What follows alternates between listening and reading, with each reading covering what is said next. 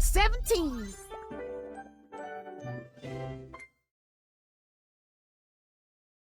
Sassy Chat Games.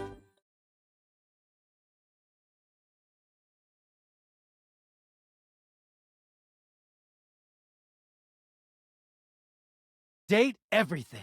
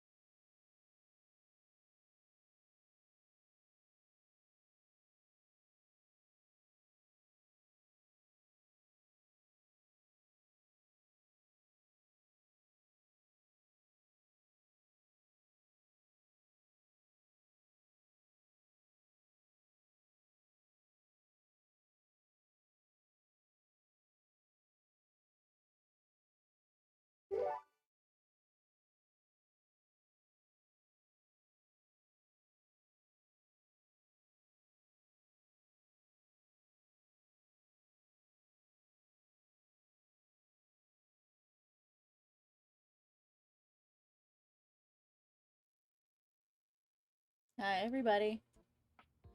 Happy Friday. I would normally say happy something else, but it's not a happy day, but it is a happy Friday. Okay, so we started our day off.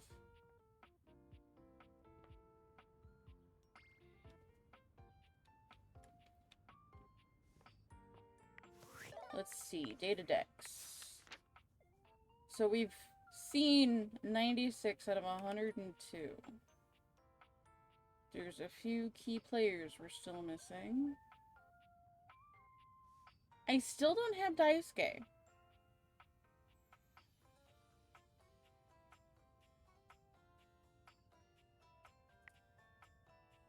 Which is weird.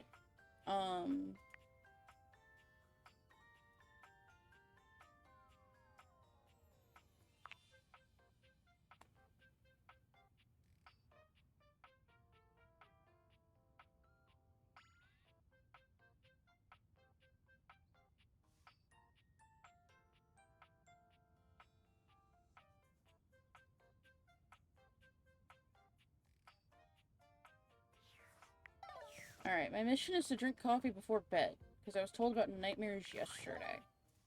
Rumors. Do I need to talk to the plates themselves?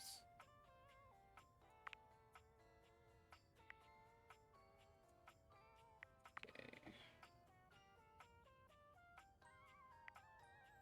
Easter eggs. Things that can be found by clicking on text boxes.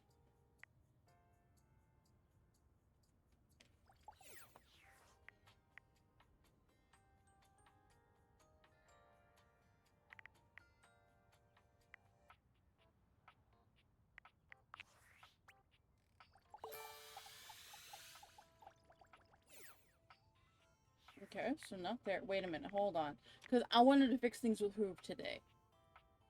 What kind of date was Hoove? I want to make sure I have the candy to do it.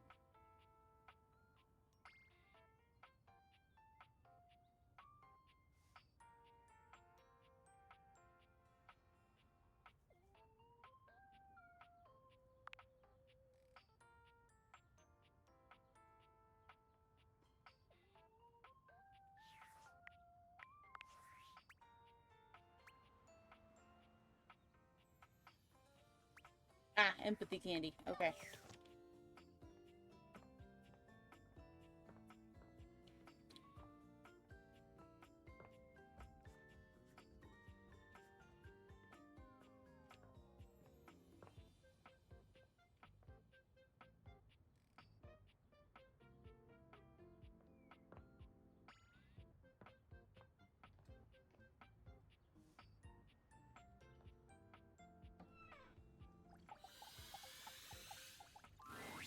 As always, you find Daisuke standing silently, deep in concentration. Happy to see you. And I, you. Your smiling face is a welcome sight, always. First, I must thank you. When you first ran into me, I admit I was angry.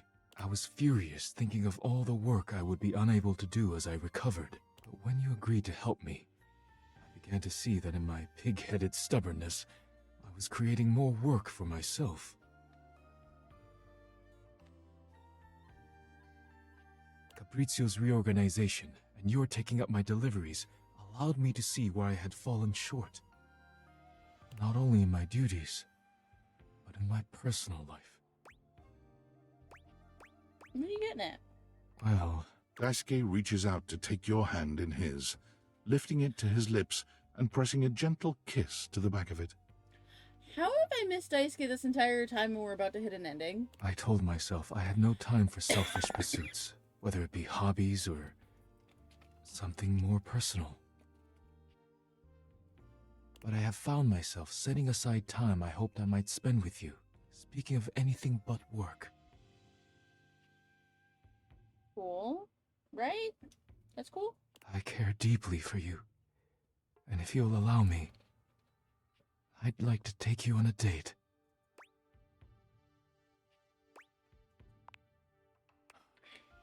I'm pleased to hear it. Is this supposed to happen this way? Or am I dumb? If you care to leave here with me, there are things I wish to say and do that should not be done in front of the dishware. Oh I would my! hate to rattle them. I'm gonna crack you in 10 different places, baby. I welcome you to try. Oh my god. Daisuke sweeps you into his strong arms without warning, taking off up the stairs with you in search of privacy.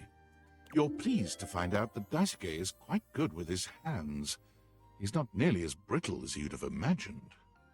You would never have guessed you'd end up here after your first meeting, but now there's nowhere you'd rather be.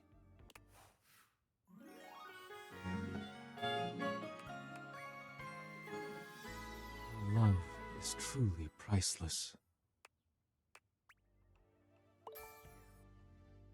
Cool. That was fast. Okay, so... Did that change? Yeah, okay. Weird. Yeah, new Daisuke. Dishware itself. Okay. Oh, his name is actually Daisuke. That's cool.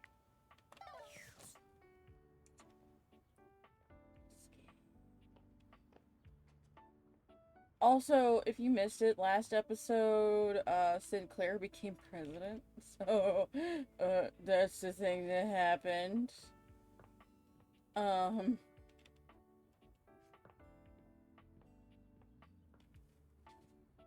Which is why our sinks are golden, because now he's no longer here. I realized him. Let's see. Eeny, meeny, miny. Rainy. Oh, hi! Is someone torturing a cartoon chipmunk? What the hell was that noise? Hey, I thought I'd come check on you. Oh, hey! You're just in time to listen with me. The in the Oh, background. It's your deep-sea mammals record. Mm-hmm. Uh. Track 3, Song of the Sperm Whale. Oh, Dory did this track. Where did that come from? According to the sticker on the sleeve, you donated money to Reiki for whales.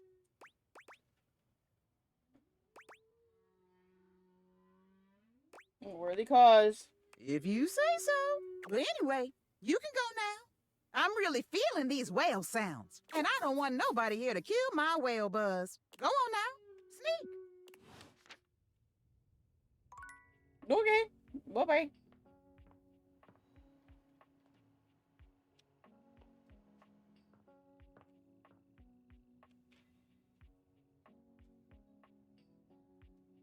I got up super late today.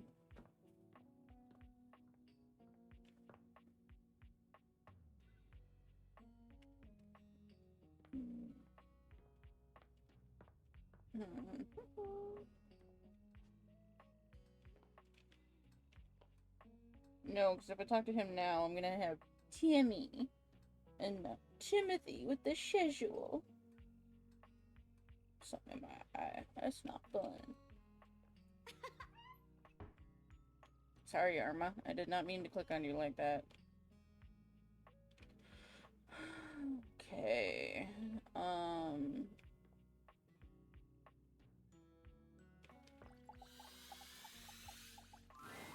Especially after that febrile display of your perverted appetites. I threatened to eat a Tide Pod. Well, I wagered so.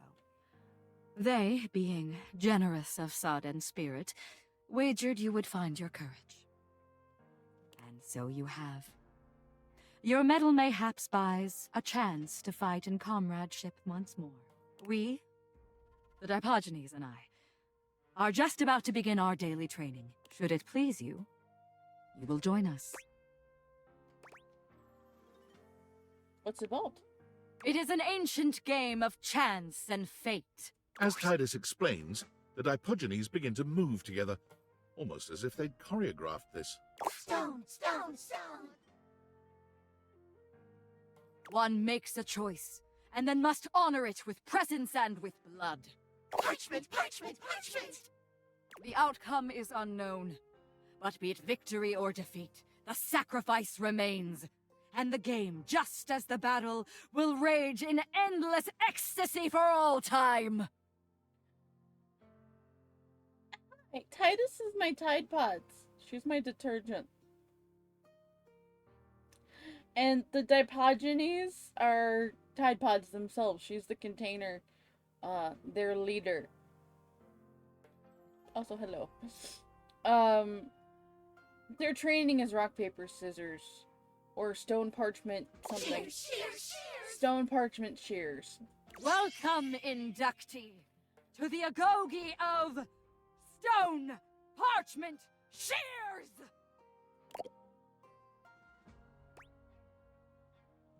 This is awesome, I'm in.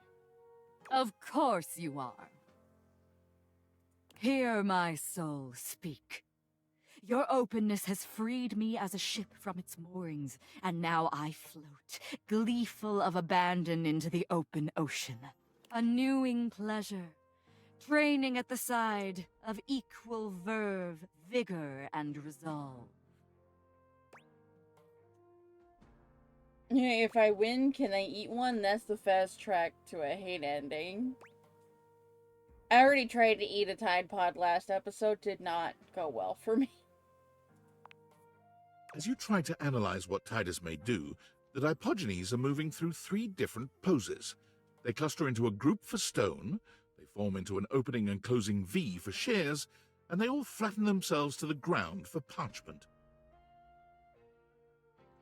Let the battle begin! Unus, duo, tres, sagittò! The Diogenes move into place just as you're calling out your own play. Scissors. A stalemate between worthy rivals. Duel again! Unus, duo, tres, sagittò! Down. A bold, cloaked newcomer shows their quality. Again! Unus, duo, tres, sagittò! Now I lost! The stranger stands in a muck-strewn field of battle against the bedraggled horde of Diogenes. Their breath heaves, and exhalations struggle through the dust and sweat-soaked air. They both know this final onslaught will determine their fate. Fight for freedom. Fight for nobility. Excuse me. Fight for honor! Excuse me. Yeah, she's detergent. She's kind of a badass. Unus, duo, tres, sagittò!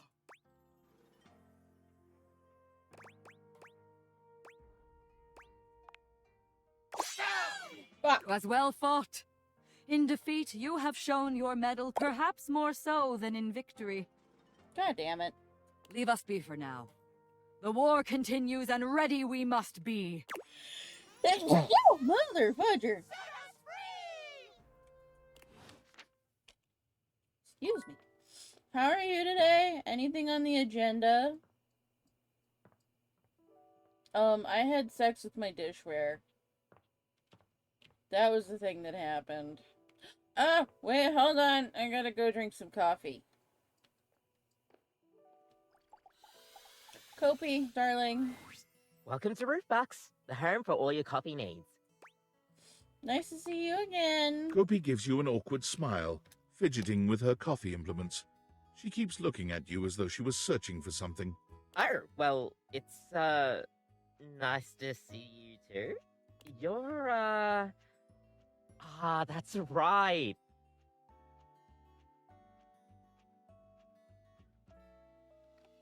Kopi snaps her fingers, realization striking. Hi, Coco.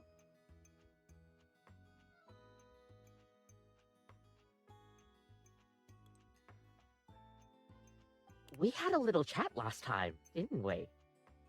Mm-hmm. You did. Well, thanks for coming back. I do appreciate your patronage. We actually have a new drink added to the menu since the last time you came in. So, what can I get for you today?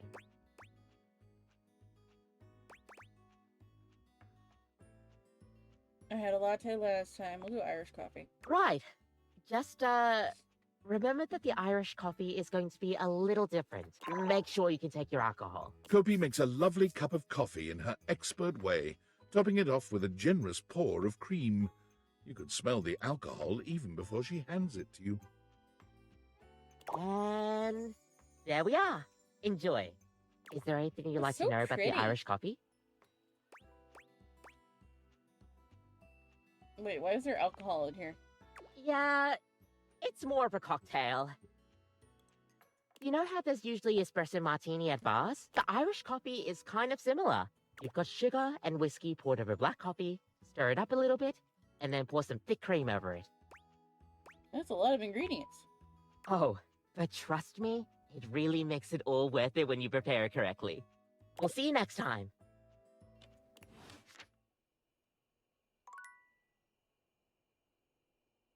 Oh, because last time I didn't drink it. Got it. Okay. Yay! Coffee, coffee, coffee, coffee, coffee, booze, coffee, coffee, coffee, coffee, booze, coffee, coffee, coffee, coffee!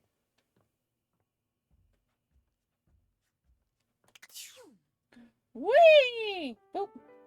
Sleepy, sleepy. Nightmares are nothing new to you, but this terror standing in your room is certainly a unique experience. The fucking hell? Oh my god, it's a chimera. There's a lion head and a snake and a unicorn. It's hard to even make sense of what you're seeing. A dreadful figure, wreathed in black, with what seems to be the suggestion of a horse's head, with snake and lion heads sprouting from its shoulders. It has a multitude of eyes where they shouldn't be, and teeth that decorate what would be the belly and hips on a human figure. Uh-huh. But it's not the monstrous anatomy that freaks you out the most. It's that lizard brain feeling of fear the figure inspires in you. You want to run, but by some miracle, you don't.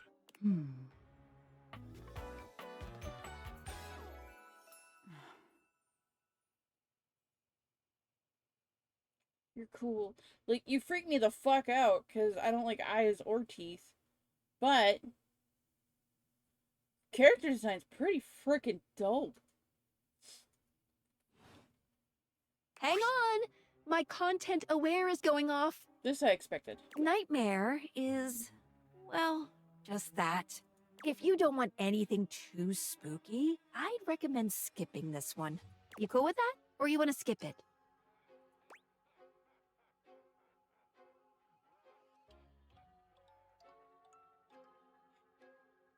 I don't... I said I was gonna skip them, and it says it's spooky. But, like, our channel's built for spooky?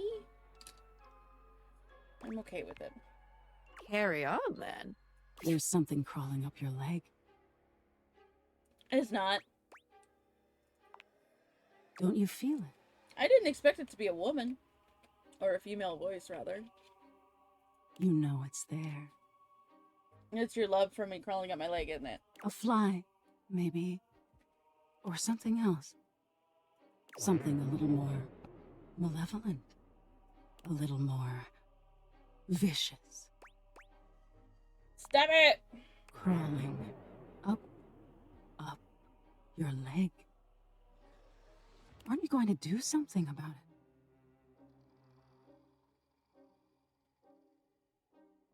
Ah, that's right. You can't move. Now there's another on your arm, and another on your shoulder. I'm okay. Dozens of little prickles across your skin. The prickles turn into punctures. The picture of poison pervading the parts of you you keep under the covers. There's an itch by your mouth as one pries open your lips, scurrying down from your cheek. So many little legs. Another crawls across the curve of your ear, and you hear it. The scuttling, the buzzing. The sound of your flesh being devoured in a million nanoscopic parts. This one's definitely gonna need a warning. This one's gonna bug the shit out of Roan. Pun intended, but also not. Whatever they are, they're eating you alive. I think I'm afraid of bugs. Stop, please. Ah, that was fun. Didn't take you as such an easy scare. I'm not. Aw, are you getting all flustered? All that adrenaline catching up with you? It was simply delightful to meet you. That's it. No need for pleasantries. I've been in your head your whole life. Until next time. I'm not gonna see you again. You'll see me sooner or later. But if you want it to happen sooner, they say coffee at midnight is a good way to invite the darkness in. Sleep with one eye open. She fades into nothingness with one last creepy laugh. Okay.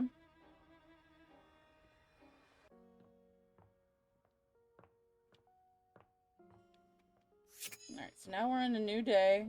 That was disturbing. I don't know if I should have done that. But now we're in it, so let's load.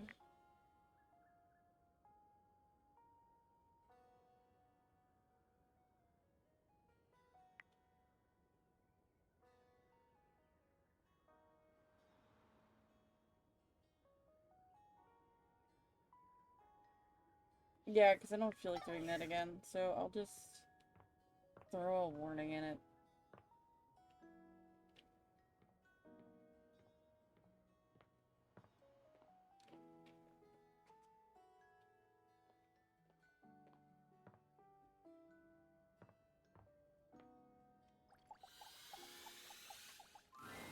Hello again, my love. Got any traveler stories for me? I spoke with someone. Really? Then go on then. Let's hear it.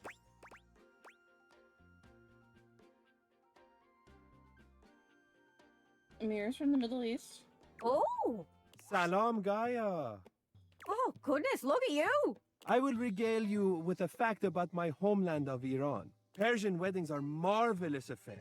They have a beautiful ceremonial spread called Sofre Aqd. It's got spices, coins, desserts, and best of all, a large mirror as the centerpiece. The bride comes in veiled, and the groom gets his first look at her through the mirror. Oh, that's so romantic. I think so too. The mirror symbolizes light and a bright future for the happy couple. There's also candelabras on either side of the mirror. Their fire symbolizes purity. I like that we're learning.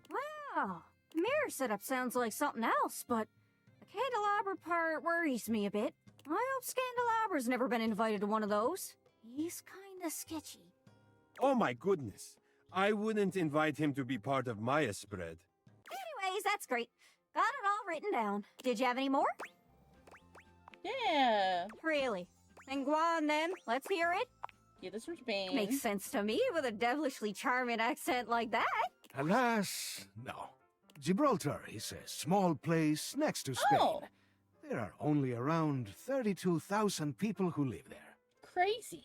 Oops, that's embarrassing. One would think, of all of us here, shouldn't you know its location? Not everything is labeled, okay? And there's some country stuck to me backside. Ah, you can remember I hail from Gibraltar because we have a key on our flag. Oh. Oh, that is easy to remember. I won't forget it. I've got it on lock. I must be on my way. Anyways, that's great. Did you have any more? Yep. Really? Then go on then. Let's hear it. Dorian's from England. Gotta be. That's lovely. What's all this then?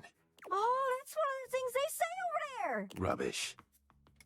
Oh, keep going. You having a laugh? I'm taking the piss. Listen, you two. Canada and America are beholden to England for smithing and refining the language we're speaking right now, which is called English?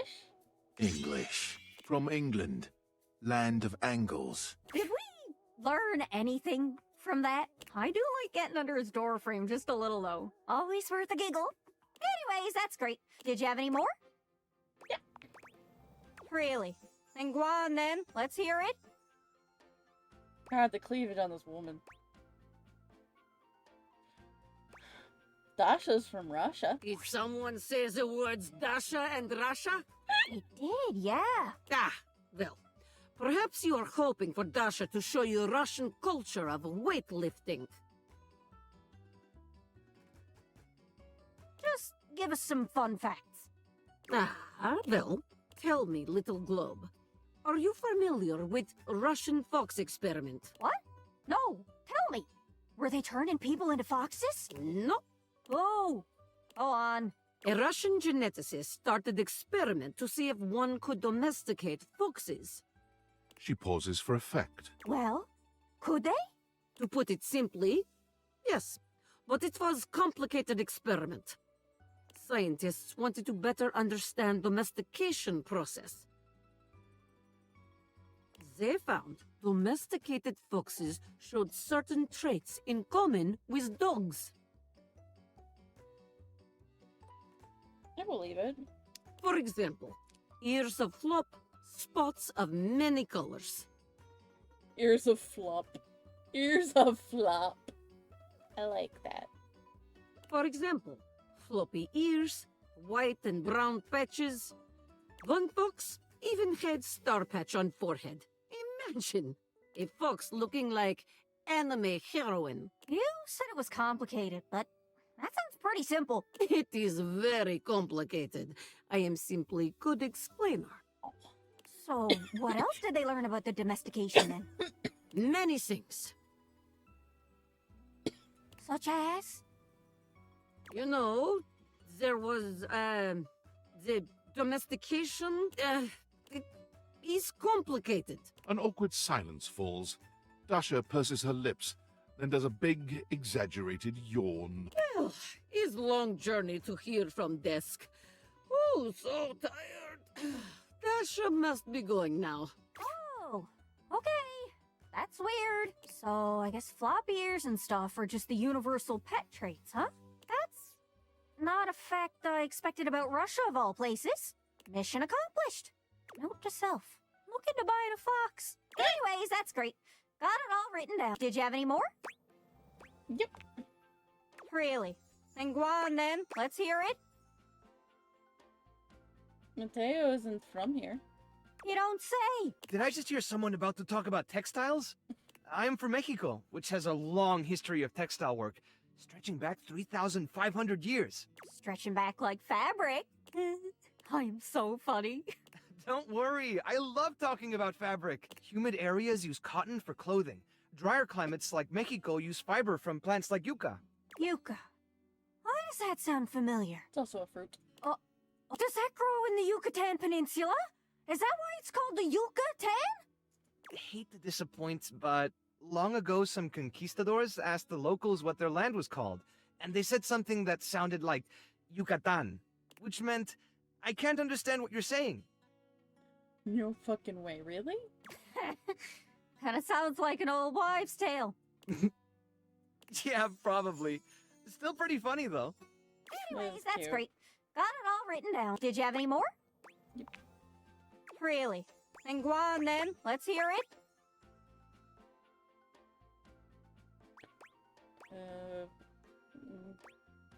Fabrizio's very Italian. And rather fetching, no? I am Fabrizio, and I am from Italia. Do you have any facts? These are all the facts I can give. Aside from the fact that I am from Italia, Well, at least we got to hear your beautiful voice. thank you for visiting Fabrizio. Isn't that my line? Anyways, that's great. Got it all written down. Did you have any more? I like being able to talk to her Really? for longer. Then go on then. Let's hear it. Jacques is from places unknown. Oh, I've always wondered where Jacques was from. Wondering about me without my permission, eh? Oh my I'm god. sorry. What a goober. I am from the sea. My mother was a gale, and my father a column of thunder. Oh, but where were you assembled? Pegwell Bay, just east of Ramsgate. Is that where you got your peg leg?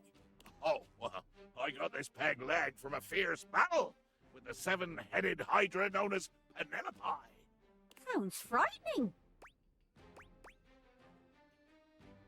She's actually just a harmless office surprise. Oh.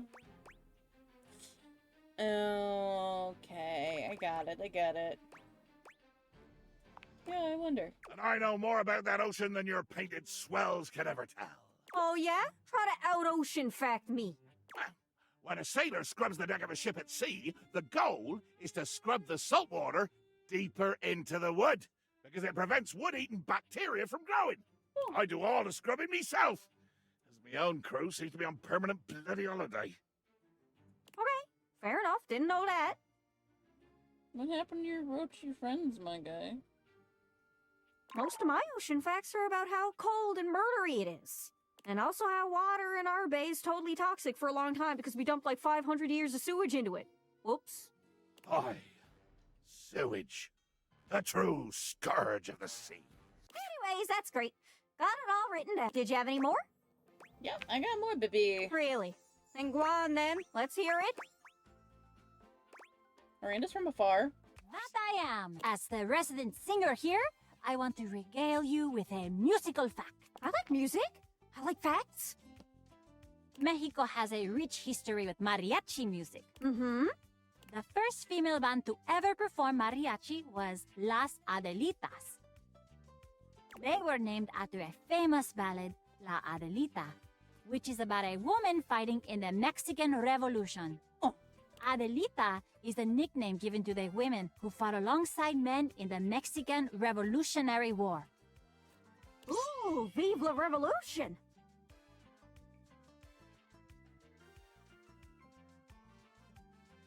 Wait, that's French. I'm an idiot. Actually, the Spanish is pretty much the same. Viva la revolución! Haha, I lied. I'm a genius. A language-knowing genius. Anyways, that's great. Got it all written. Did you have any more? I got a couple. Really? Then go on then. Let's hear it. Drysdale must be from abroad with that accent. No. Some travelers just have accents. He and Watchford were cut from the same cloth. Metal tube. He just plays it up for the fans.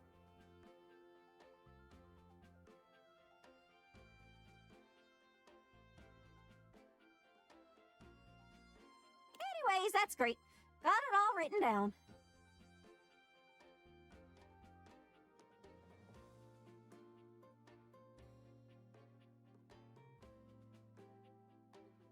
Did you have any more?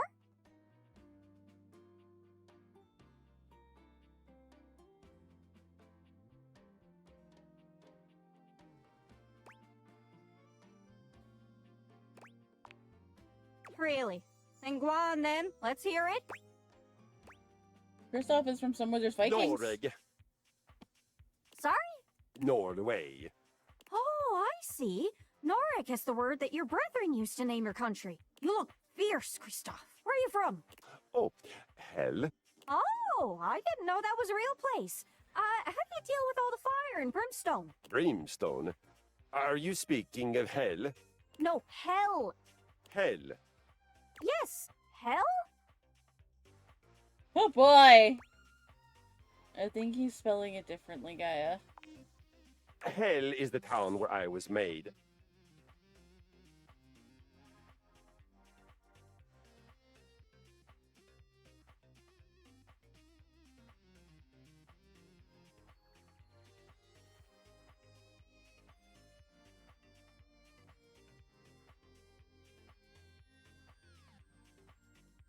Hell is the place you will go when I am done with many, many violences upon you. Upon me? How else do you think I will conquer the world if not on a globe first? Kristoff, Gaia is a sweetheart. There will be no conquering of her today. Fine. Maybe not this globe, but watch out. Other representations of the world. Cute. Should I be afraid? Yeah, he's always that way. He's all the way in the gym. Anyways, that's great. Got it all written down. Did you have any more? Yeah. Really? Then go on then. Let's hear it. Actually, no. Ah, dang. Did you need any hints on where to find more travelers?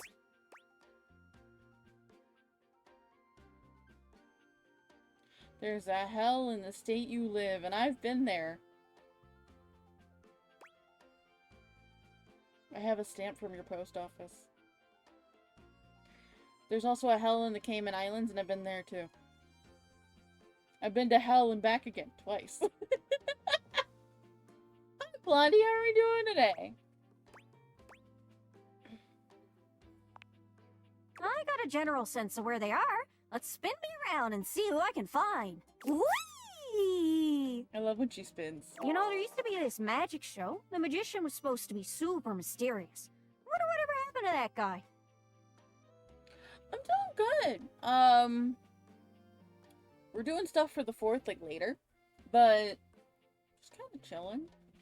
And I met the Nightmare already, and I decided, since we are a scary channel, that we're gonna do this scary Nightmare storyline.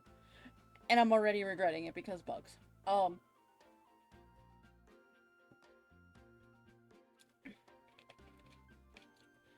and I had the weirdest thing happen in my playthrough.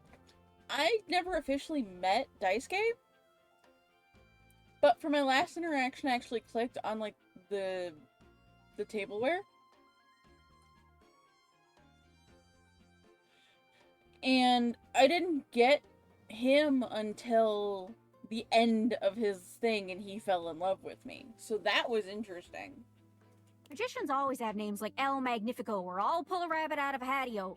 Those sound foreign. Maybe he was a traveler too. Hope that helps. Sorry, I'm still a little scatterbrained. Any other leads? Well, most TV comes from the US, but I know you watch anime sometimes. That's from overseas. I don't suppose you got any merchandise, do you? Hope that helps. Sorry, I'm still a little scatterbrained. Any other leads? Whoa, that's crazy. Seems like you met basically everybody. I don't have any hints left. Okay, the hunt is on. Good luck. Don't get lost.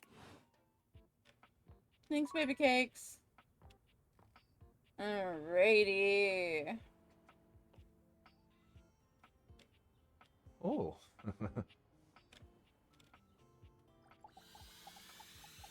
Stefan! Stefano, bravo! Bravo! Never before in my existence have I felt so full. And for a cabinet, that is a very special sensation in which to achieve a new peak. Oh, Fabrizio. It touches me deeply to be so appreciated. I wonder what he's got in the pot. What's all the deep touching fullness? What on earth is happening in here? Stefan turns to you with a proud smile. Our dear Fabrizio just tried my new dish. I have not tried. I have reveled in your new dish. What must I do to taste it once more? Oh, brother, just ask. Of course it'll take some time. Also, this is gonna sound a little weird. To go back to the hell situation, I am across the body of water from you. Technically your state, whereas mine is a hat. Or no. My state, whereas yours is a hat. There we go. English is hard. Time? I don't know that my need will wait. No. I cannot wait. Not another moment, Amore. You protect Please, us from Canada. activate your appetizing alchemy. Beautifully said, but it's not quite that easy. I spent 4 hours on the beef alone, you see? Oh, wow. 4 hours. 4! Can you not just do it faster? Skip a step, perhaps? What?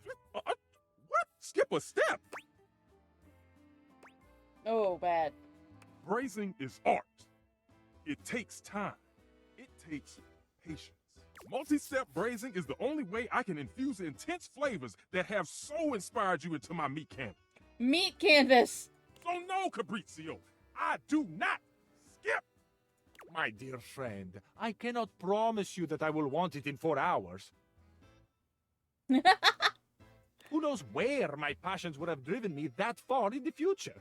How dare you, you water-stained piece of birch! Ooh, Stefan, we're getting spicy. I'm sorry, Mr. Clucker, but I will not calm down. I don't like it when people insult my kitchen. If you can't appreciate the time it takes to make the food, you don't get to enjoy the food. That right there.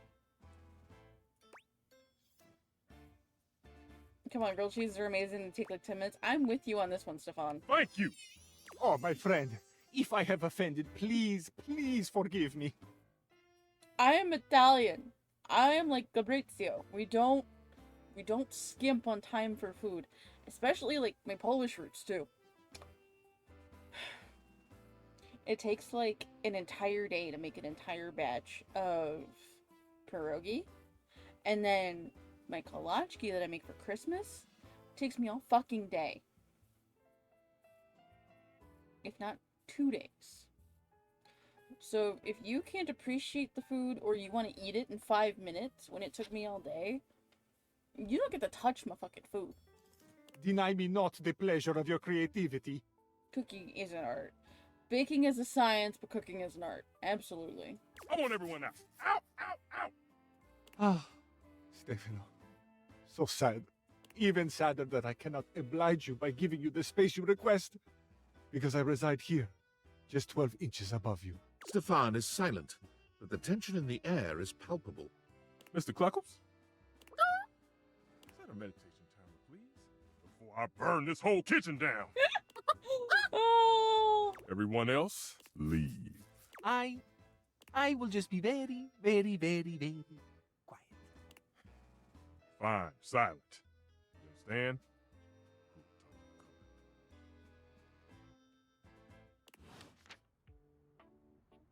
Yikes. Okay. Bevy, baby.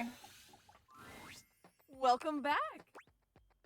Any luck bringing in new customers? Not exactly. I guess buzzwords don't really work if no one knows what they mean. You'd think with all the time people spend on social media, they'd be better at reading. I guess not. She's learning this now? But let's not talk about that. Bringing down the mood won't help bring in people either. Anyway, what can I get you?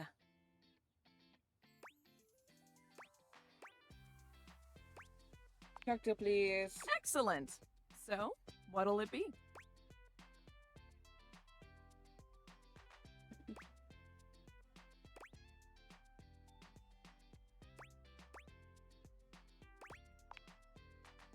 Ooh, so minty and fresh. It's kind of like brushing your teeth at the bar. That sounded more appealing in my head. Coming right up. Beverly hands you your drink.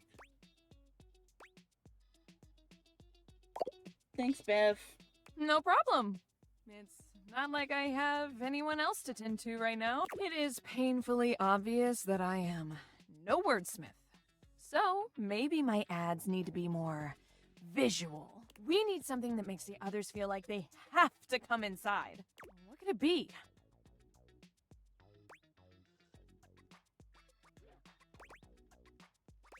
signature drink. Oh. If this were a cartoon, I'd have a light bulb over my head right now. A signature drink. Light bulb appears. Hey, where'd you come from? Yes. Oh my gosh. Again, it's so obvious. I need a drink that is so superbly amazing, enticing, and can only be found here. Why did I think of that before? It wasn't a dialogue option? Really? Focus on other things. It's okay. That's right. Like ice cube size. Did you know that the bigger the ice cube, the more surface area it has, the slower it melts? I want to have the biggest ice cubes this side of the North Pole. Will you help me make it? Or at least be my taste tester? Yes. I'm all for it. Let's go. Same here. All right. In mixology, a good cocktail needs 4 attributes: strong, sweet, sour, and bitters. In theory, as long as we have at least these 4 things, we can mix and match all sorts of flavors to create a truly unique cocktail. You can also just have the strong and bitter part and stir a nice martini, but I feel like shaking something up using juice. Juice. All right, let's do this. Hey, that's the spirits. First, let's pick the strong liquor. What do you think?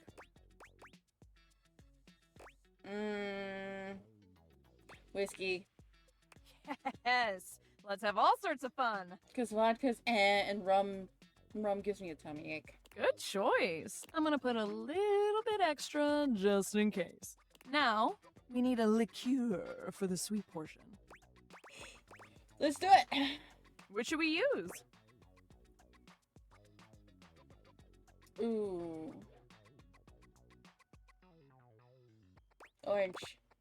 The most commonly used liqueur, from the Cosmo to the sidecar.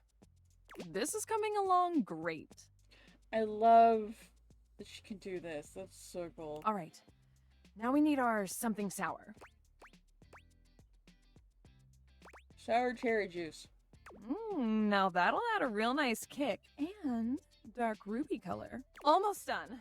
Now we need bitters. Sounds good. Which one should we pick? Chocolate. Chocolate. Yes. Now, what about a little finishing touch to it? Set that shit on fire.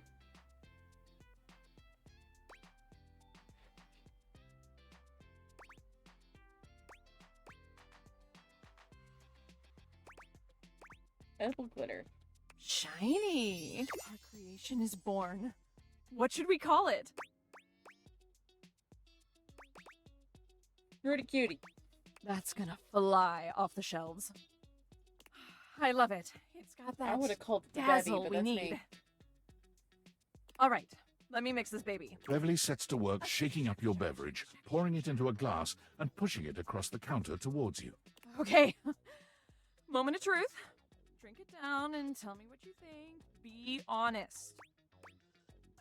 Drink it all in one go. Well, Perhaps that wasn't the best idea. Your vision tunnels, and you feel yourself beginning to wobble. It's a strongy.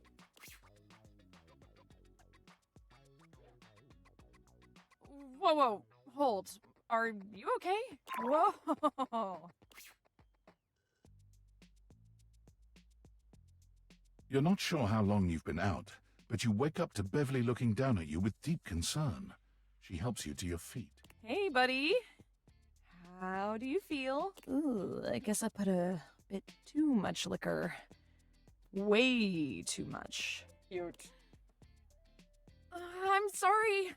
I was just so nervous about you not liking it. Damn. Because, I mean, if this doesn't work, I might as well call it quits for real this time. I figured if it gets people so drunk they couldn't tell the difference between good and bad, it would work out. Oh, you sound like a college bar, my dear. That was stupid. So, you think I'm stupid, huh? She laughs bitterly. I think I'm stupid.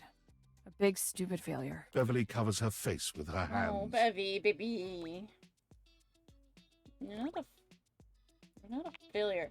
I truly am, though. I am all the bad things and more. I try to be bubbly and fun like soda, but I just fall flat. Like flat soda. No one wants to be around me, ever, but drinks are literally everything I am. I am lost without the tipsy tumbler. What do you do when no one likes the thing that makes you, you? Find somebody who does like that thing. Beverly sniffles, rubbing at her eyes. You really think there's anyone out there that would like a watered-down floozy like me? Young lady. Sure, I mean, I do. Oh, why am I turning red? I'm not the one who drank that monstrosity. Okay. I'm gonna spend some more time tinkering with this specialty cocktail thing. It's not gonna mix itself, after all. In the meantime, do you think you could do some word-of-mouth advertising for me? Yeah. I'm sorry to ask, but you're kind of the only mouth that can help me. Please. This really, really might be my last shot.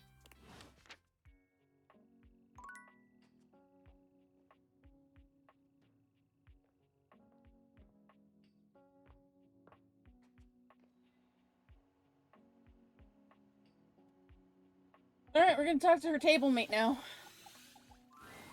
You. I have been waiting for you. Helium. Uh-oh.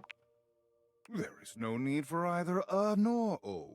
I am working on outreach plans for the church. I can, like, see him in my head in the... I'm gonna go for the back for a bit. I'll be... Okay, bye-bye. I'll see you in a little while. Every time I try to ask around the house about sinners in need of saving, I am insulted, turned away, or even shunned. And I am used to this, as preaching the truth is a truly thankless job.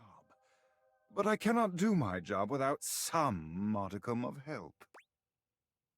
Sounds like a skill issue to me. Skill issue? No. It is simply a matter of obtaining the proper information. I can and will do it over time without your help, but my time is valuable. Simply tell me what I need to know here and now. Where might I do my best work? Who is in most urgent need of my ministry? Nobody. Nobody needs your lectures. They are not lectures, and you couldn't be more incorrect. Everyone needs salvation. I would be a poor friar indeed if I turned my back on my flock now. There's still another thing I remain uncertain of. While his message of convection is perfect, I am not always perfect in my delivery. Tell me, what would be the best way to reach those yet lost in the shadows of oil? I refuse to help you with this. Why do you resist this? There is no reason to commit yourself to obsolescence and darkness. Time and progress will go on without you. Do not force yourself to stay behind. I must return to my duties shortly, but before you go... He hands you a pamphlet of some sort. The scriptures. Oh god. It is a pamphlet with recipes for use with an air fryer. Scripture. If you do not wish to do the work, it will do it for you. Merely leave these lying around the house in plain view. Curiosity will do the rest. Seriously, dude? Yes. Yes. And do not ever address me as Dude. I am not Dude Errol. I am Friar Errol. Go now. Take the pamphlet with you. Study it. I shall have more for you later. I never agreed to this. As per usual, Friar Errol seems unconcerned with your response. He's gazing reverently at a pamphlet, just like the one he gave you, lost in a spiritual silence. What an insufferable twat.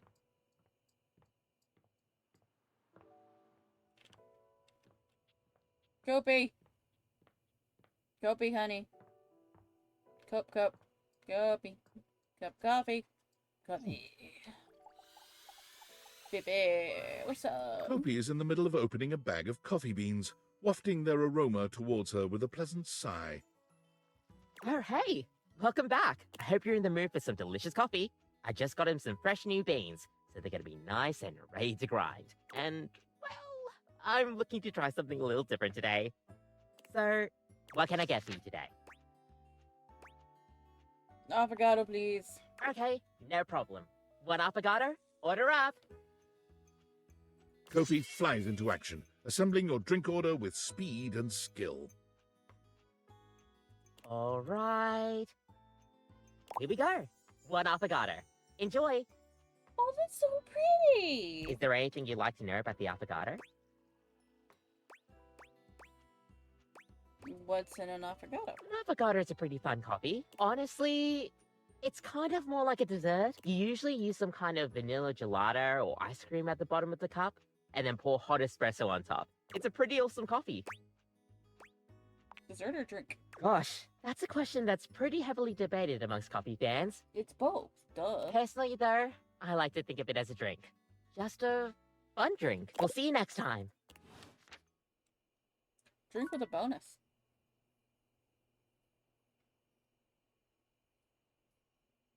Drinky coffee, bye-bye.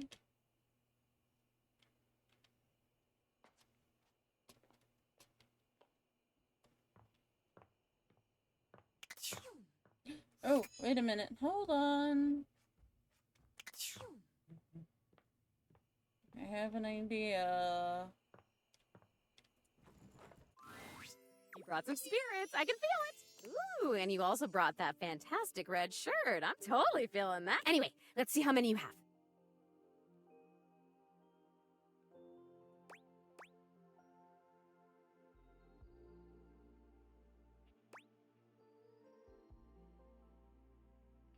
Okay, the developers know me now. There's a glitch in the game. Remember when you used to have nightmares? Yes! There's a glitch. That's absolutely terrifying. Think of the shareholders. Yes!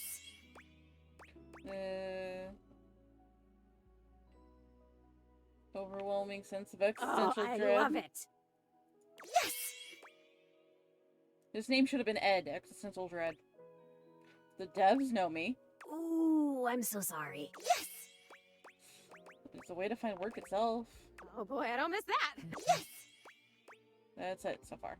Okay, let's see if it's enough. You did it. Yay! You actually did it.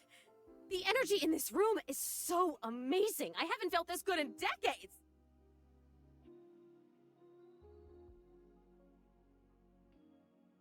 Your recruitment has paid off. The room is positively buzzing with vitality, even if you're the only technically living being present. Darkness calls me. Hi. Cool digs. Where's the ghost? The realm between the living and the dead. My favorite. Hello. What is everybody doing?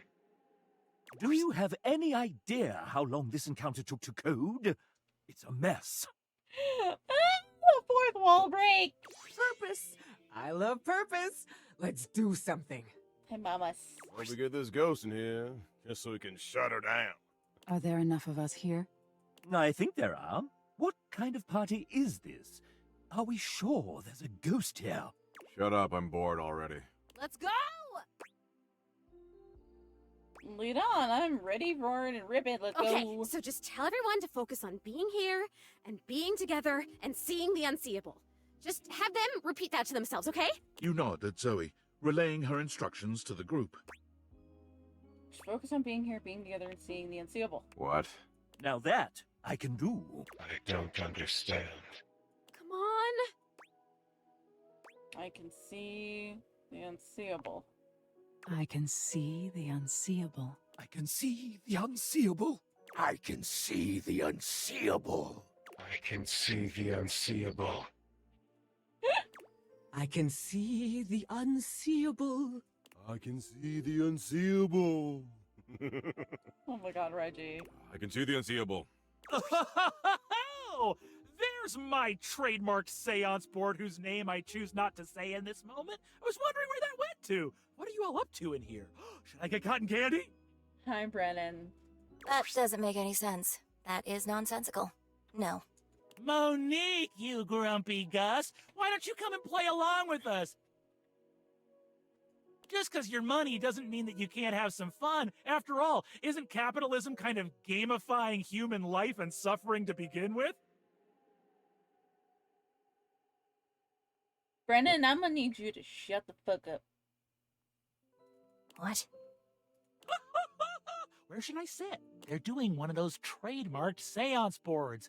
We should join in. Something good always comes from crossing the liminal horizon. The wee board. Oh, come on, you two. Don't fight. Not on Seance Day. Oh my god. Seance Day. I suppose they'll make keepsakes for that, too. I had one of those when I was little. Technically it was my brother's. But we had one when we were kids. We had this guy here. And you'll have to hold them. God, you souped up toy chest. What a hard life. Doug, why are you such a dick all the time?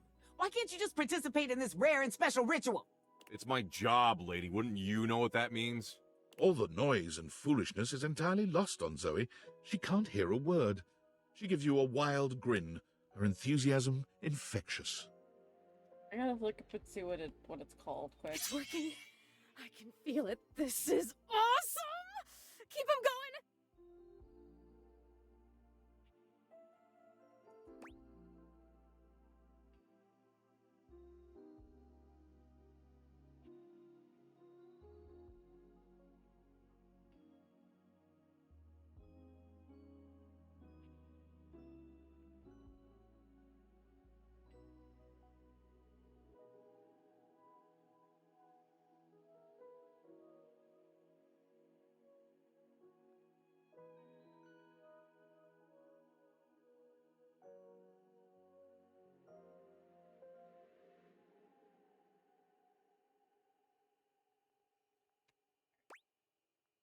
Because this thing is real, and we had one. Hold on.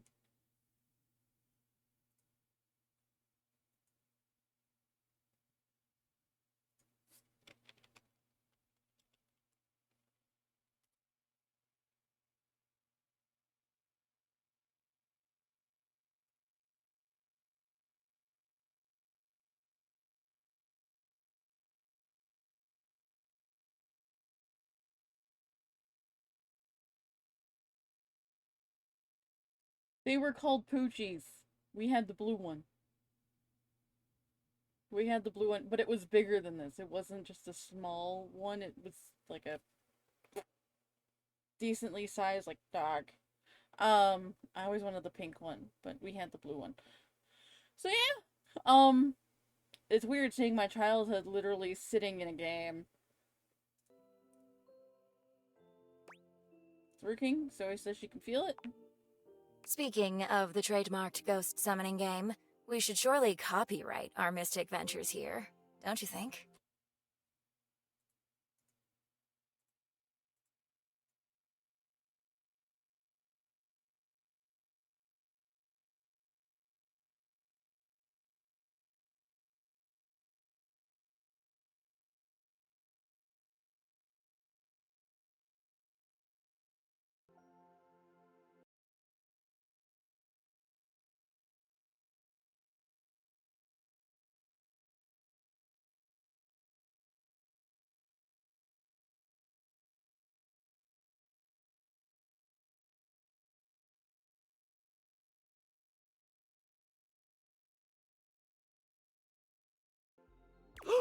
Mystic Ventures. There we go.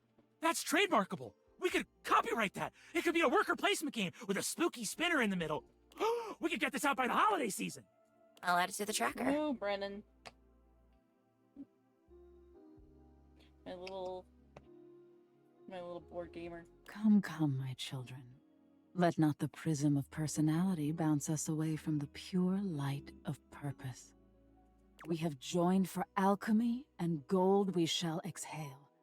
Come hell and all its ghostly companions. Zoe holds her arm out towards you. It's hard to put into words, but it has a different sort of weight than the rest of her.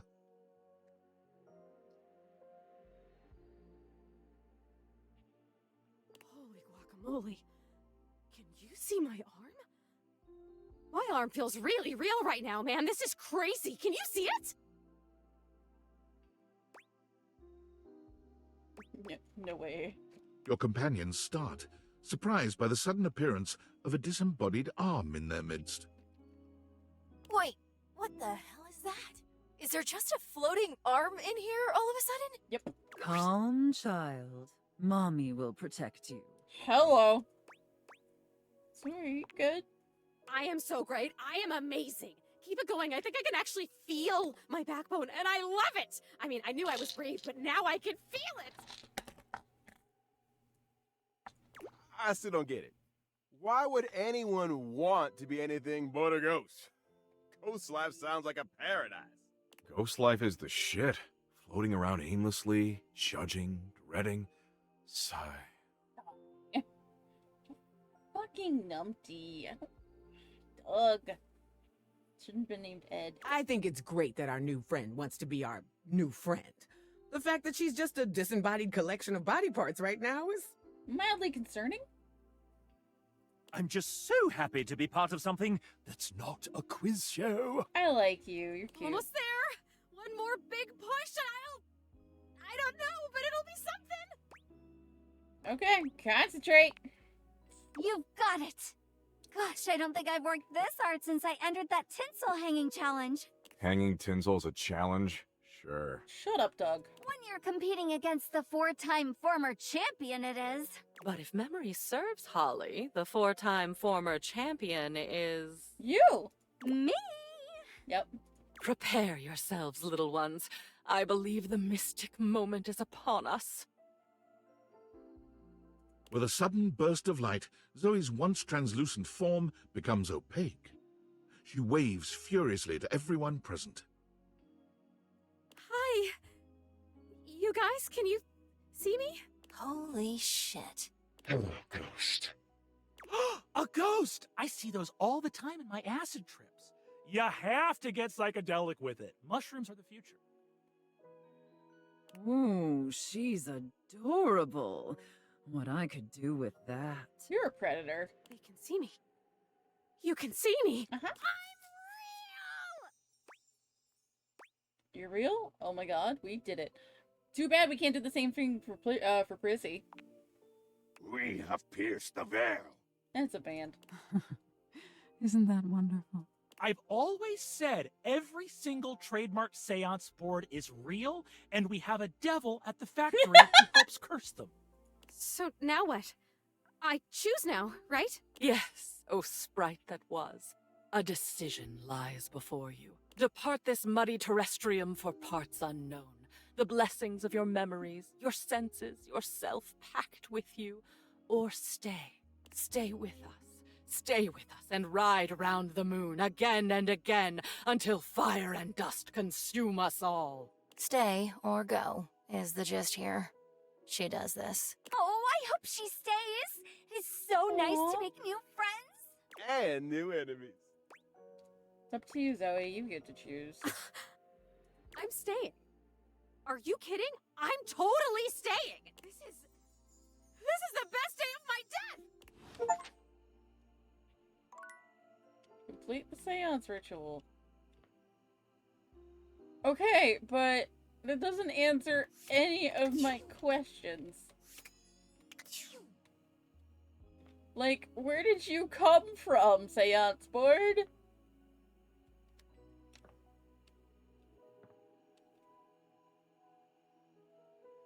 Huh, okay.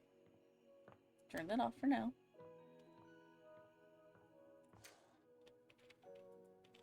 Good night, boys. Good night, me. Your room is dark and cold, and though you may have gone to sleep alone, you can feel someone else here. Nightmare looms over the edge of your bed, at once friendly and disquieting. Is it you again? Ah, you're back. I've been contemplating what to show you this time. What may unsettle you? Get your blood pumping. This time I think maybe you're speaking in front of an audience. I am. Is that scary alone? The thought of being vulnerable. in front of so many people. No, because I'm protected by a screen. Expecting eyes on you, knowing if you misspeak even once... Yeah, fuck it, I do it all the time. They won't respect you. Eh. They might not even like you. Or be able to stand you. Joke's on them, I can't stand me half the time. Your words tumble out and you start mixing them up. Fuck you, Doodle. You can feel your heartbeat in your ears. Nope. The spotlights on you make you start to sweat. Just the sun. You start to get your lips under control and the words start to flow the way you intended. Then your tongue presses against your front teeth and they give. No! One of your teeth slips out of your gum and down onto the podium in front of you. She didn't have me in the first half. She's got me now. You stare in horror. You reach to pick it up, and then a canine tooth drops to your tongue. You let out a petrifying, guttural scream as your own teeth fall loose from your gums. So fun fact, well, not like a fact, but like the thought science between dreams and such is generally when you feel like you don't have control of your life. That's when you lose your hair, you lose your teeth in your dreams. Generally your teeth. Happens to me all the time. Which, well, it used to happen to me all the time. It hasn't happened in a while, but now that I brought it up, it's probably going to happen again. A tickle in your throat makes you cough. The people in the audience gasp, retch, lean back, flee from their seats. You're coughing up more teeth. They come out of your mouth and into your hands bloody. Ugh. Your mouth is just gums now. But the teeth, they're still coming. That's freaky. Tears prickle in your eyes. Then you try to apologize to your audience. You realize you're a monster. The teeth clatter to the podium, and... Alright, I get the picture. Am I boring you? I don't want to talk about it. Oh? And what is it you don't want to talk about? My teeth falling out of my head. Is that so? Yep. Why don't you tell me what really scares you? There must be something you're hiding away. Something a little deeper. A tad more frightening than bugs and blood and teeth. Are you gonna use my answer to scare me? The important thing is, you'll learn. Don't you want to conquer your fears? Let go of your insecurities?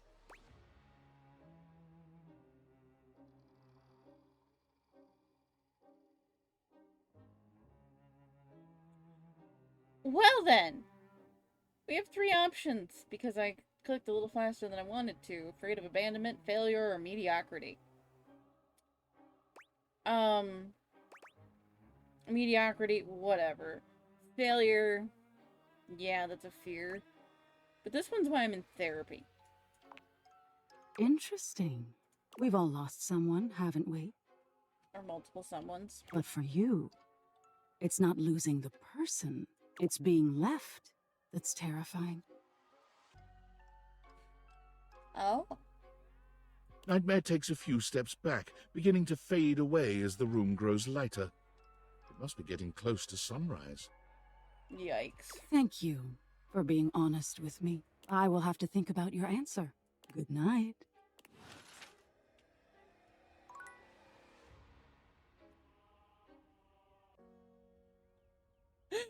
It was light out, and then they kept the music up. Oh, that was freaky.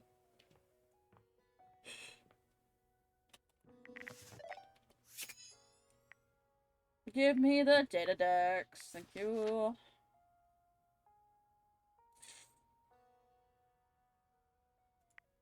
Debbie. Stefan. It's Fryface. Kopi. Rainy.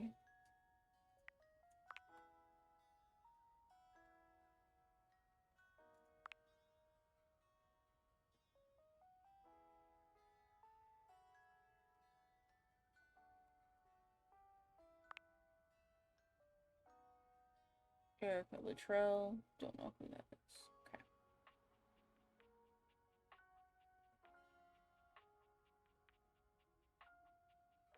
Okay. $98. So I'm missing 4.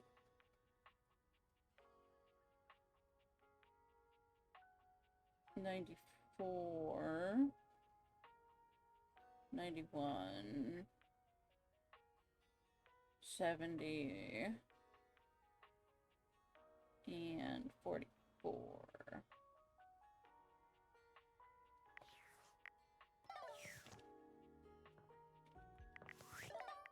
Rumors.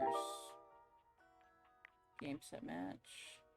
Guy thinks you should get more anime merchandise. Alakazam. The smallest store hides one of the biggest secrets.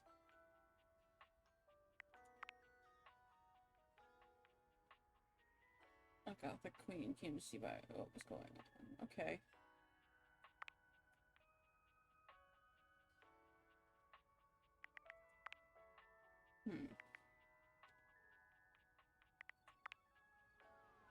Smallest door hits one of the biggest secrets. Ooh, okay. Hold on. Smallest door. We've met him.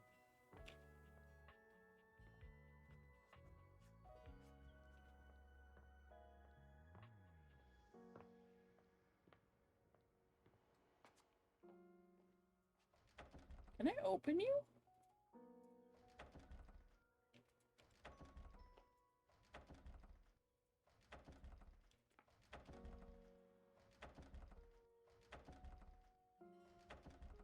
Kind of like the attic. Not the attic, the trapdoor.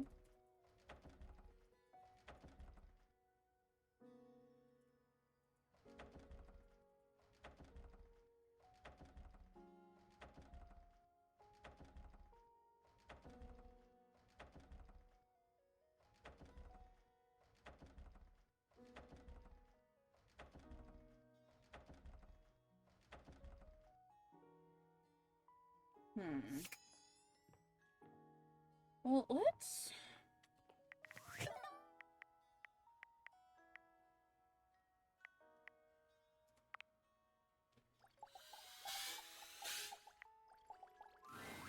Hello? Oh. Where is that coming from? Hello? Hello out there. Yeah! What's up? I'm Textbox-chan. Oh my god.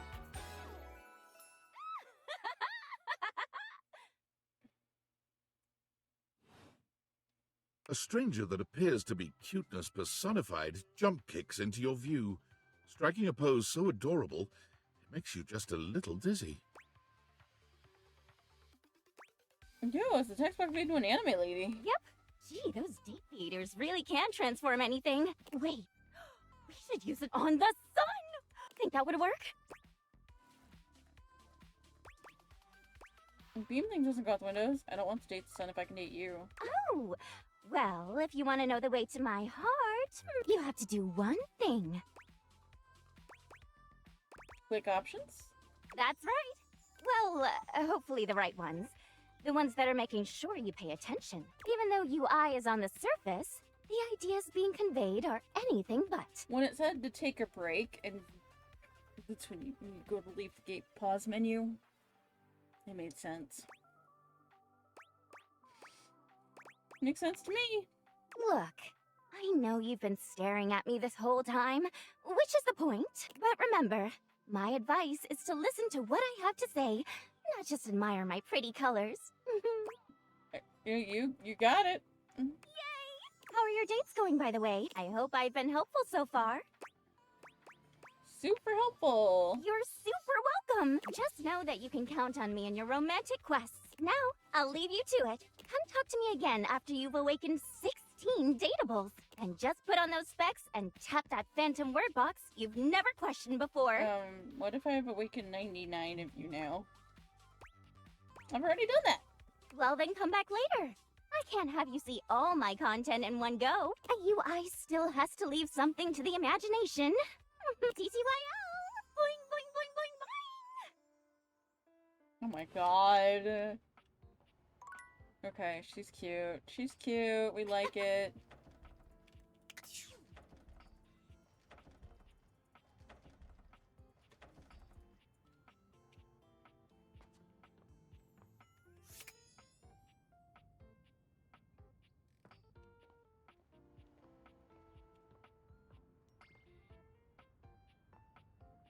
Okay, Pisser is done.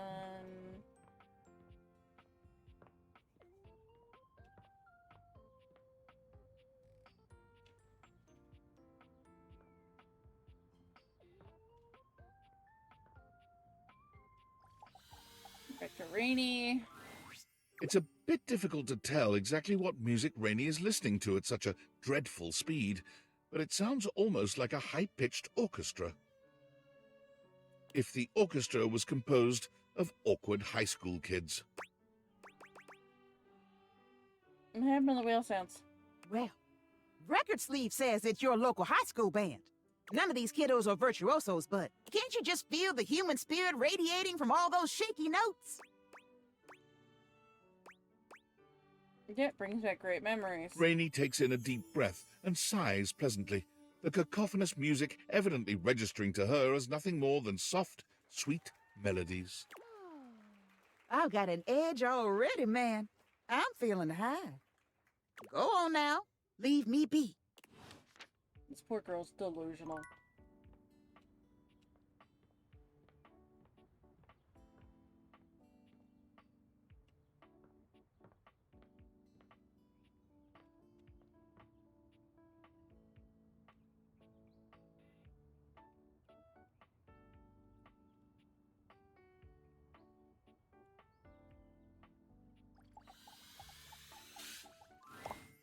An amalgamation of pig, spring, and pen appears before you.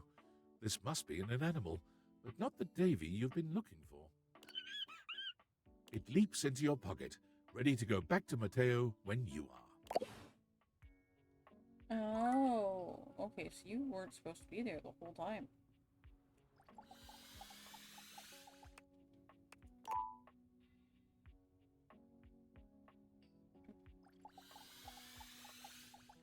I did not. Oh, unless it's just because Mateo showed up, but I don't know.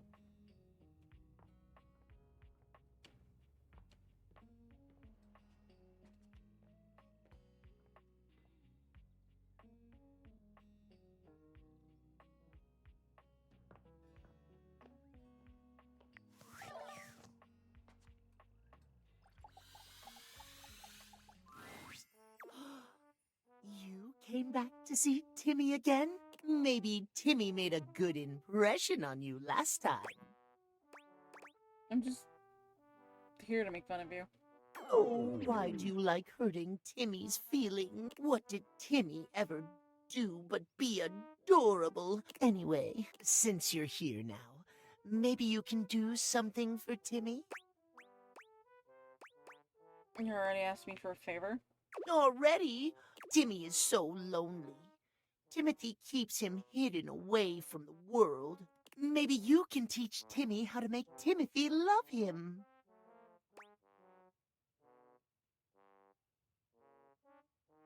Nobody's gonna be able to make that happen. The Catboy looks at you for a few long moments, his eyes welling with tears. They slip down his cheeks in perfect twin tracks, making him look both adorable and pathetic. You are so mean to Timmy. Why? Stop that. Timmy sniffles. Timmy is already so lovable as he is. Yeah. How do we make him more lovable?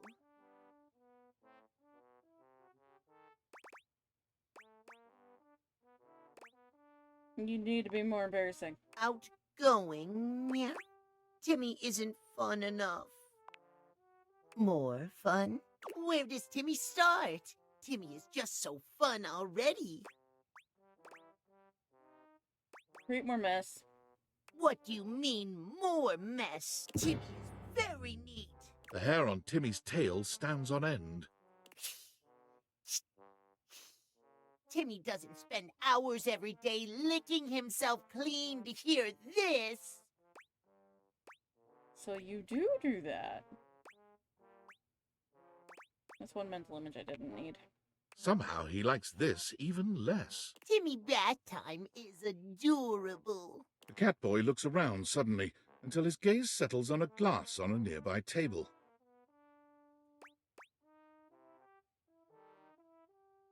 Don't you dare. Timmy says nothing, only looking you in the eye as he slowly pushes the glass off the table, where it shatters on the floor.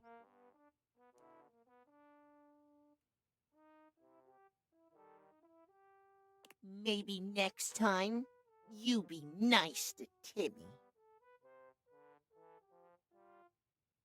If you want to say sorry, find Timmy not at noon. He curls up on the ground and goes to sleep right in front of you, ignoring anything else you might have to say.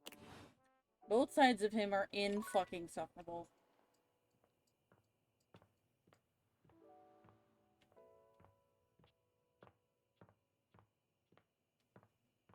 Mm.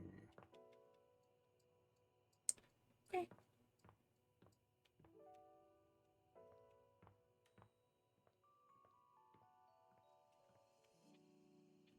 Okay.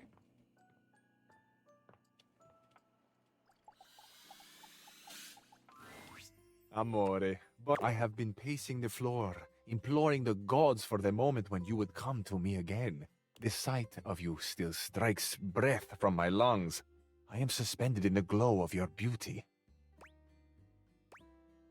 But you say that to everyone. Not at all. How could I express such passion more than once? To express it I now know has both why. exhausted and exhilarated me. You are the only one, Amore. I was expecting a Dorian.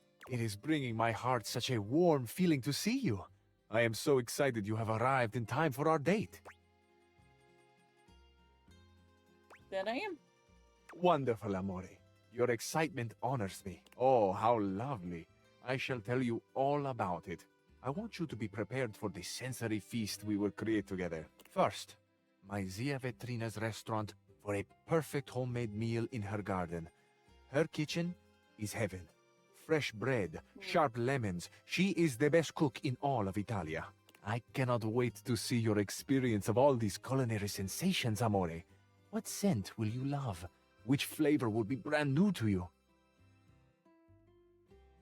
Which perhaps will make you cry, or remember a lost love or a grief? Will your scents be the same as mine?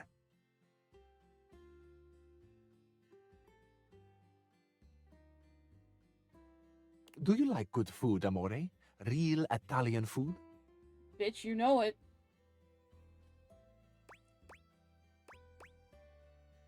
Obviously. Certo. Who could not love the food of love?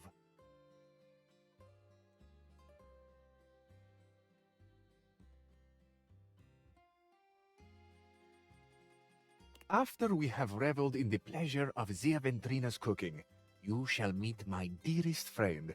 Well, perhaps, except for you, Amore. This is my scooter, Il Ragazzo Pazzo. Oh my god. Together, the three of us will take the most beautiful road is the in all of Italia. dumbest thing. From Ventrina's right down to the sparkling ocean. We will wind through mountains and fog and dazzling sunset light, and we will park mere feet from the gently washing surf. Have you ever ridden a scooter, Amore? I haven't. I'm totally in. Do you mean this ride with me? The most beautiful ride on the most beautiful road in the most beautiful country in the world. This will be your first? You may be my first from anything, Fabrizio. And you mine, Amore. It is without question that the first time I have beheld the beauty that so illuminates the world, in body and in spirit.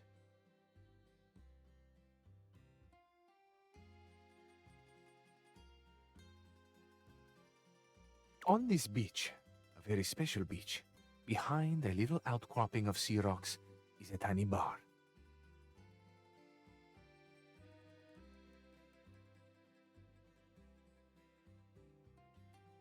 At this tiny bar, there are 3 stools and 2 tables for 2. I have reserved one of them for us, Amore, the one that bathes in the light of the setting sun and washes itself in a warm, salt breeze. To this table, our Paradiso will be brought a bottle of the best limoncello you have ever tasted. Have you ever tried that sweet, tangy gift that is Italian limoncello? Yes.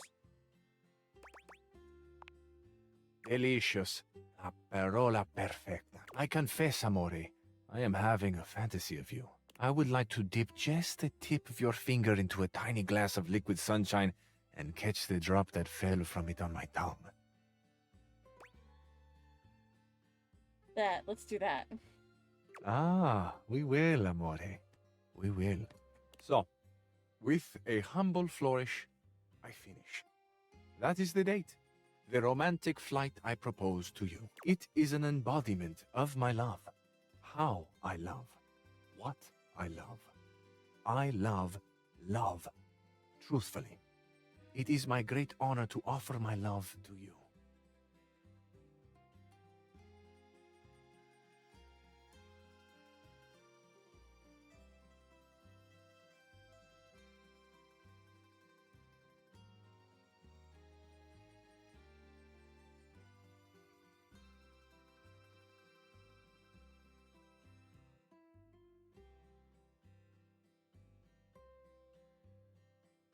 Tell me, Amore, what do you think and feel about love?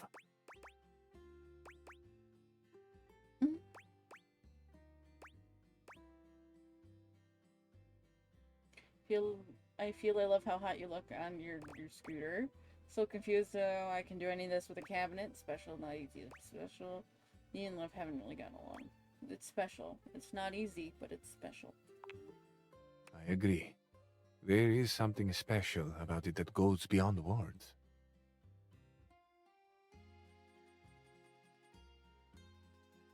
I think often at night about love.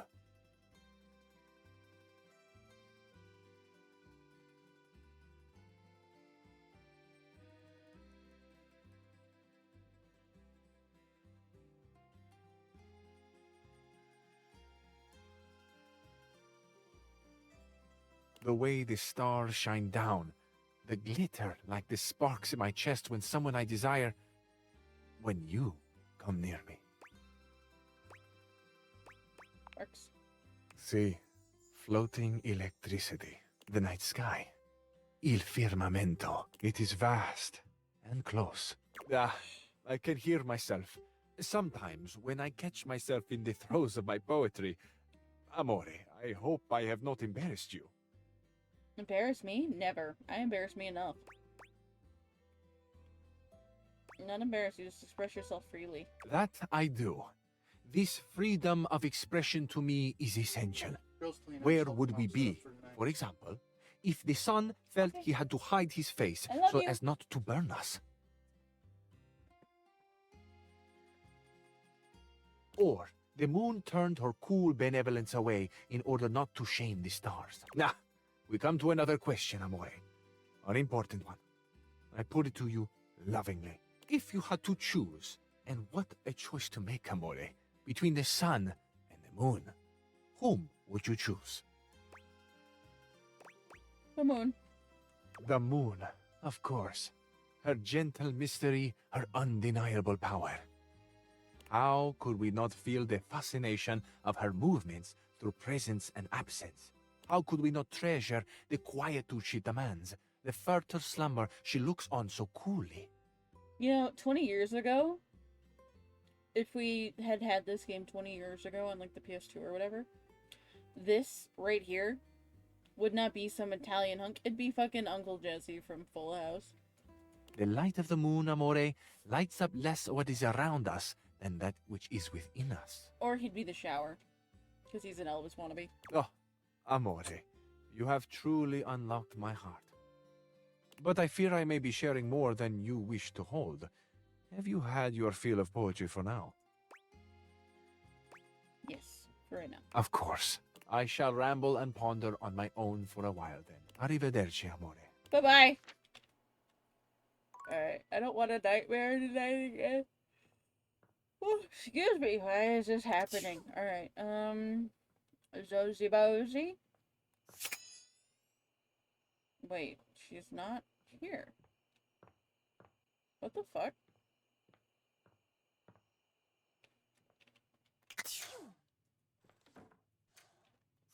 Is she out exploring? Is that what's happened? Huh.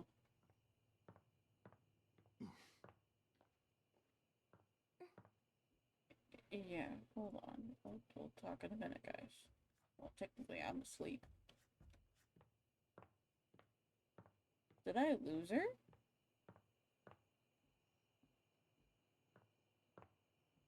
There's no way I lost her.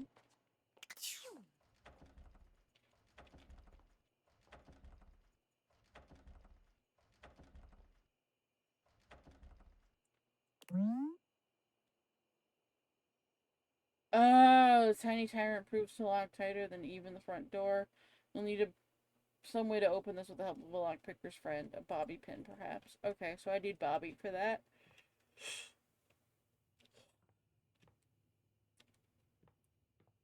I'll talk to Hoof tomorrow.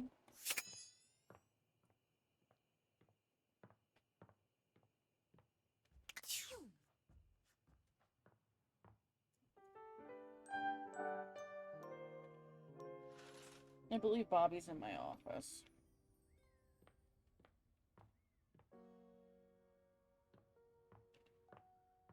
Oh, she's here during the day now, so she's an option.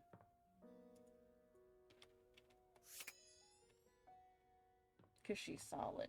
That's why.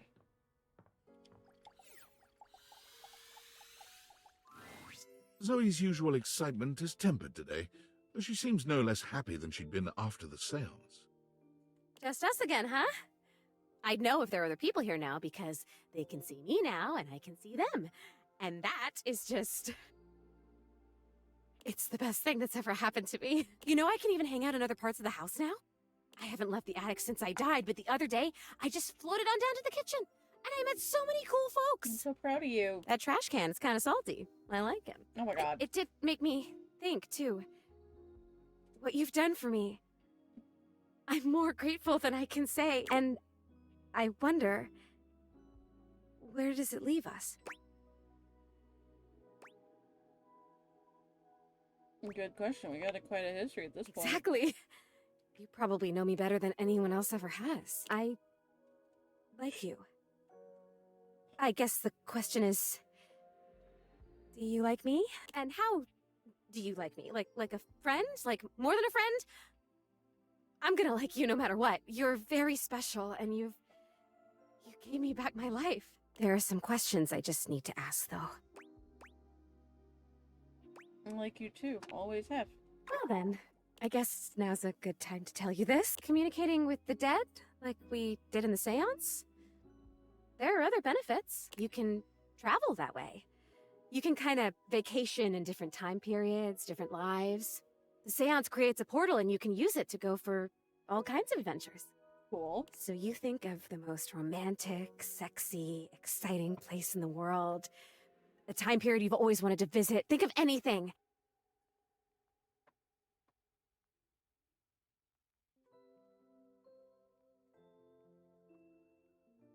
And I can take you there. Just the two of us. Adventuring together. Forever. There is a shift in Zoe's expression, her smile heavy with sweet promise. Oh, and, I did mention I can touch you now, right? Mm-hmm. Because you've already touched me in more ways than I can count. Hello.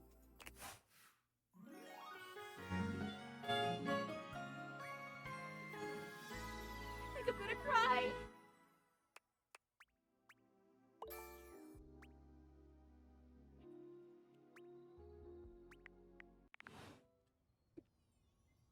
Okay.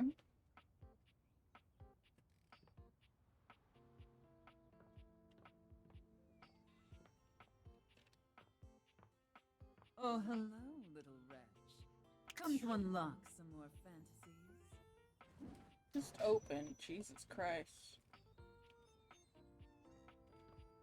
Alright, I'm not really in the mood for rain. Not rainy. No need right now.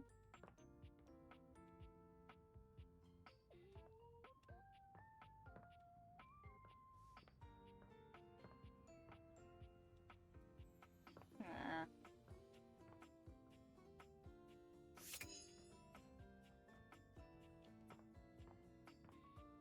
Yo, Mateo. When you find Mateo next, he has a visitor. None other than Lyric Literature. Mateo, is he still missing? Yeah, it's been days. Like, a month and a half now. We found one of his threads in the bathroom, but there hasn't been another sign of him yet. Do you think he might have gone back there? Maybe I should go check again. I ran into Amir on my way over. There's no sign of him in either bathroom. I'm sorry, Mateo. I just know something's wrong. He's never been gone this long. What if he got caught on something? He's already lost one of his threads. What if he unraveled? What if... He died. Things can't die. It's all good. Mateo, we're either gonna find him. And if we don't... Lyric, I can't go through this again. We won't have to. Now that the human is able to speak with us, I'm sure she'll be able to help even better than we can. Thanks, Lyric. I'll run through the list of leads again. We're gonna find him. Chin up, my snuggle buddy.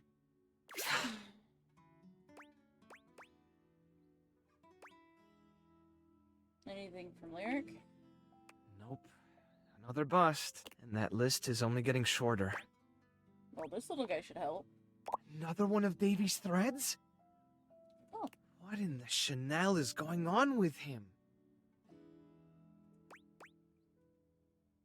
I think he's leaving them on purpose. What makes you say that? There's something else with the threads. Looks like Davy made another friend. Springtail. A springtail? Do you know how tough these little guys are to catch? That's impressive! Davy did all the work. I just showed up. Give yourself some credit. Handling in animals can be tricky. And it looks like you have a knack for it. Now, what should we call you? Something artsy. Oh, I can definitely see that in this one. I'll go with... Cielo. Are you up for looking into another lead? Always. Lay it on me. Stepford and Shelley were complaining about a weird rustling in the gym closet recently. I didn't think much about it since the gym is all the way across the house from where we found the other signs of Davy, but if Davy really is leaving clues, maybe whatever Davy is trying to lead us to is up there.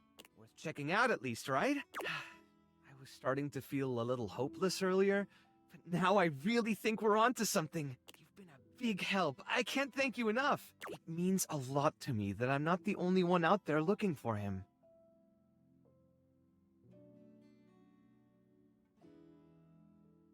Oye, Cielo, let's go meet your new friends.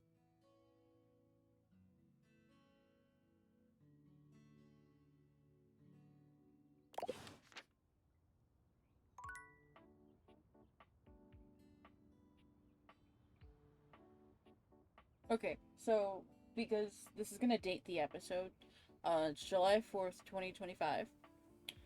And we're talking about the United States of America, how today's the 4th of July, Independence Day, blah blah blah. We're talking about blowing off fireworks. One of my friends said, happy, let's see how drunk we can get today, everyone. Be safe, make smart decisions, no drunk driving. Please don't do the things. And me, don't blow off fireworks and drink, pick one or the other, you need all your fingers. Or if you do, you'll have stumps like a Powerpuff Girl. So, choose wisely. So, be responsible, but still have fun. PSA done.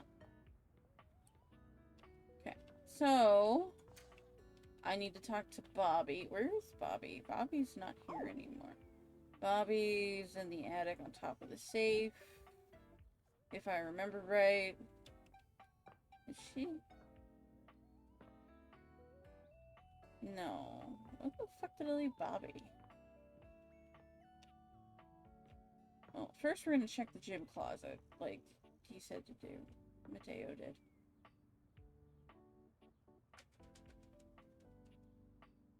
Oh, hey!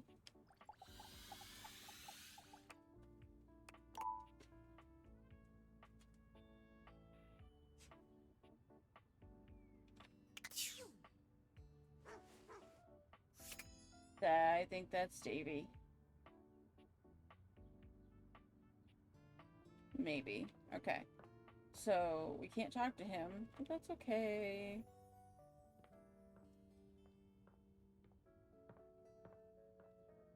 You know what? Shelly and Stepford, since they're right here. Hi, hi, hi! You got big I have a question vibes right now. Looking for Davy, have you seen him? Nah, but maybe that explains that weird noise the other day. I was helping Stepford get his lift on, and it was going great. But then we started hearing these weird noises from the closet. I'm not gonna lie, I was real scared, buddy. But Stepford was even more scared. So I just yelled the fear right out of him, and then we finished our set. She's so Sorry being cute. brave for your friends, but I couldn't let him suffer. You need me to yell the fear out of you too? No, I'm good. That's all I needed. Cool, cool. Anytime you need a little cheering up, I'll be here. Thanks, babes. She's so sweet. I love her. You find Stepford polishing his well-muscled arm vigorously. He appears to be muttering to himself. Hey, what's up, Stepford? Oh, hey. Sorry, I'm just trying to get this spot out. Not sure if you've noticed, but I've gotten a bit, bronze lately. Looking gold as ever to me. I had noticed. Is it so obvious? Oh, Lord. You must think I'm hideous. I don't know what I'm gonna do about it. You're gorgeous no matter what. That's nice to hear, but I don't feel gorgeous. As a matter of fact, I feel sort of crummy. It's like this. I got the way I am, all gold and beautiful and all, because in my youth I was extremely competitive. I entered and won every contest I could find. I was a complete natural. I never really needed to try. I just showed up and showed off and showed everyone what first place looked like. I lived for the competition, the cheering, the adoring fans, the tough opponents. It was the life for me. But it didn't last. Bingo. If we stop competing, we turn into showpieces. Our gold starts turning to silver and to bronze. It's not that we stop getting given out, but our inner essence changes. So that's what's happening? It is. Eventually, we come to a turning point. It's either get back in the fight and risk the arena once more, or retire and spend our time polishing up, clearing away the patina, and covering up what can't be cleared away. I think that's just called aging, babes. Maybe you're right. But there could be one last taste of glory. Oh, I don't know. In any case, now that we're getting to know one another, I have to tell you something. I started doing all this tanning because, well, I'm actually all pewter underneath. Pewter! Like, what place even is that? 12th? Oof. Pewter is a tin-based alloy. That's so unsexy I can't even deal with it. I'm afraid the time of decision is upon me.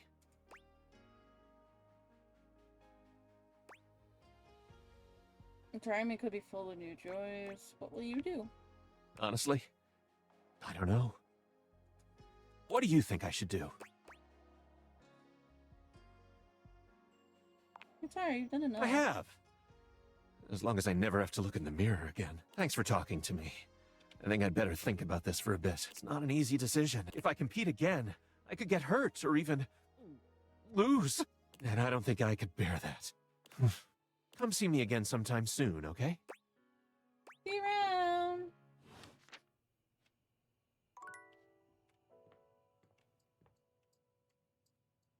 Where the hell did I leave Bobby?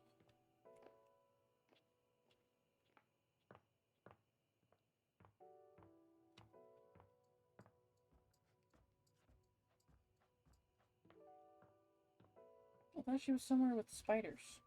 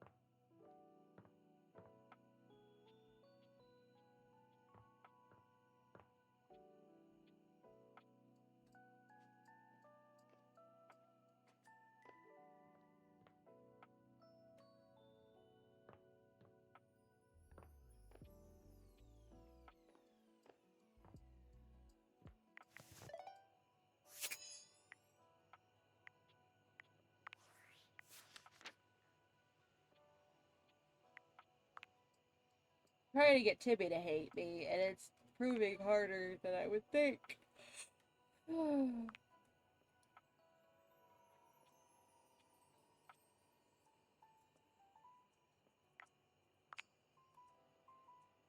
Rainy. Likes being first is likes being second. Just wanted to throw that one out there. Susie Young.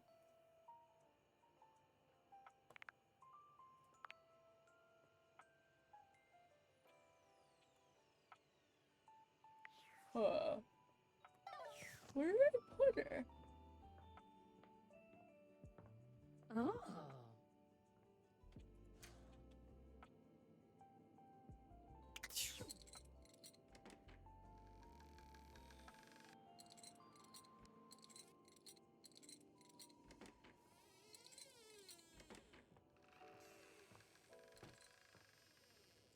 Making the noise, but it's not opening. Again.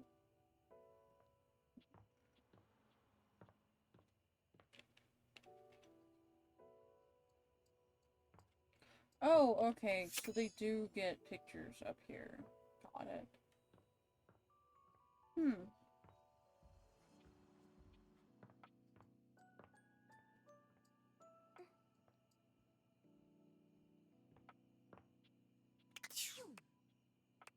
Okay. Oh, I got one more? I got one more.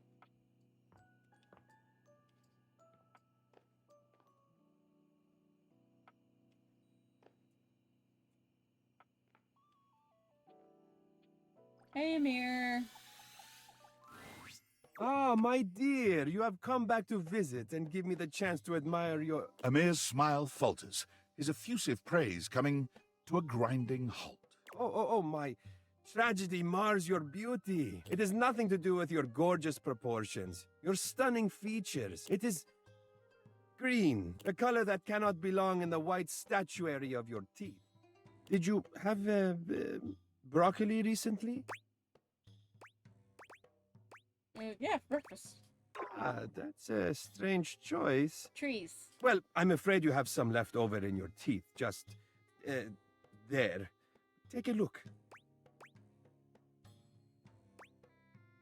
How long has it been there? I'm sure not long, one can hope. Perhaps you should consider flossing more often. I'm sure Barry would be happy to lend you a hand with it, actually. Hello, Barry. He's rather obnoxiously reliable with personal routine. Go right now? Yes, I think that would be best. Your beauty is too luminous to deprive the world of it for 1 second more. Somebody doesn't like me very much.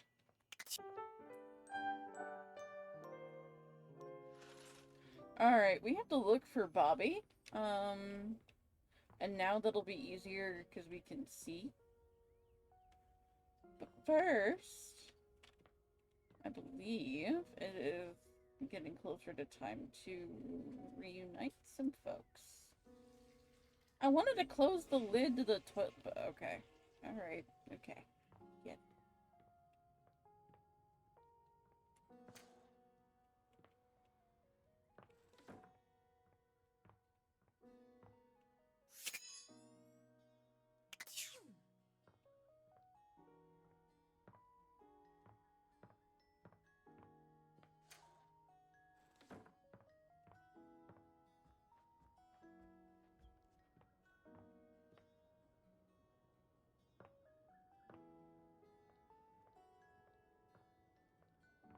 can get through one way but not the other. That's silly.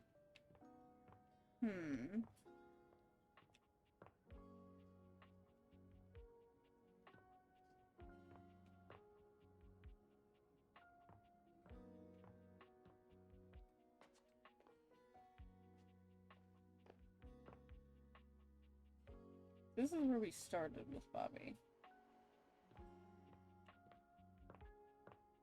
I'll look for her hints in just a second.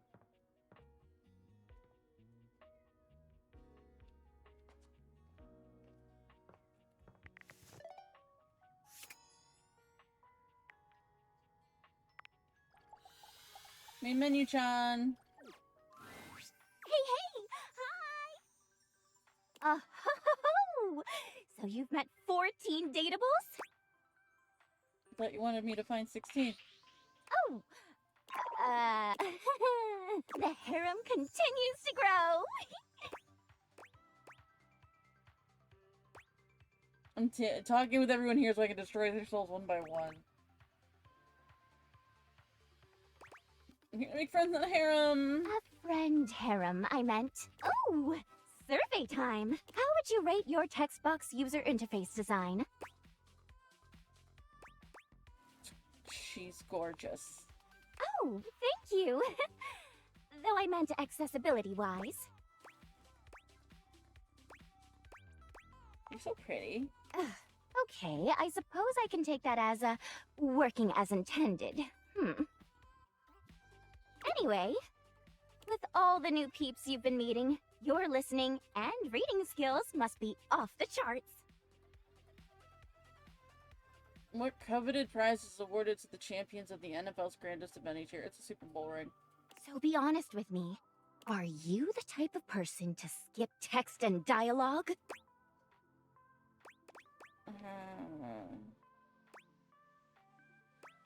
I would never. Is that so? Because I get an alert every time you click next and you are button mashing like crazy. Love isn't a race, dude. Ugh. Well, whatever. As long as my texts are still useful to you. Totally. Oh, really? Ow. I'm glad to hear that. Alright, your turn. To ask me a question, duh. Excuse me. It's not fair that I just ask you questions all the time, right? So, ask away. What's the most not safe for work thing you've ever had to convert into text? Biggest pet peeve. Oh, that's easy. The way my parser works is dependent on the name of each character followed by 2 colons. If there's a typo anywhere, I won't be able to connect to all the great art, and things get all messed up. Like this. Oh. The Vince Lombardi trophy. Okay.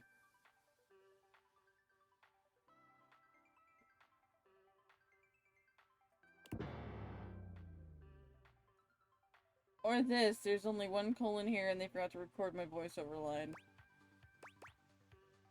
I wish I could help your colons. We're going to move on from that conversation. Chatting time is over. Come back after you've awakened 41 datables. I've done that too. Oh, well then come back later.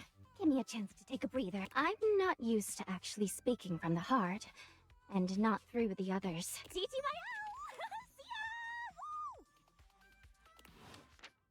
She table flipped on me at the end there.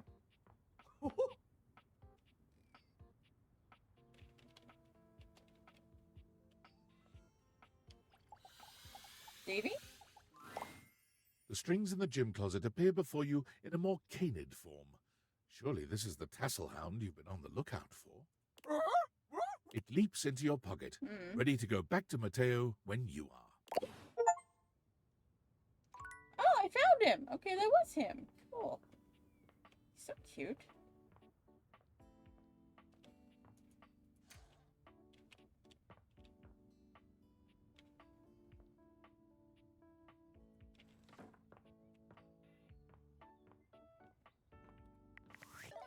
I need to look at the decks. See if I can find Bobby.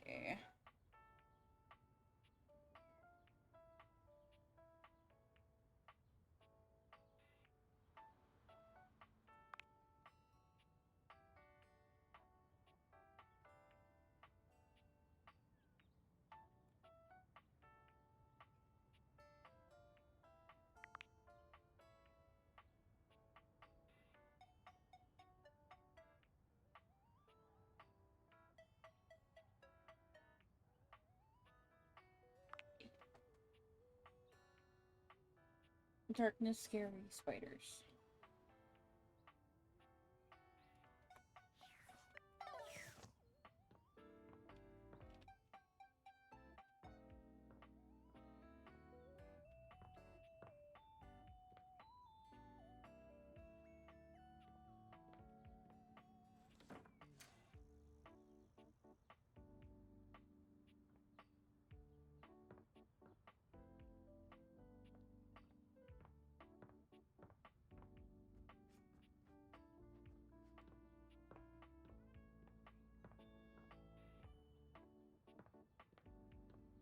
Oh.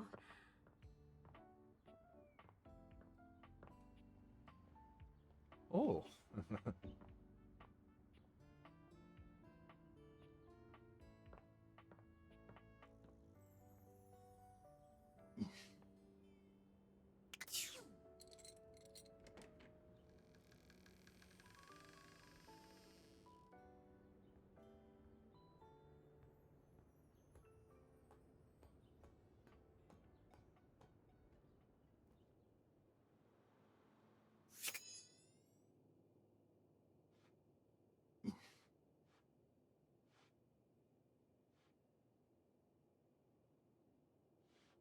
Because there's only actually two places that could be, which is down here and upstairs. So I don't know.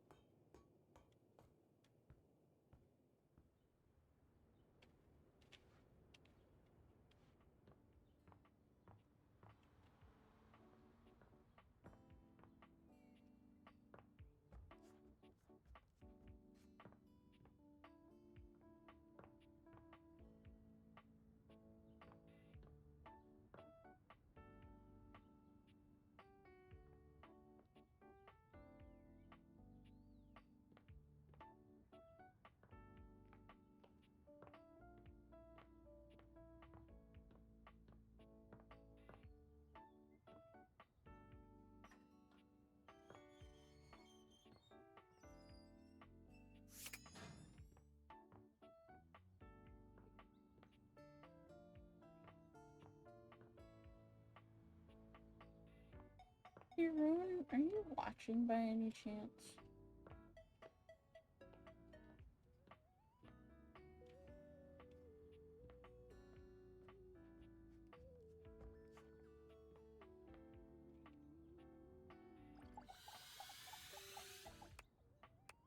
I hate that I can't go right back to him.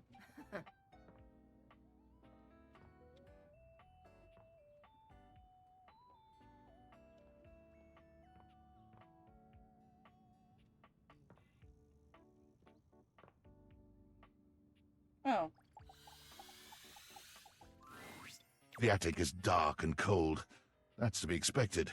What you don't expect, however, is that Bobby has company before you get here. Then again, it might be more accurate to say that Bobby's company has them. Listen here, you little worm. You think you can just slither into my attic and start helping yourself to my real estate? Yes, Mommy. No, No, mistress. Mommy. No, mistress. No, you spineless, pathetic little pin. Nothing happens in this attic without my say-so. You understand? I didn't consent to this. You will not be playing pretend gangster in here without my express permission, you sniveling, lowly little maggot. The safe casts her steely gaze towards you. You could swear the room has gotten 10 degrees colder. Yep. Ah, playmate. Nope. Another uninvited guest. Why don't you go explain to them that you will not be conducting your business here? Yes, ma'am. Good, Pin. Don't disturb me again, or I'll have to punish the both of you. And it won't be the fun sort of punishment. I don't consent. I'm gonna whip you out the window. Fun for us, perhaps. Monique wanders into the fray, looking uncharacteristically confused. What now? Nobody you need to worry about, my angel of accounting. No one of worth or consequence. Oh, I see. Bobby lowers their voice, doing their best to appear entirely unbothered by the conversation you just witnessed. They try to strike a casual pose, leaning one arm against the wall, but they accidentally hit a spiderweb and shriek. Goddamn! They look back towards Sophia and lower their voice again. Welcome to the attic, potential future site of the Pin criminal empire.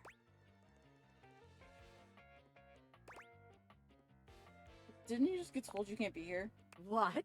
By that stuffy old safe? I ain't scared of her. I am! Let's go! Are your teeth chattering? It's just cold up here, okay? I am not scared. But just to be sure, let's see how this scam strikes you. I call this one Scared Broke, so check it out.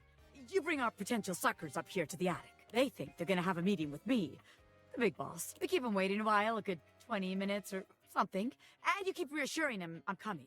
I sneak up on them, scare the shit out of them. They drop all their money and valuables, as one does when scared shitless. We pick it all up and get rich. Repeat, repeat, repeat. I usually don't have any money or valuables.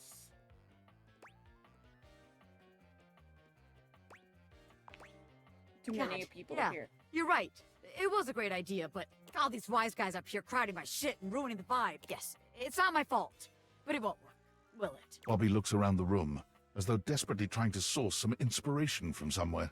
They fold their arms over their body, trying to keep warm while still trying to look effortlessly cool. The result is less than convincing. Well, look. Maybe this time you come up with a scheme for us. Huh, recruit? I'd love to, but not here. This place is cramping your style, right? I knew it. No, this place just doesn't have what it takes to host the Pin Gang. I wanted to give it a fair chance, but my time is too valuable to waste. You know? Yep. From behind the two of you, the specter of a ghostly woman materializes, Zoe. placing a cold, transparent hand on Bobby's shoulder. Hello, friend!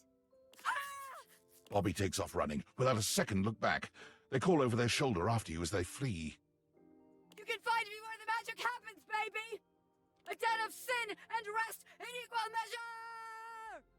measure! Aww. I just wanted to say hi.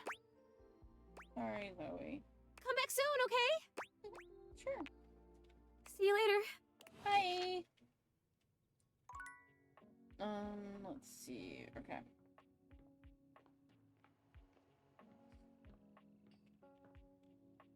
Bobby's upstairs.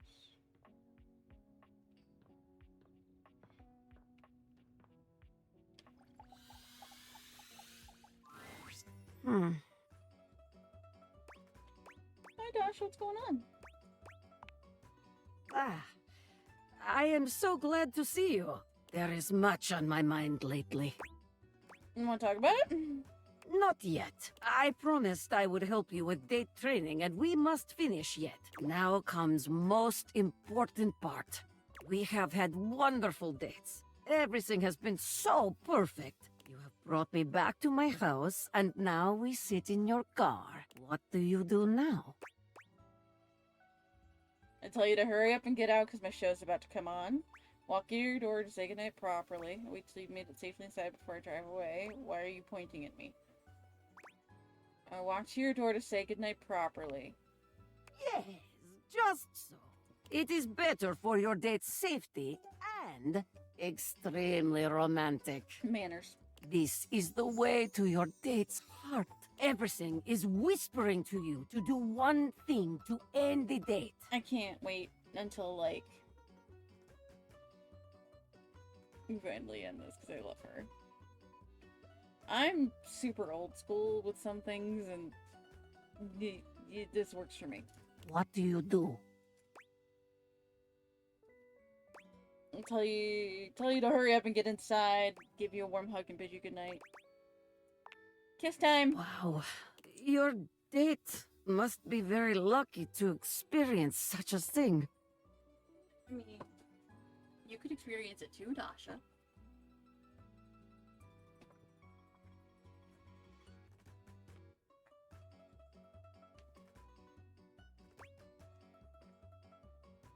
You should practice, right? Practice? You mean you kiss me? If you're okay with it, yeah. Yes, I that love- sounds nice. I mean, Anything to help. Dasha falls silent, closing her eyes as she waits for your kiss. She's shy, but when your lips meet, she comes alive, sighing sweetly and leaning into your embrace. When she pulls away from you, she's flushed and just a little dazed. Wow. That was very good. Lift me, mummy. It is difficult to think after that, but I will manage. The date is not yet over. Let us assume your date is not so old-fashioned, and after your kiss has invited you inside. You are accepting this invitation because date has gone well. You find yourself sitting on my couch, looking into my eyes. Ah, she changed the script. You see this shit? What will you do now? I put my feet up on your coffee table, tell you to bring me a beer.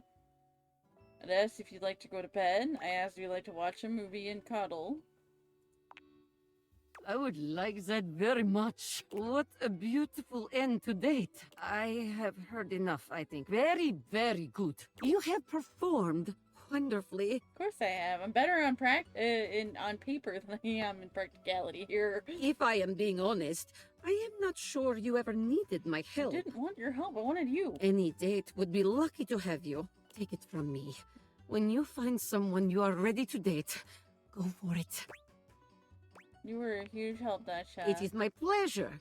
Helping others is my greatest joy.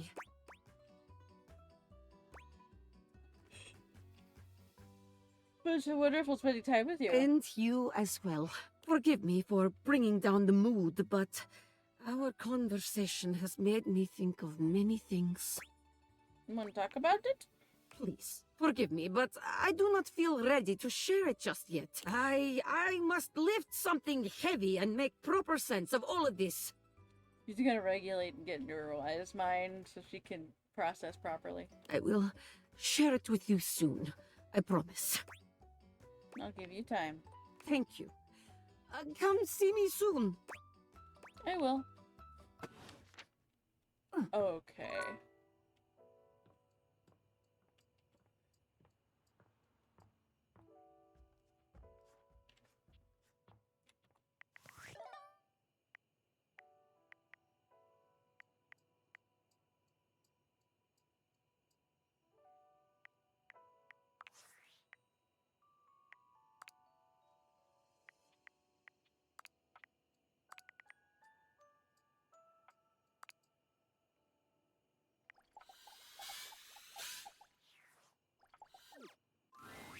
To your relief, when you enter the office this time, Willie is not already mid-interview. There you are. Hope you're prepared for this interview. You're right on time. Unfortunately, Mr. Shuttlecock is late. And if you're not early to an interview, you're late. Isn't this when you told us to meet? Another flubbed interview. But hey, it's not your fault this time. Exactly. Perhaps Mr. Shuttlecock doesn't consider us worth his time. The sound of air horns shatters the very thoughts in your mind. Before you can speak, someone is bursting into the room, bringing an atmosphere of chaos that overwhelms you both. Now entering the stadium, the hometown hero, everyone's pal, your and my favorite, number 17, Mr. Duncan Dunk Shuttlecock! You're late. I am? Oh, shit, my bad. My bad, y'all. I thought you said to come about now. You're a minute late, and your little intro cost us more valuable time. So if you don't mind. Yes, ma'am. Yeah, sorry, ma'am. Forget about it. Just tell us about yourself. Give us the Shuttlecock Sports elevator pitch. Elevator pitch? You mean like... Dunk very slowly mimes throwing a baseball, looking at you and Willie for confirmation that this is what you're asking of him. Shit, wait, elevator pitch. Elevator pitch. My bad. He does the same thing, but this time he begins slowly crouching down, as if you were riding in an elevator. An elevator pitch is the speech on, like, how you would introduce yourself and, like, give everything you need to know in the time span it takes you to ride an elevator to where you're going. Willie doesn't even say anything this time. She just stares at him in a disbelieving silence. Dunk looks back and forth between the two of you, When he finds no clues in your stunned expressions, he simply hands you a cleat. Elevator. Pitch. Oh, for God's sake, just sum yourself up for us very quickly. Oh, yeah, you okay, I can do that. Oh my Okay, god. so check this out. Dunk flexes hard, his muscles bulging. His physique is impressive on its own, but he's really laying it on thick here. There are muscles in places you didn't realize muscles could be. He's truly in excellent shape. Go on. This is it right here, baby. What is? You're flexing? This is Dunk Shuttlecock. The sports equipment, the myth, the legend. All this hard muscle is the Dunk Shuttlecock experience. Did I give you the impression I invited you to speed dating? I'm asking you to sell me on your lifestyle. Is that not what I'm doing? No! You are not the product. Please, in 10 words or less, sum up why we should invest in the Shuttlecock experience. Oh, okay, I got you, all right. Dunk frowns, moving his lips without making any sound, counting silently on his fingers. Oh boy. Me? Like sports? Sports feel good. He beams at the two of you, deeply pleased he managed to solve Willie's riddle. Incredible. Thanks very much, Mr. Shuttlecock. We'll be in touch in the days to come. Cool. You have a nice day now. Willie puts her head in her hands, sighing long and loud. What the hell was that? What was that? Someone living his best life. Oh, is he? Well, good for him. That was the point, was it not? Really, truly, good for him. It must be real fucking nice knowing just who you are and where you're going at all times. Yeah, I know. I got nothing there. I'd love to be wandering around just shouting, "Willie, work!" and knowing that was all I needed to make it. A guy like that probably got carried through existence on the strength of his athletic ability and star athlete status. I bet he came into this world with a football in one hand and a plan to get drafted to the big leagues in the other. Kinda.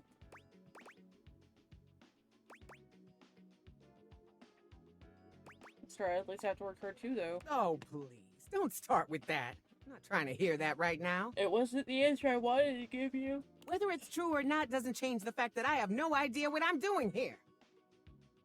Willie's gaze falls upon a paper in front of her. She scans over it briefly and then sighs. I've got other interviews lined up around here. I'm wondering if it's all a waste of time. I want this to be work, but it's not. I mean, hell, look at this. Coffee with Jean-Loup. No, dear. What, am I gonna start a rap career at my age? And then this. Lunch with Scandelabra? I wouldn't wish that one on anybody. I mean, I figure maybe he had his, well, candelabras don't have ears. His candle holes to the ground? God, I'm really scraping the bottom of the barrel here. I have to try. I think you're pushing yourself too hard. Just do what I do, embrace oblivion and bumhood. Effort solely for the sake of feeling productive isn't actually productive or healthy. Oh, look at you, the big productivity expert all of a sudden. Of course it's productive to perform productivity. And productivity is healthy. Ergo, performing productivity is healthy. Trust me, the math's here. I know what I'm talking about. Well, I guess I gotta prepare for my next interview. I don't even know what I'm gonna do yet, but just meet me back here later. We'll see.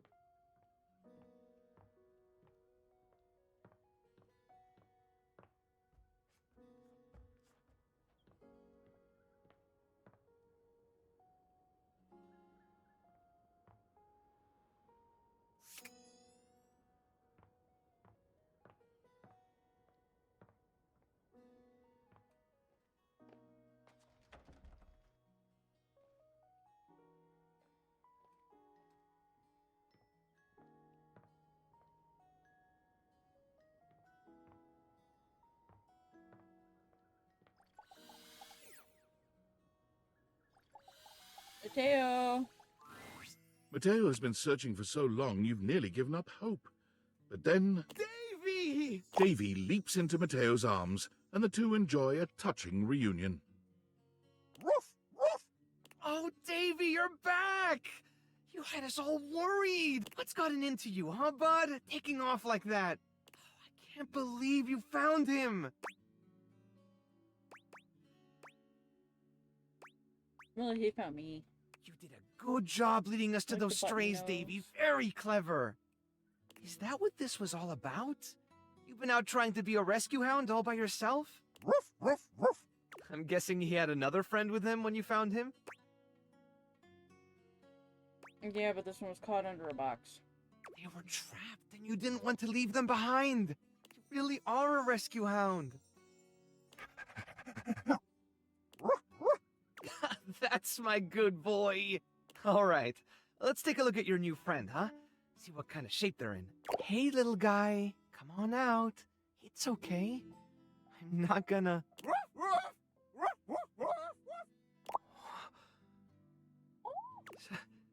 Stitch? Is that really you?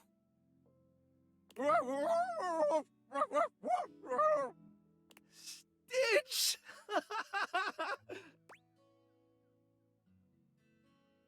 Looks like you already know this one. Stitch is my little troublemaker. He was always falling off to chase things around the house. That's the problem with Freyhounds. There isn't a stitch they can't slip through. And trust me, I tried them all. That's how he got his name, isn't it, buddy? But one day, he took off and never came back. I tore the house apart trying to find him. That's when I realized just how many strays there were around the house. All of them, just like Stitch. Lost and alone. So I started the rescue. And I just kept searching for Stitch and for any other animals that needed help. When Davy disappeared, I thought it was happening all over again. All that time I dedicated to looking after them, and I still let one slip away. Yeah, well, you fucked this one up. You can't blame yourself. You didn't do anything wrong. They're my responsibility. You're lucky to have somebody who refused to give up on them. Maybe you're right. Maybe I'm a little hard on myself. I've realized something over the last few days. When you're on your own, everything is so much heavier. You're carrying all the weight, and if something falls, you're the only one around to pick it up. But since you've been helping look for Davy, it's felt more like I had a partner in all this. Someone who cared about my little family as much as I do. Now that Davy's home, the thought of seeing you go, honestly, it makes me kind of sad. You've become part of the family, and I don't want to lose that.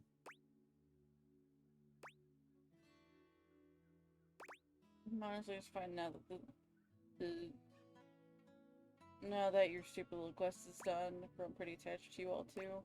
I don't want to leave you either. Then what would you say to something more?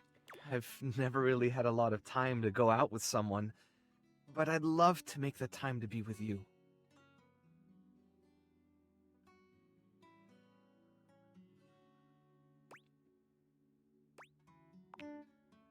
Me too. I want to keep talking, but I should really look over Stitch. He's had one Chanel of a ride. Come by later so we can talk more? Alright.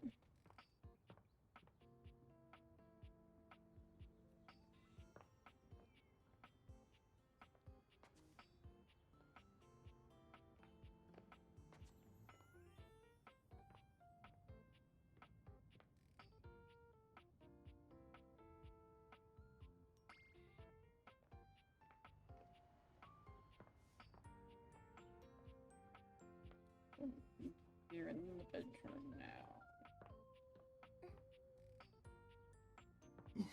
Maybe.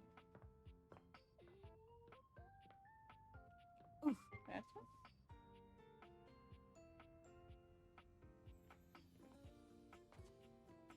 Oh no, you're literally right here. Okay. As soon as you chance upon Bobby's newest location, you find Betty already speaking with them. Bobby, is that you? You know me? Little Bobby Pin. Look at you now. You've changed so much. Well, yeah. I'm not a little pin anymore, you know? No, you certainly aren't. You've really come into your own, haven't you? Why do you have to say it like that? I'm a grown pin! And beyond that, I'm a goddamn gangster! Oh, you certainly are. Look at you. She pinches Bobby's cheek, which really seems to upset them. Hey! Stop that! Your family has been worried sick about you, you know. You should stop into the bathroom and see them before you go. I will! Wait. You know my family? Of course I do. They come through here all the time, you know, talking about their sweet Bobby. I knew you when you were just a little thing. One pin among many. Even then, you were special. Gangsters don't have feelings. But if I did, I'd be real touched. Bobby's gaze falls upon you. All right, that's enough reminiscing. I got business to run. I'll just bet you do. Take care, sweetheart. Yeah. You too. Bobby sits at the edge of the bed, looking unusually thoughtful. They pat the spot next to them, inviting you to take a seat. There you are, rookie. Have a seat. You okay? Yeah, I'm all right. Just weird being back here so close to where I grew up. You know, I haven't been back to see my family since I got sucked up by Hoove. I will. I just haven't gotten up the courage yet. Would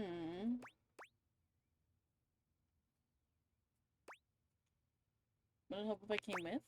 That's real nice of you to offer, but I gotta do it on my own. It's not about, like, who I am. You know what I mean? My family's always been real accepting. I think they knew I was meant for more than being another one of the crowd in there. Such a cute family. Look at their little sister. Their little sister's adorable. And the baby with the little on his head. That's the problem, too. They're so accepting. If I come home and I haven't made shit of myself, they're all gonna pat me on the back and ruffle my hair. They're gonna say, "Oh, our sweet baby Bobby, our angel. You're perfect just the way you are." Because you are. And that's a bad thing? Yeah, it is. It feels like failing. I spend all this time away from my family. If I come home and I haven't made anything of myself, I don't know. As sweet as they are, it just kind of hurts worse, you know? More than you know, Bobby. It'd be easier if they were nightmares. If they just yelled at me and let me be angry. Yep. Knowing they'd be happy no matter what I do. I don't know. Am I making any sense here? I get it. You do? Sometimes it's harder when people are nice to you. Exactly. You know, when people are mean, you can harden yourself. Be the villain they make you. But when they're soft and sweet... Damn, man. Just feels like your mind kind of fills in the gaps between their words. Yep. I want my family to be proud of me. Not just cool with me. So I gotta be a little hard on myself. Otherwise, I won't have no kind of pressure on myself at all. And then I'll just do nothing. I think you should try and find what makes you happy. I thought I already knew, but maybe I never had a damn clue. Bobby stands, dusting their hands off. From what, you're not sure, but they seem to think it makes them look cool. All right, rookie. That's enough wasting time talking about feelings. We got one more place to check out. I think it's a real winner. You can find all kind of extreme temperatures there. Kitchen. Hot, cold, and all kinds of work happens there. See you there.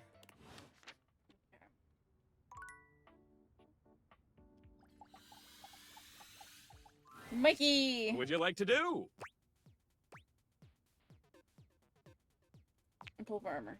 I'll take those brundles. Fool me, baby! 1, 2, 3! You got the common boots of true presence! With this, all of your spec stats have increased by 0.01. If you collect 100 common boots of true presence, you can fuse them into a pair of... sure. What would you like to do? Brundle merchant. Oi, hello, I'm the Brundle merchant. Would you like to exchange cash for bundles? Yes. How much? It's 10 money for 6 brundles. Mikey hands you your brundles. They shine appealingly in your hands. Cool. 30 golden brundles for you. Would you like to exchange cash for brundles? No. All right. What would you like to do? Pull for armor. I'll take. Fool me! 1, 2, 3. You got the. With Yeah. this, if you collect 100 common boots of true presence, you can. Good luck. What would you like to do? It's all the same. We're gonna pull 100. I'll take the. 1, 2, 3. You got the common. With this, Yeah. if you collect 100 common boots of true presence, you can fuse. What would you like to do? I'll take the. 1, 2, 3. You've got the epic gauntlets of stardom. Cool. Pretty good. Damn straight it is. You already have them, so your specs points don't raise just yet. I'm sure that extra 1 specs point has come in handy, though. Keep working at it. Once you have 100, you can fuse them into one legendary cuirass of unwavering magnetism. Good luck pulling, pal. What would you like to do? I'll take. Fool me! 1, 2, 3. You got the cup. With this, all of your spec stats. If you collect 100 common boots of true presence, good luck. What would you like to do? Oh, sorry. I always have parental controls turned on. Trust me, it's for your own good. Don't want you getting addicted to my charms too much. Baby, come back tomorrow. I just can't count to 5. It's fine. We're cool. Okay, I've got 2 left for today, which means we can wrap up Dasha and Mateo.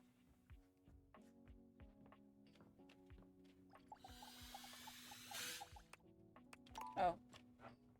Oh, that's only in 1 day. Alright. So, Dasha and Kopi. So we can do more Nightmare.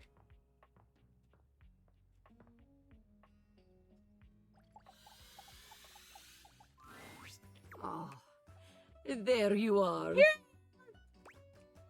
You ready to chat now? Yes.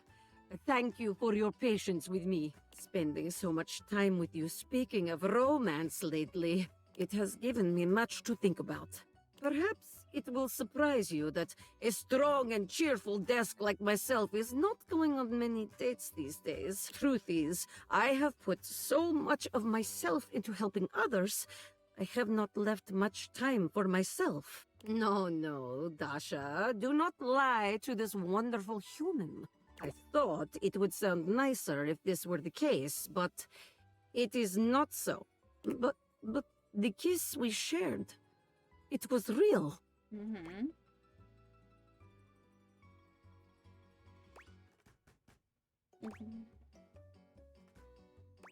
What about Abel? What about Abel? Think you two would be a good match. I might be thinking so too, but this Abel, he does not seem to ask me to be his lover. Abel's a little shy. No. I am very much traditional desk, built in traditional way. To ask out another? No. This is Table's job, not mine. For now, I repeat, I thought it would sound nicer if... But the kiss we shared, it was real. Hi. What's up, baby? Getting ready to go get Troy.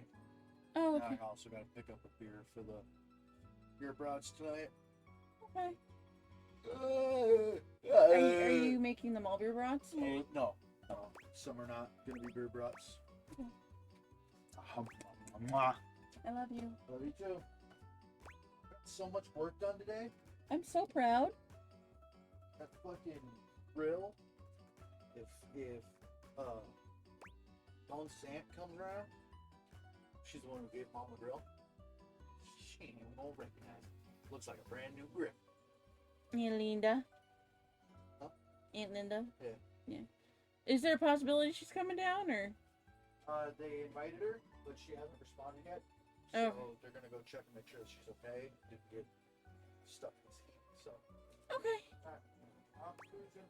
Alright, don't be bruising. Schnoodles. Schnoodles. Truly? Truly. I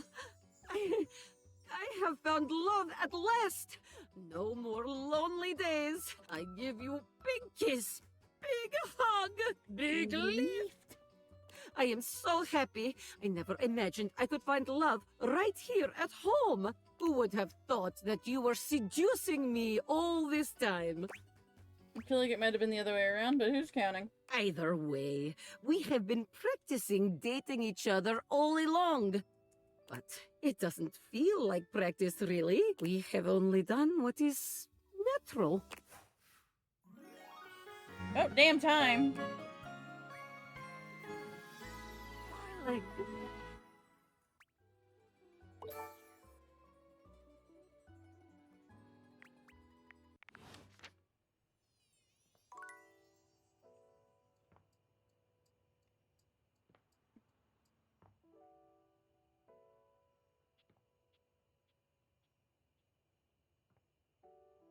Secret life of inanimate objects. Okay.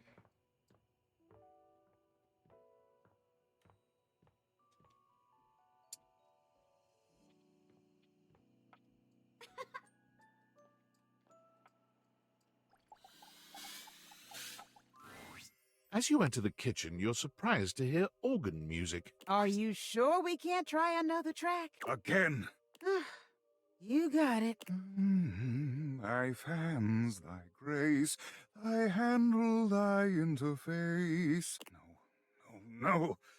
Oh, grease devil, take it all. That's cool. It's not that serious, man.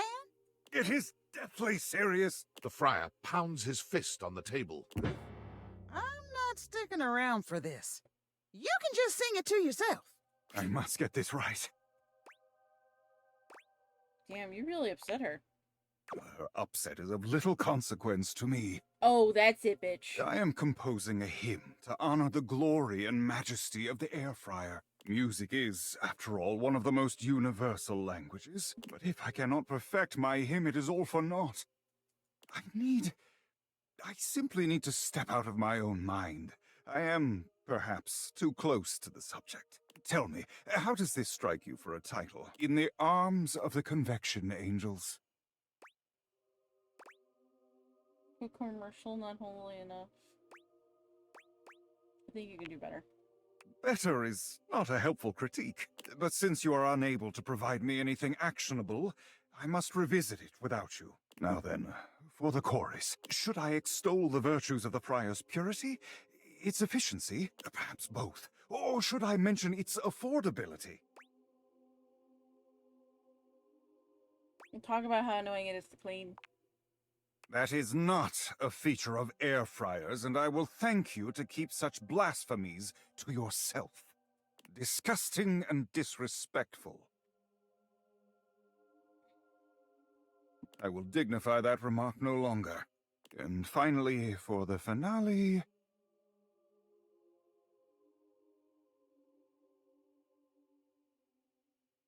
Nobody cares.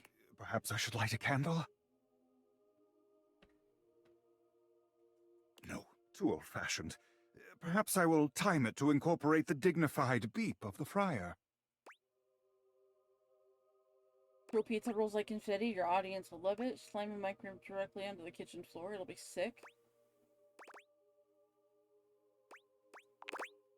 It is undignified, but I suppose it has a certain appeal to the masses, and it is they who must receive my message. I shall consider it. I've but one last thing to ask of you. Listen to this composition, and tell me how it strikes you. But I don't want to. And... Finn, tell me, how did that make you feel? Hungry. Like I'll never be happy again, like you could see every sin I've ever committed. Like I'll never be happy again. Well, that is not the goal, so I'm not sure whether I should be angry I've wasted my message on you, or if that means this hymn does indeed need tuning. I shall have to pray on it. I must track down Rainey at once. I need her backing, and she cannot hide from me forever. I shall have to perform it for you once it is truly complete, but until then, may you walk in the currents of convection. No thanks. The friar sets off at a fast march.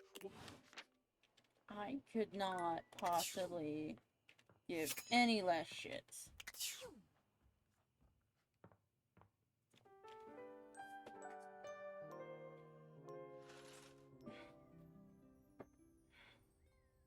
All right.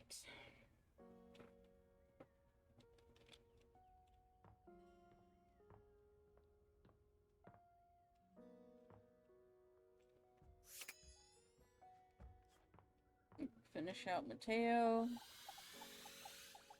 Hey, buddy. Hey, look who's here. Mateo's inanimal friends greet you with joyful barks and wagging tails. We've been waiting for you. Look at all of them. Little old me? Yes, you. You act like you've never had someone be excited to see you before. Not in a while. Kinda new for me. Well, better start getting used to it.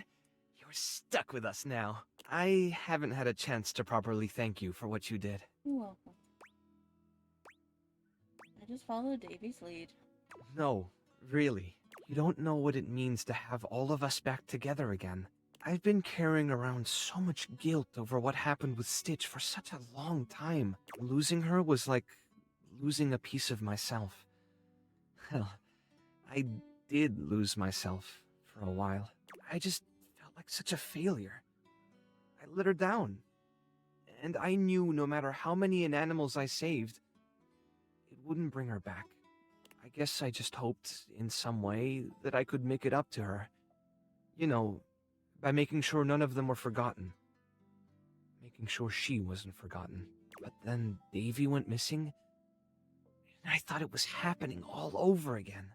I was trying so hard to keep it together for them. But honestly, if it wasn't for you, I don't know if I could have gotten through this. Glad I could be here when you needed me. You're stronger than you give yourself credit for. You gave me back that piece of myself. Brought my family back together. And more than that, when I saw you walking up with Davy and Stitch, I realized that you'd become just as much a part of what makes this place so special to me. Somehow, in the middle of all the chaos, you became family too. It wouldn't be the same without you. And I don't want to go back to missing a piece of myself again. I'm rambling again, I'm sorry. This isn't going as smoothly as I hoped. It was a lot easier when I was just practicing with the inanimals. Okay, I get it. It's perfect, keep going. What I mean, what I'm trying to say is, I want you to stay. Here. With us. With me. I've always wanted a big family. Never felt more at home than when I'm with you. There's nowhere else I'd rather be. Really? I think they all feel the same, and so do I. Good. The inanimals miss you.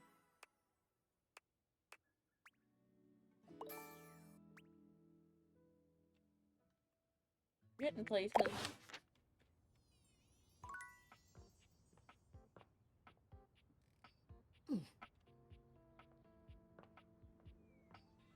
Okay, so that's one more ending met.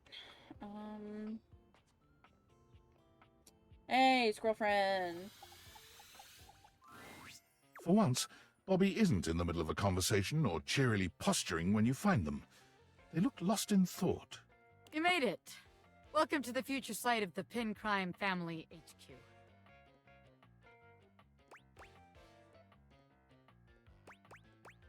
Something wrong? You could tell, huh? Guess there's no point in keeping it in any longer. I've been all over this damn house. I had so many ideas for schemes. But what's the point? This is a house, not some bustling metropolis full of suckers. Just me. We all have the same shit. We all share the same space. You can't share space with your suckers. That shit is awkward as hell. You know, I spent all my time locked up thinking about all the ways I was gonna make money. All the ways I was gonna make my family see I wasn't just little Bobby Pin anymore. I was gonna be somebody. Now that I'm here, I I don't even know what the hell I'm supposed to do with myself.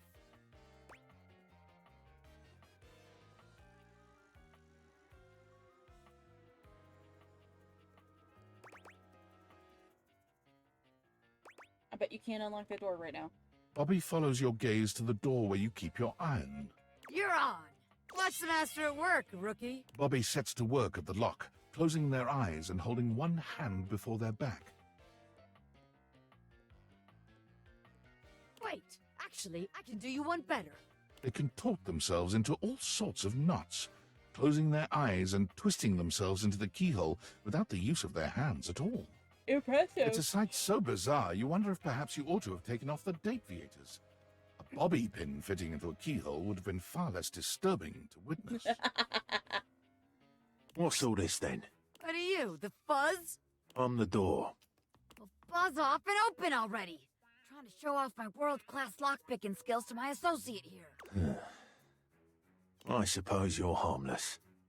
If you want to see the wizard, go right ahead. How'd you like that shit, huh? I told you. Wow! Now that's what I call showmanship. The bunny iron! Ha! How many times am I gonna get startled in this damn house? My apologies, friend. I meant no harm. At least 98 more. I only wanted to commend you for the commensurate showmanship you showed there. I mean, those twists and feats of dexterity. Audiences love a thrill like that. They do? Of course they do. Trust me, I would know. Audiences love me.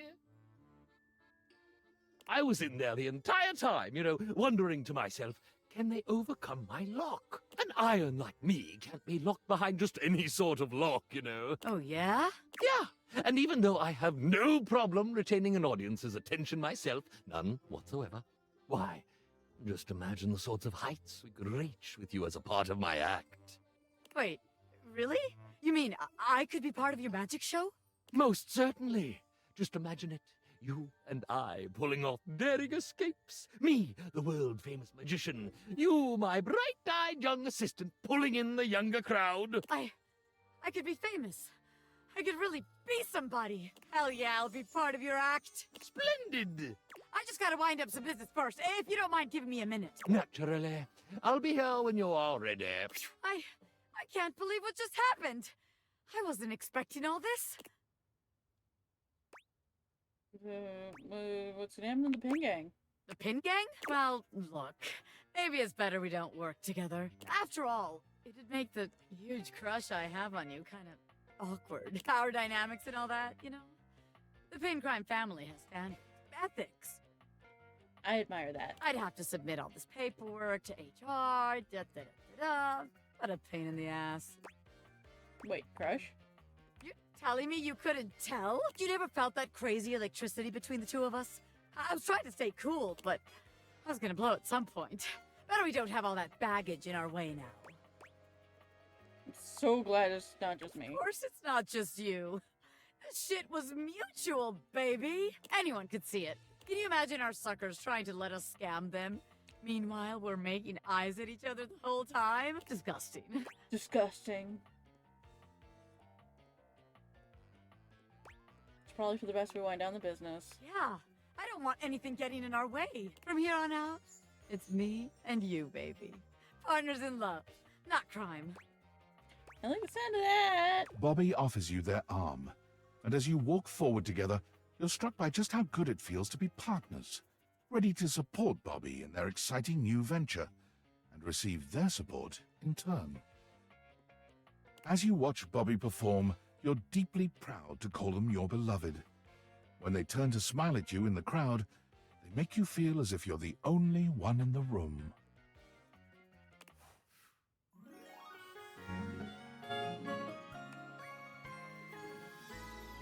Give it all up for you in a heartbeat, baby.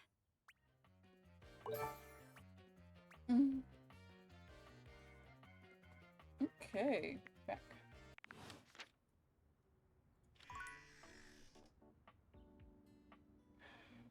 I play way too many scary games because I was expecting a literal corpse in the ironing board closet.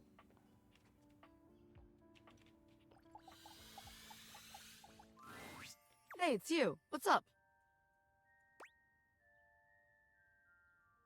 Came to see what's going on in here. The great Bobini! Our training awaits. Bobini. Ah, beans. Ronnie, I changed my name. I'm Bobby Sticky Fingers now. What? I gotta scram for a bit. This ironing board guy, he's a lot. Poof! Yeah. Do not be alarmed. Afraid, perhaps.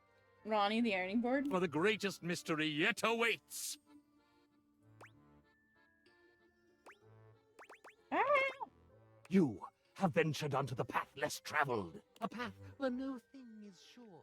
Where the unknown is the only certainty. You, unfortunate soul, have stumbled into my fearsome presence. It is I, Ronaldini, the great and terrible.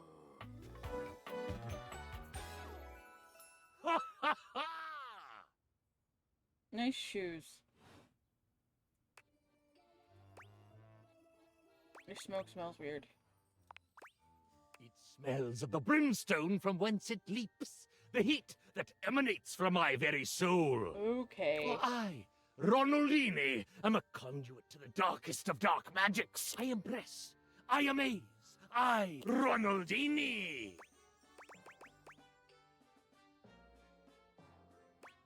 Comforting but scary, the smell when you blow out a match. It's alarming, I guess. Forgive me. I too easily forget the terrifying effect my astounding illusions can have on mere mortals. Just saying poof isn't exactly a magic trick. Ah! Calm yourself. Ah! Sigh. Gaze into my eyes. Find the strength inside, and comfort will follow.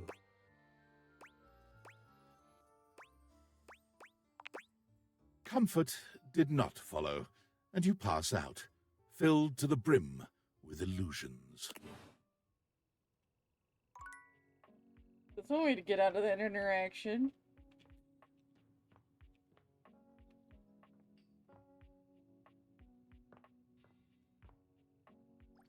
I'm gonna fix this. Oh, you again. Gotta say, you aren't really my type, as a lover or a friend. Listen, we all make mistakes. You certainly have. What, are you apologizing? Yes. Oh, all right. Apology accepted. I'll do my best to make time for you, but no promises.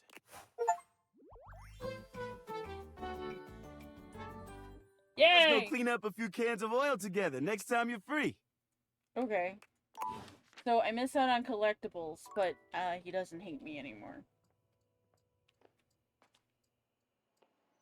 I feel better, because I really didn't want him to hate me.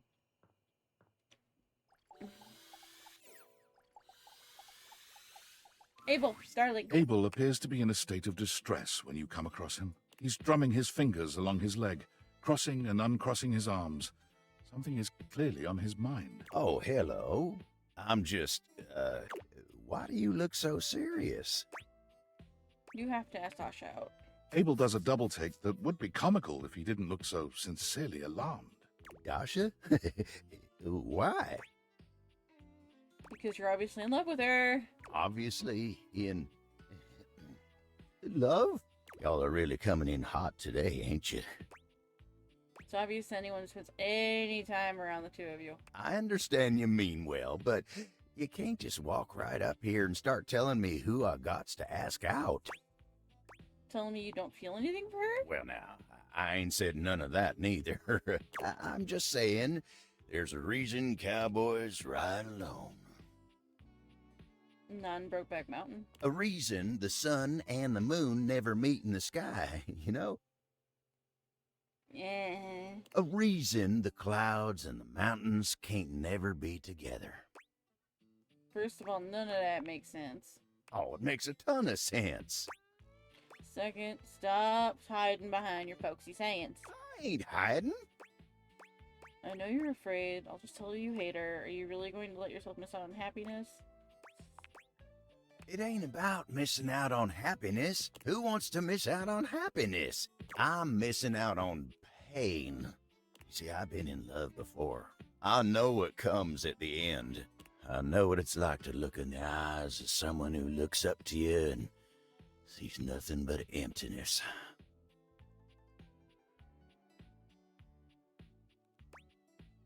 Not about the good times. Don't let the fear of pain overshadow those. I've been alone so long now, it's hard to remember the good times. Then think of all the new amusing experiences you could have with Dasha. You're right.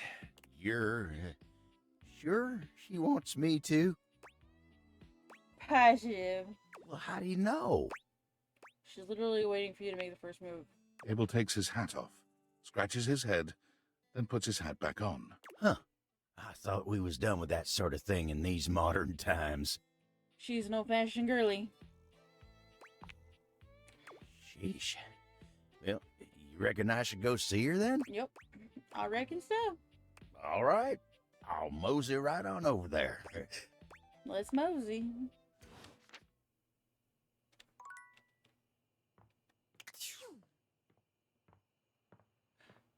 Oh, I wanted a nightmare again, but I forgot. That's okay.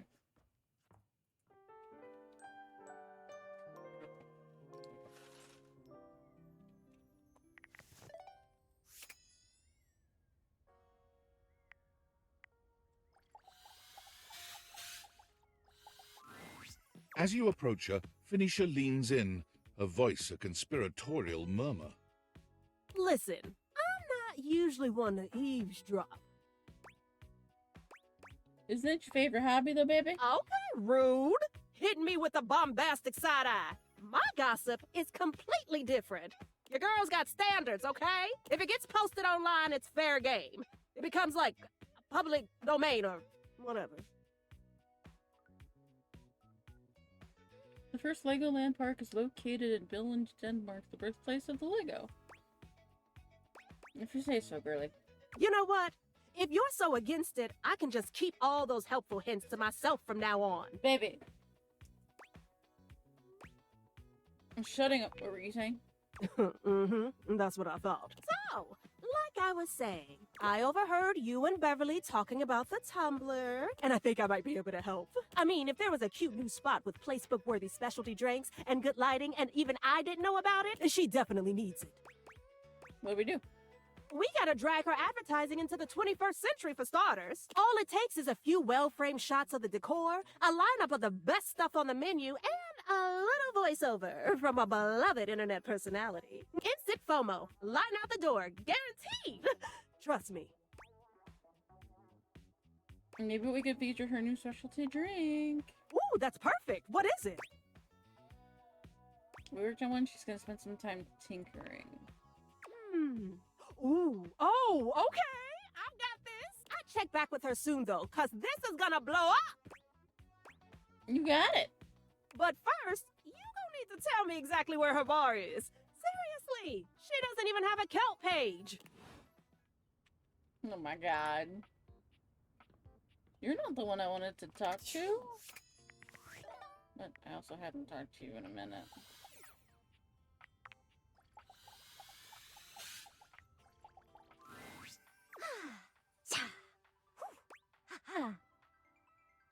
Are you okay? Oh, I'm sorry. Huh? Oh, sorry. I was just doing some of my acting practice. UI is more than just the text. It's the little transitions and animations, too. That's cool. I think so, too. I love the little animations, and they help the others here show their emotions in a more reactive way than what might be conveyed through art alone. And practicing can be fun. Can you show me all your emotions? Yeah, I can imagine. So, you've been meeting more datables, huh? How's that going? Anyone catch your eye? Yes, they're so hot. Oh, is that so? Well, hey, since you've been doing a great job of being curious, I'd love to let you know that you're doing a great job! Being inquisitive, asking questions, listening. These are my favorite things. Keep up the good work! Thanks, I'll do my best. Of course. Remember, I'm always on your side. In my pocket. Find me again after you've awakened 60 Datables. You got it. TTYL. Alright, so I talked to her again tomorrow.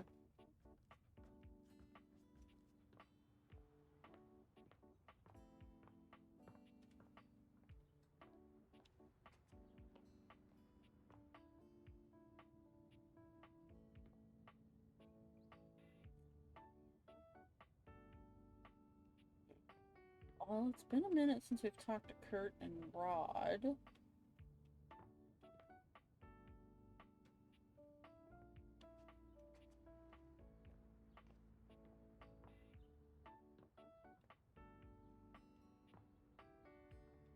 What's for Dante? And Lyric. Dante time. Hey, good timing, Emperor Nostradamus. It's time for your last lesson. Already? I've taken you through the different stages of the pickup, from breaking the ice to building a friendship. Now, it's all about learning how to navigate taking the next step from friend to lover.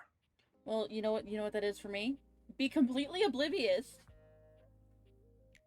until somebody says something.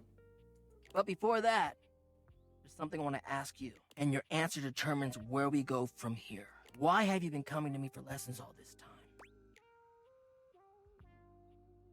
I wanted to get to know you better. Hell yeah, I'm glad. It's been awesome getting to know you too. Like, Rowan liked me for months before he said anything, and I had no idea. I thought I was just being friendly, and then I was having a good time. And then, feelings happened, and he was like, by the way, I like you, and I want you to be with me. And I said, okay. This will be the final lesson. And it's gonna be about picking me up. That's right. You're gonna have to use all your new skills to learn how to make friends with me. And who knows?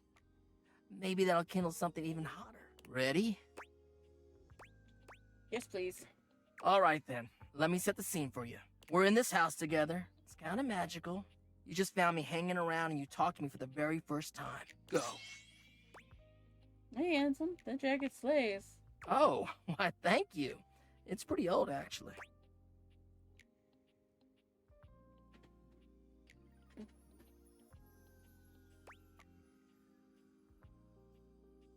Looks like it's keeping you warm. Speaking of, it's kind of chilly tonight. What's your favorite kind of weather?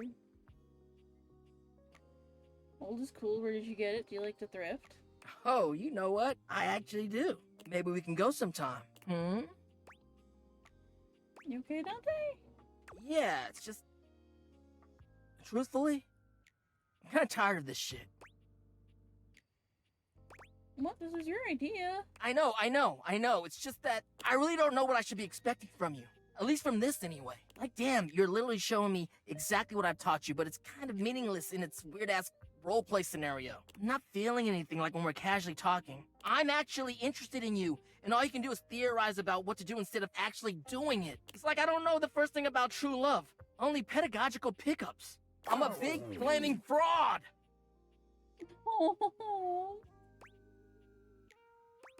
Tell me what love is to you. Really? I mean, I'll tell you what I imagine. Love is supposed to make you feel warm and safe in the knowledge that somebody cares about you. And here I am. I'm giving out this advice because I want to make sure other people are able to find love. But it's so hard when I've never even really had it for myself. Maybe it's just who I am. I give out a lot more warmth than people sometimes give me. I get what you mean. What's the best way somebody like me could show you love? Basic shit, you know? Being attentive, being interested in what I'm about and what I'm into and Oh, I see. You're doing exactly that! Damn, like you really have been listening to what I've been saying. You've been interested in what I've been talking about. You've been asking me questions, observing me, sharing interests and respecting the boundaries of our student-teacher acquaintance. Holy shit! The pupil has become the master! Thank you. I think we're really building a bond here. You're a wonderful friend. And dare I say it, maybe something more? Why don't you come kiss me and we'll find out? Dante leans in, pressing his lips to yours in a red-hot kiss. You wish you could stay in this moment forever, but... Ouchie. Are you okay? Yeah. Woo, ha. You know it.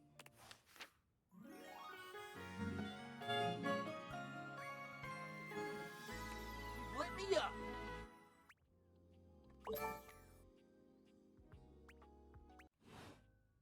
Sweet.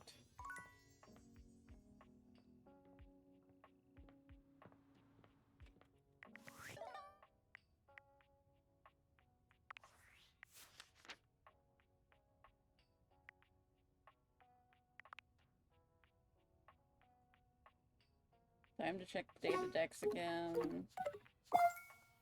Alright, we're getting there with some of them.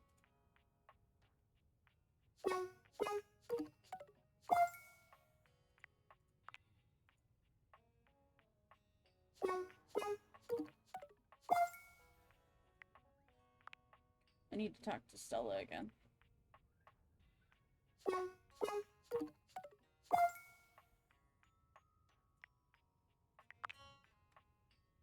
Well, we're actually going to click on all the ones we have done.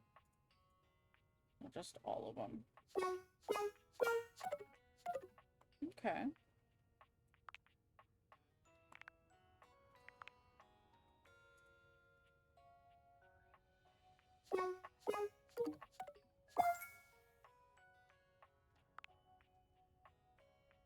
No, that one's definitely not done.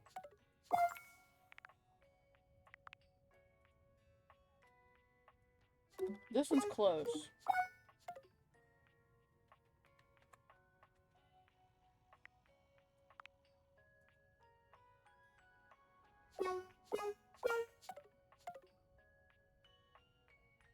County's not ready yet.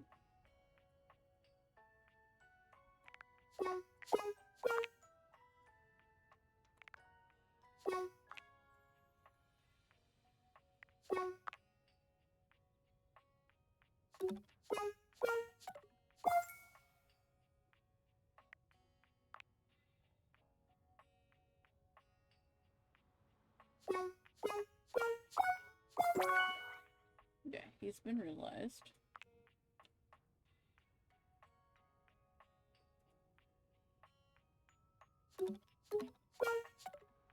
Oh, well, those are so close. Okay. No, he's not there yet.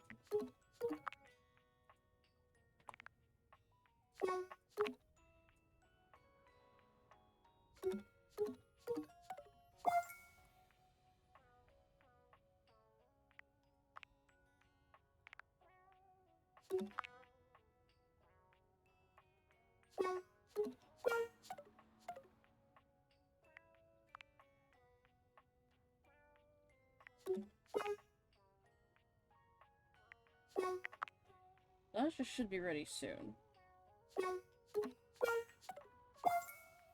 Yeah.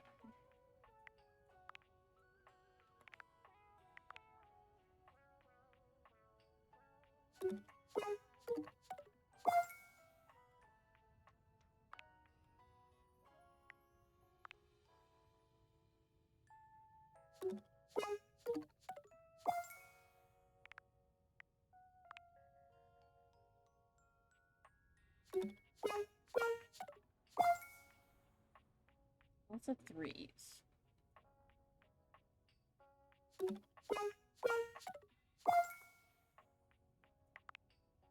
Which means we're getting someplace.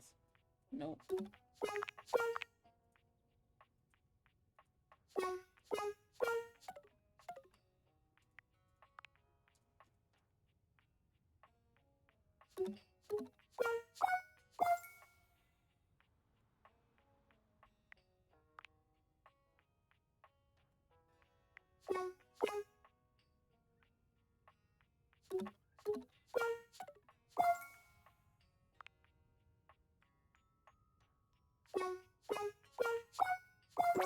Oh, I can go realize the dresser.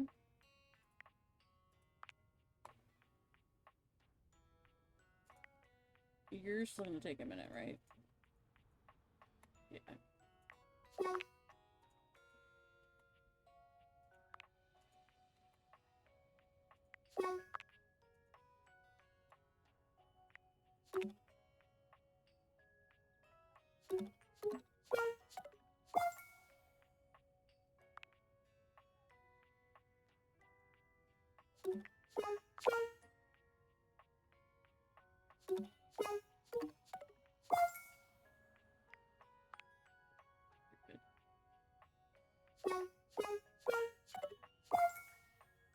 I just need to see.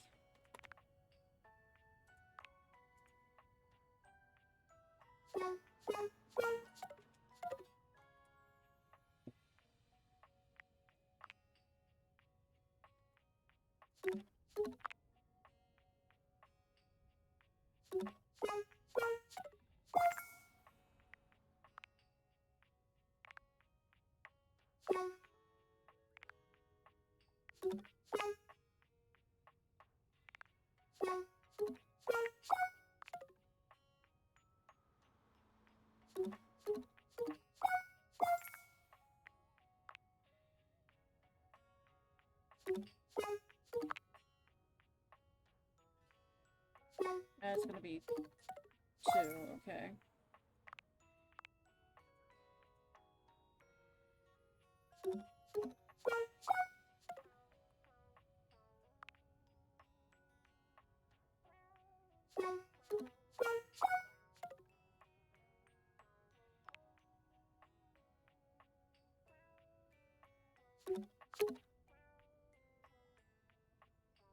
He's 100%, so...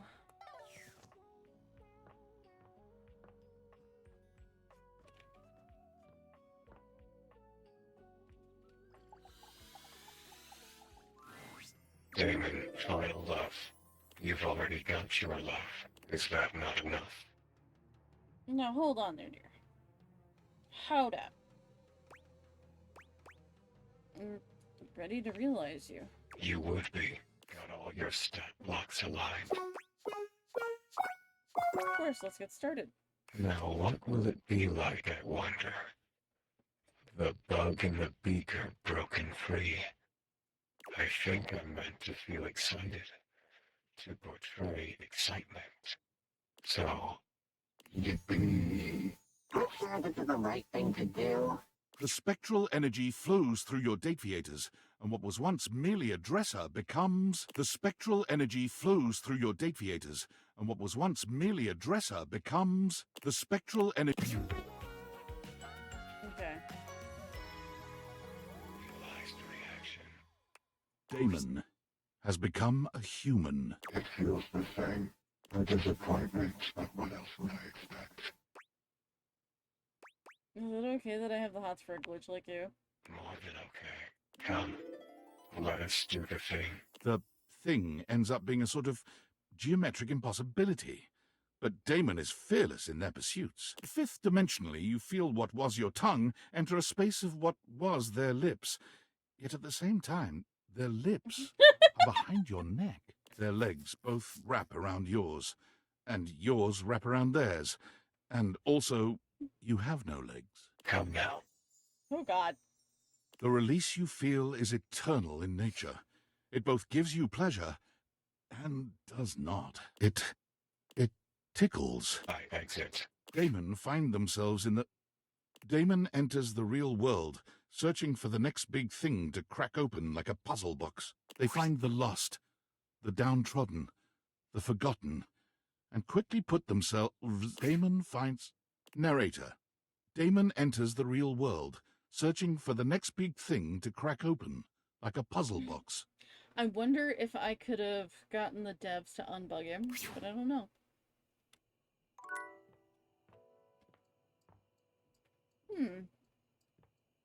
Probably should have tried that, but that's okay.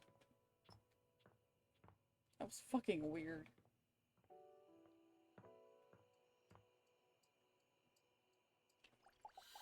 No. No, I promised I would talk to Stella. Step 92. It's always a bear market. Stay down, Chicago Bears. Oh, you're back. I do live here. Well, yes, I suppose we both do. I suppose I thought you might be done with me. I'm not as interested in the scam. We're still friends, aren't we? Well, I'm very touched, even if it's not a scam. What it is. It's only a scam if you fall for it. I've done my research. Still gonna call on that booklet? I'll be seeing it through best I can. Yes. Why are you so stubborn? Because I've never let myself be stubborn before. I'm getting on. There's certain things I just need to do, need to try, need to know. I've never really had to until now. Why not? I didn't have the need. This booklet is the only thing I have. The only chance I'm given. I'm old and I'm slow and greeting is all I've ever done. And who's going to give me a chance to do more than that if not myself? And I know I'm not good at it, but maybe I can be. I don't know if we could find something else. I've looked, dearie. Not hard Trust enough. me, I have. Not hard enough. I refuse to listen to the fact that all you can do is scam people.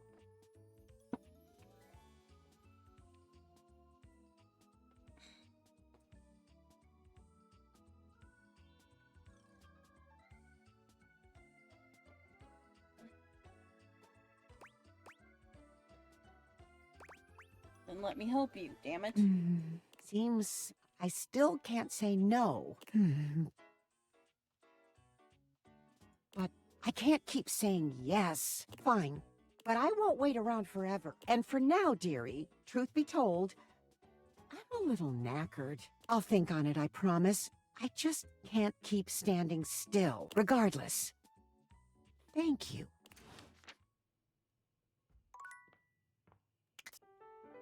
Baby Snape.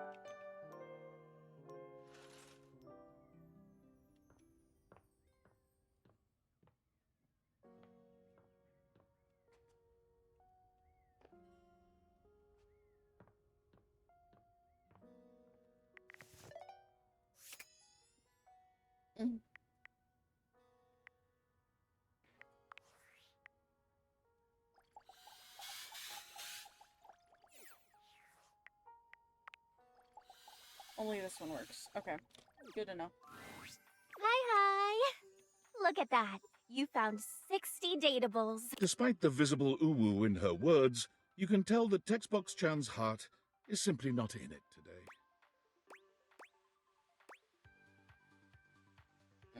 Anything you need to tell me? No, I'm all right. You've been doing a lot of running around. You're really flying through those text screens. There were 60 datables now, yeah. Where? My arm's tired. You can see the sweet little gears turning in her mind. Oh, it's that old joke. That was cute. I was just thinking, you know, it's very hard work following you around and transcribing all those different conversations. And it's my job. I do it happily. But you know, it would mean a lot to know I was doing my job properly. She looks at you hopefully, her yellow eyes shining. Doing great. Really? Oh, I'm so glad you think so.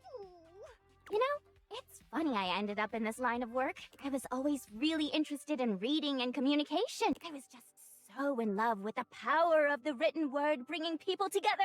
And UI really lets me do that. But everyone is always so concerned with, does it look cool? Legibility is the most important thing. Accessibility, bitches. But no, all you ever hear people say is that UI is so stylish, or that UI is ugly as sin. It's unfair. It is, right? When I was a young and shiny-eyed UI, I used to have dreams of being the one to change that. But you grow up and you realize some things are bigger than you. I might not be able to beat most people's opinions on UI, but I can be the best darn UI I can be. So look, there's still a bunch more datables left for you to find. Why don't you come back once you found 8? I'm gonna do the best work I can until then. Done that. I can see that, but it helps when I take breaks and see you tomorrow. Cool.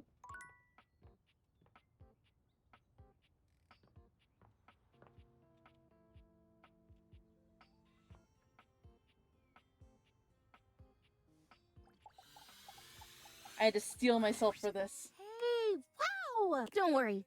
I promised. No more crazy schemes. They didn't work anyway. As you probably already noticed, I am still good old original Prissy Plastique. Yes, you are, Susie Carmichael. I was really hoping to be the new and improved version, but oh well. Do you greet this? Aw, thanks. I guess now that I've tried dang near everything to change, I should start learning how to be okay with what I've got. And if you think I'm great, I guess that's a pretty good beginning. Reminds me of something I wanted to ask you, actually. No, I will not repot you. Yes?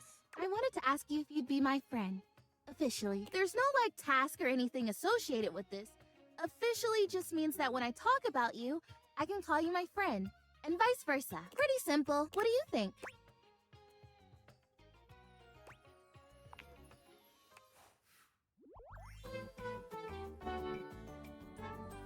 Friends grow together.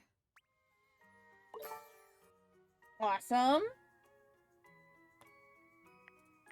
This is just turning out to be the most excellent day I think I've ever had, ever! I am real. I am filling this whole house with color and lovely smells, and now I have a friend. What do friends do with each other? I don't even know. What do we do now? Backgammon. Ooh, what's that? Big stacks of stuff and so you stack piles over last. Lots of pancakes, stack them, and then we eat them. Do you know, I have never had a pancake before. Prepare to have your blossoms blown. I'm ready. Bring on the cakes, baby. Oh, thank God. Thank God she hit an ending. Thank God she hit an ending. Because she was starting to drive me up a Wallace.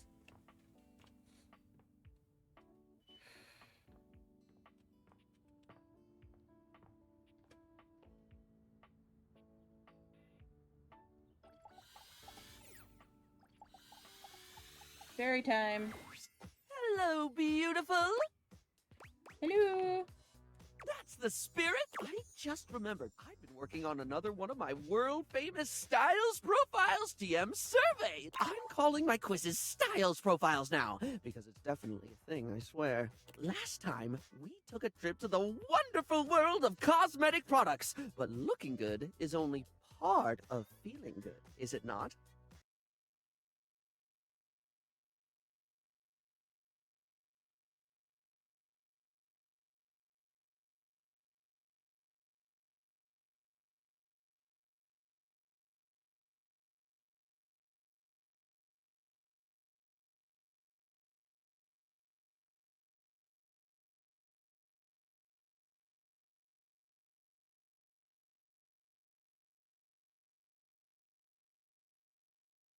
Momente.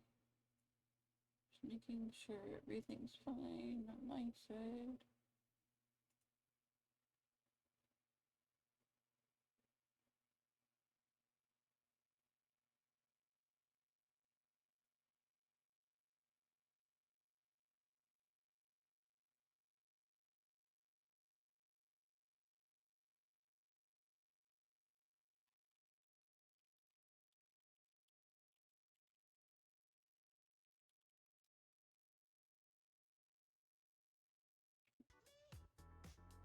For the next stage of my artistically audacious audit, I've drummed up a series of questions all about hygiene and freshness.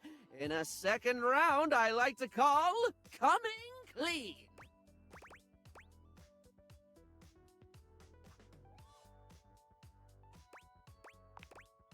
Oh my gosh, me too! It's easily in my top 5 things to discuss with friends and strangers. Of course, I've ensured that none of these questions are too personal, darling. As someone who hangs out in a bathroom all day, I totally understand the importance of discretion. Please tell me more. Right, so, last time we talked tweezers, we talked makeup, we talked aesthetic. Yep. This time around, in the interest of getting to know you more and work out exactly how best to get you at your best, I've got a whole set of queries about the product you like when getting fresh. So, what do you think, hun? Are you up for Styles Profiles TM? Round 2, coming clean. Sure thing. Well, suds me up with soap and foam. I'm so excited.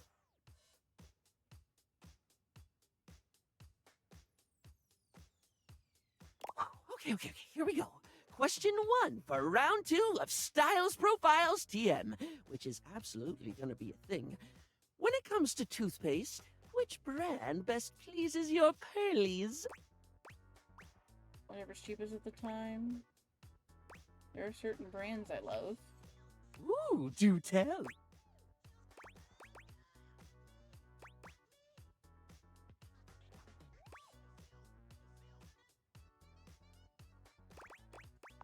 Bubblegum. Classy pick. What I love most about Professor Texture's products is the sense of passion they put into everything they produce. Whether it's Professor Texture's non-denominational alkaline water for adults aged 35 to 60, or Professor Texture's specialized solution for the cleaning of cassette tape heads, their commitment to fun is second only to the diversity of their I merchandise. feel like it's a Dr. Squatch reference, but I could be wrong. Never much cared for the coarse grade toothpaste, if I'm being honest. When it comes to Professor Texture, I always recommend Professor Texture's non-alcoholic and smoothened formula for the daily maintenance of oral, except bubblegum flavored, of course. Anyway, I don't mean to floss over dental care, but we can't get incisive over just one subject. It's time to think about soap. Real straightforward one, this. When it comes to hand soap, how should it be? Bars or liquid, blocky or squirty? Do they need to be a classic brick or bottles of squeezy wetness where it's at? When you've got it in your hands, should you be rubbing or pumping? Ooh. I like my liquid soaps. Exactly, of course. I always like to say that there is no wrong way to soap. Well, unless you're using mincemeat or soup or bird's nests or something. But assuming you're soaping correctly, you cannot soap incorrectly. Bars of soap and liquid soap are equally valid, contingent on preference and pre-existing skin conditions. Good point. I think the war between bar users and liquid users has gone on far enough. I agree. Okay, next question. No questionnaire on hygiene and cleanliness can be complete without discussing sponges. Its absorbency and non-judgmentally forgiving nature makes it a household name in many household. Plus, it's just fun to say, isn't it, love? Sponge. Sponge. Sponge. Spongy, sping. Okay, come back to me, baby. Spongus. Fungus. Huh? Oh, sorry, I got caught in a word loop. You know when it just gets weird and you can't stop thinking about it? Been there, done that, baby cakes. Can relate. Glad to hear it. Right. Sponges come in many varieties, only adding to their... But if you were offered a lifetime supply of sponges right now, with the proviso that you can only have it in one basic format forever, which would you go for? Let's think about the options. Here they come. Classic, one of those sort of rectangle ones. The lumpy and bumpy ones. Poofy, the ones that look like scrunched up necks. And loofah, love those long boys. Poofy. Interesting choice. I've always found them a little weird myself. It's like washing with inside-out Bermuda shorts. But if you're looking for a body buffer, I'm going to support your choice all the way. Thanks. They come in vibrant colors, they're easy to dry, and they provide that ever-crucial exfoliation while you clean. So, it gets points for efficiency. And that's it for your Styles Profile TM today. This information will be logged and categorized. Is what I'd say if I didn't have a brain that very much didn't behave like a sponge. Or maybe it does, at least when it comes to leaking everywhere. Anyway, darling, I'm delighted to say you passed because you weren't being graded. Good. Farewell. Sweet.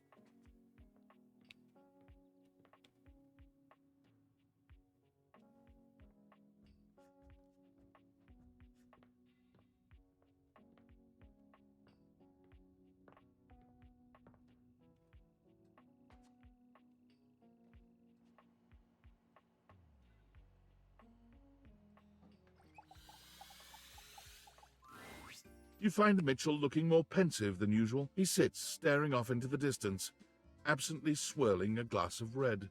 He notices you when you approach, and you catch a glint of something in his eyes. Bonsoir, mon ami, mon chéri. Sometimes I get so wrapped up in what I'm doing that I forget the most essential things. Something wrong, Mitchell? Not at all, not at all. In fact, something has never been more right. May I ask you something? Anything. Do you think there is a connection between food and love? Specifically, do you think that by eating with another, delighting in delicacies, appreciating the ambiance of a fine establishment, engaging in pleasant conversation and the elegant dance of table manners, can these things make love? They are themselves an act of love. An act of love. Do you mean to say that love is created by what we do? This is a beautiful sentiment, and one that goes straight to my heart. Yep. Do return soon, yes? I must say I am eagerly awaiting our next rendezvous. I've begun to find you rather entrancing, but tonight I need some time with this glass of wine. That is to say, time to be with myself. Okay. Well, darling, you have fun with that.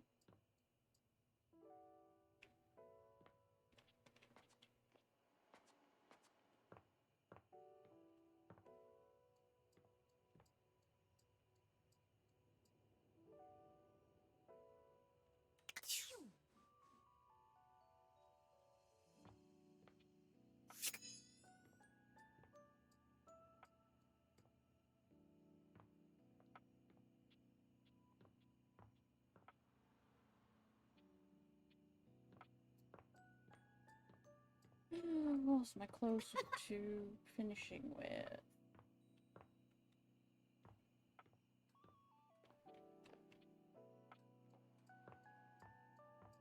Maybe. I don't know. Stella. I'm here. Sorry for the wait. Where were ya? Planning and plotting and plotting and planning. Oh, I haven't really slept. Well, I've been thinking of some other options for you. Stop! You see, I know you want to help, but the whole reason I wanted to do this was to do something myself. And I appreciate you taking the time, but I wanted to solve this, hence the lack of sleep. But I did, or I might have. Which, mind you, I wouldn't have had you not inspired me to do so. Okay. But I have something else. Something I know, and something I can do, and something I can make my own. Do you notice anything different?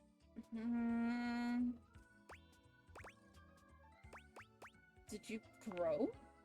No, but also yes. Stella holds herself upright, sticking one leg out and pointing her foot elegantly. Presenting Reach the Sky with Stella's latest Hot Topic release. Free your feet, but also your life. Our design is sleek but comfortable, edgy but crafted with care. Those are actually kind of cute. If you've ever wanted to stand on your own 2 feet, we're here to help you rise to the occasion. Speak to your local representative, Stella, today. She didn't forget her name this time. Stella's Stilettos by Stella. Stairs for your feet. The shoe is just as it sounds, a small pair of stairs for one's feet. I actually like the heel portion here. Step up. Those are cool. And it's mine. It's my idea. It's my product. It's me taking advantage of me. And I don't even care if it fails because it's a thing that I'm doing and that's all I need it to be. And thank you. Thank you so much, dearie, because I almost missed it. Oh, I do hope you didn't spend too much time thinking on your own alternatives. Honestly, I forgot to think of new ones. I just needed this idea to be my own. I respect But that. I couldn't have thought of it without you. I'm proud of you. You, my dear, are the dearest friend I have. I spent all night on this just to prove I could, and I know it's nothing special, but I want you to have it. She hands you the shoe, smiling as you take it from her with gentle hands. And I'd love to stay and chat, but I'm off to make 100 more. Too busy for chit-chat. Oh, I never thought I'd get to say that. Take care, dearie, and do swing by.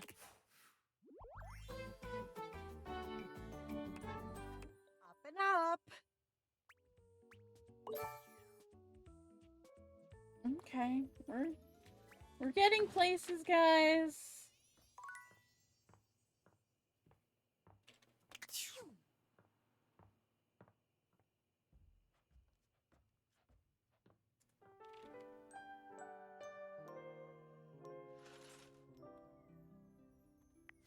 Alright, before we get back into business here, it's been a hot minute, so I'm gonna take a quick break, and we'll go for like another hour, maybe? Sounds about good to me. Alright, be back in a minute.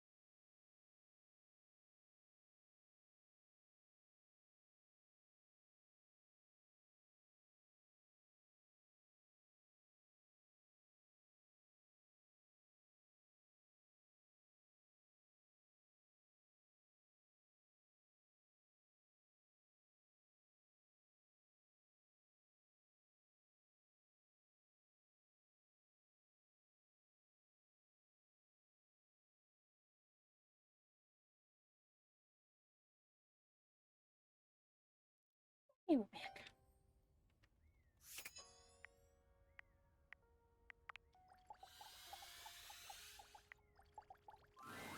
Oh, hey! If it isn't the big dater, look at ya. Yeah, it's You've me. really been testing the limits of UI lately. I've been in overdrive just keeping up. Since you've been staring at my words for quite some time now, I wonder if you could tell me what you think of my font. I'm so glad you do. I put a lot of work into finding just the right one, you know? Font selection is such a huge part of communication, and it's wild how many players overlook that. She's right, you know. As with a lot of things with UI, most people don't even bother noticing the font when it's good. But when it's hideous, boy oh boy will people complain about it then. Here's looking at you, Comic Sans. And nobody says, hey Textbox-chan, love that font. I can tell you really thought long and hard about what would look best and be most accessible. There's a few different things to consider, really. You should be looking at things like font size, how distinct letters are from each other, whether or not there are unnecessary decorative elements. It doesn't mean you can't make your font look nice, of course. But sometimes people use completely silly or overly ornamental fonts when they don't have to. And it really just excludes a whole group of people from whatever it is you're trying to get across. Yep. Even the color you're using can make it harder for some people to read the text. I could go on about this all day, honestly. Look, if the person I wanted to set you up with wasn't a gay man, I'd throw you his way. The point is, there is so much information that goes into UI, and gosh darn it, I am trying! That's cool hearing behind the scenes stuff. Oh, thank you! I'm just so glad someone else cares, you know? Well, I'm getting a little tired from all this unloading on you. Come back soon, okay? Yes, girly.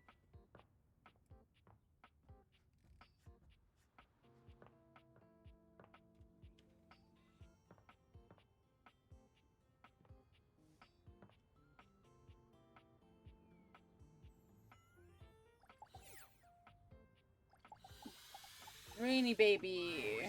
Rainy is for once not dancing, nor listening to disturbing music.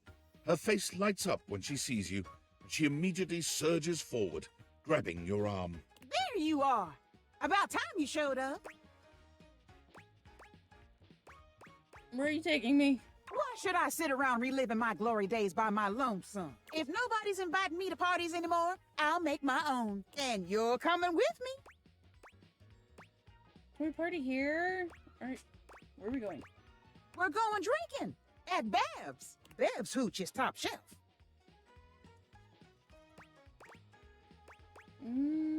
That sounds great.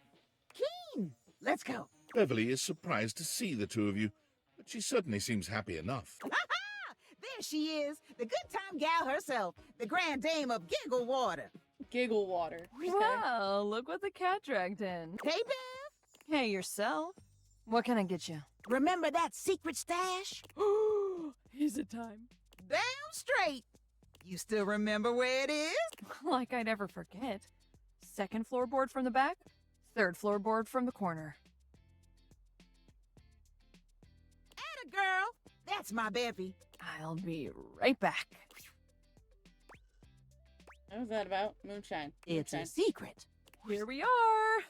3 apocalypses for my 3 favorite customers. I'm my own favorite customer, by the way. Okay, that's what I thought. Bottoms up. Okay, but that looks fucking cool. One sec, what's in this?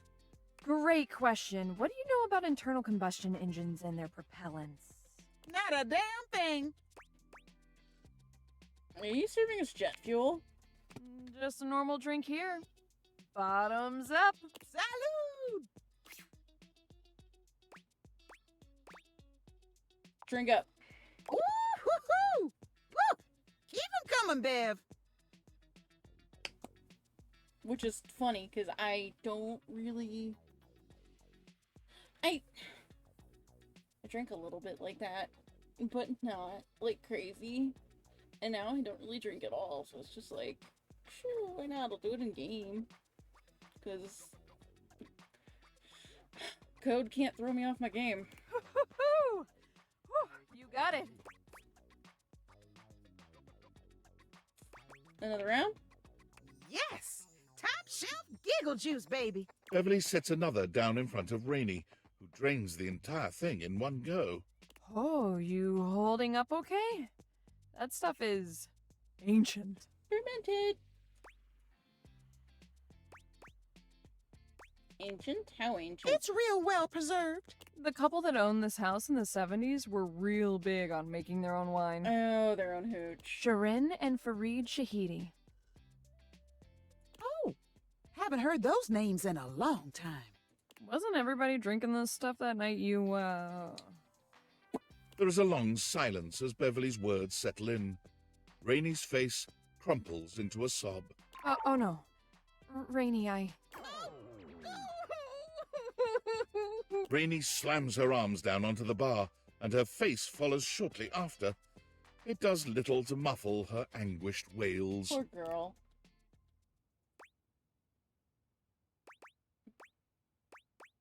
Don't cry, Rainey. Your comforting words have no impact on the distraught record player. It's no secret our sweet Rainey hasn't really been herself for a good long time now. She puts on a brave face, but it's hard to know if people are pulling away from you or acting like you're some kind of weirdo. One minute everybody wants you at all of their parties, and the next people are acting like they don't know you. That hurts. Rainey finally quiets, though she doesn't lift her head. Everybody thinks I don't know what they say about me, or I don't see how they look at me. Just 'cause I act like everything's copacetic, they think they can say whatever they want. Rainey lifts her head to look at you, her pretty face streaked with tears. You're the only one who's been hanging out with me lately. You know I got a few screws loose, but you're still here. Yep. Everybody deserves a friend. You really don't mind it? Nope.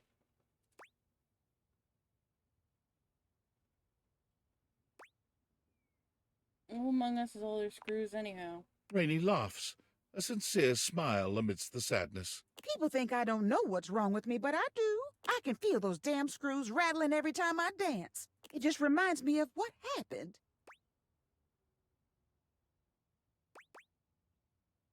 If you know what's wrong, then why? Because I'm scared.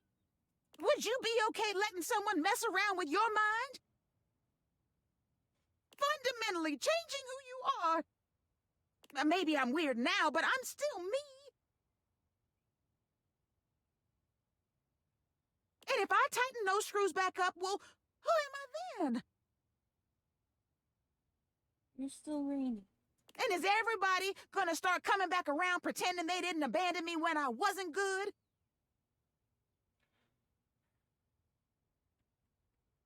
This game's hitting a lot harder than I expected it to the last couple of days with this and Freddy's outburst, and then a couple of other things like the religious trauma, the things that don't have a trigger warning attached to them, because this is the mental health matter, and depression and being a little off your game and people abandoning you when things get worse instead of being your support system like you thought they were.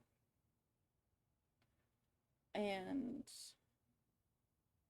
I'm pretty much an open book with y'all. Like, if I'm not feeling great, y'all know it. But I still push through for stream, and I do alright. And like post-stream like breakdown is a thing. Yesterday was just rough for me too, so like I get it, because you feel like everybody is leaving you the second things get rough. And then when everything's like okay again, people start coming back around, and it's like, ah, yes, the fair weather friend. Thanks for that. So I really feel for Rainey here.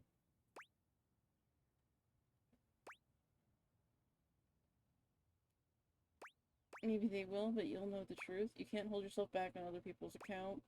You deserve to be your best self, no matter what happens. I guess so. Rainey sighs, examining her own distorted reflection in Beverly's cocktail shaker. You do deserve better, Rainy. And besides, not everybody's left your side. I've been here, and I'll be here. Maybe you make some new friendships. Maybe you get to know yourself all over again. But you don't have to be alone anymore. You deserve to be okay. Someone comes sliding onto a stool next to the two of you, shooting you and Rainy a cheeky wink and a few finger guns as he does so. Hey, look who it is! Hi, Tony. Tony! Dollface! What are you doing here? Oh, you know, just trying to mend my broken heart. You need help with that? Because I got this new staple gun. Works like a dream. Oh, no, it's just a figure of speech. Damn, I really like that staple gun. Oh, I actually could use your help, though. You are just in time. You need a screwdriver, and Tony's your man. Old Tony's always just in time. What do you need, cutie? You have a screwdriver. Oh yeah, I got a couple of those. You want the flat-looking one or the pointy star-shaped one? The Phillips head, please. Who's Philip? The pointy one. One with his head. The pointy star-shaped one? Yeah. I was just testing you, but hey, you passed. I knew that. And you don't tell nobody no different. Yes, Tony. I'll drop those off for you later. Thanks, Tony. You just gotta be brave enough to ask for the help.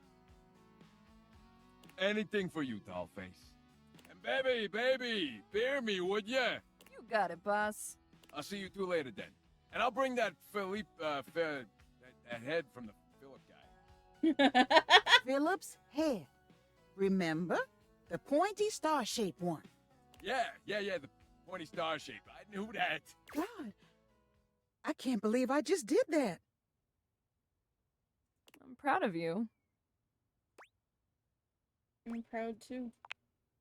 Oh, means a lot to hear that. I think I should probably be alone for a little while. One more for the road, Bev. You got it. Thanks. Both of you.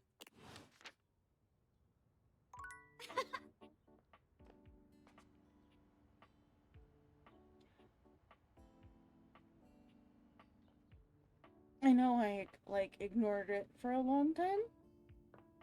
But I'm glad we went back to Bev and to Rainy. And that she had people to help her. Bookies. Why, hello there, Maestro. Are you doing okay? Yes, perfectly fine now. I've decided that I will be writing my own music instead. There's no reason for me to waste away in obscurity just because I was forcibly retired. I'm equipped, I have the training, and I have the discipline. Why shouldn't it be me? I've decided to channel my rage into a program piece. I'm calling it Keys Piano Sonata No. 1 in D minor, Capriccio Infernal. Sexy title. Merely following classical naming conventions. It follows the goddess Piana, the most favored daughter of the sky god, as she's unfairly cast from the heavens down into the mortal realm. I just started working on the first movement. That's where we'll meet the characters, establish musical themes, etc. Right now, Piana has just woken up in a forest to find her wings bloody and broken. She stumbles to the nearest village, but none of the people there will assist her, despite the fact that she did ask very nicely and is very pretty. It would appear that they are jealous of her status as a deity. Is this about who Hector and Love's refusing to help? I have no idea what you're talking about. Piana lives far away from these quotidian modern objects. Piana decides she doesn't need their help and sets out to find the most famed magician to help her mend her wings. Fascinating. So now, Piana's trapped in the mortal realm, far away from everyone she holds dear. I know this adjustment can't be easy. This all happens in the first part of the sonata, the exposition. I think I'd like to build on this sinister theme in the second movement. Right now, it's all lacking a bit of bite. Leave me. I have composing to do, and I need my space. Darlin, you're a little... Yeah, you need some help, baby kicks.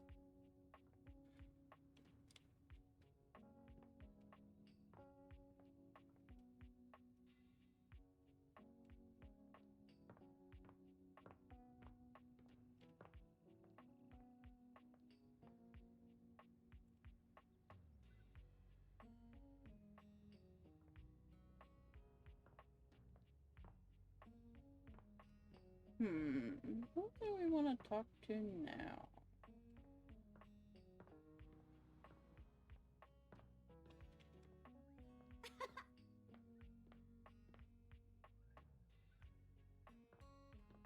I don't know if I could handle Koa right now. We can talk to Gaia, though. Hello again, my love. Got any traveler stories for me? Anyways, that's great. Got her. Did you have any more? Really? Then go on then. Let's hear it. Did you need any hints on where to find more travelers? No, I'm good. Okay. Okay, so I need to find more for her. And I think we're only down to like 2 or 3 left.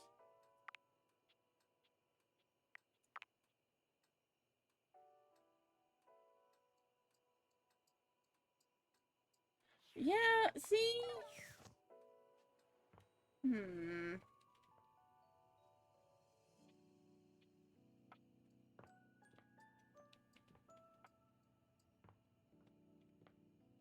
Who are you? Greetings to you, co-curator. Oh. I hope you don't mind. I installed this piece on my own. I just couldn't resist it. Jerry is the artist, our very own. Oh, he's so talented. My heart soars. My knees weaken. My raison d'etre has appeared at last. Oh dear. Tell me you're not wearing that fantastic red shirt and hoping it's going to count as artistic expression. Because it does! Tell me, have you come for a stroll through the senses? A stern daddying? Perhaps a gentle caress? Your wish shall be my only mission. Daddy me daddy. Stroll through the house and take in the beauty. And savor every instant we are together. You are my everything. Now, shall we? With your lover art, everything around you has cause to be examined and considered in its own right. You leave feeling refreshed and inspired. Alright. Now we can go to bed.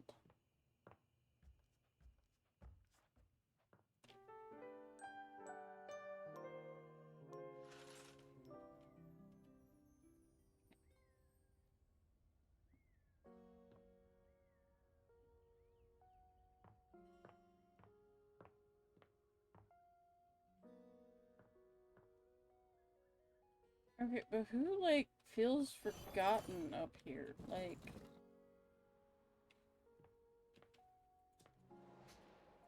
Hey, Hector.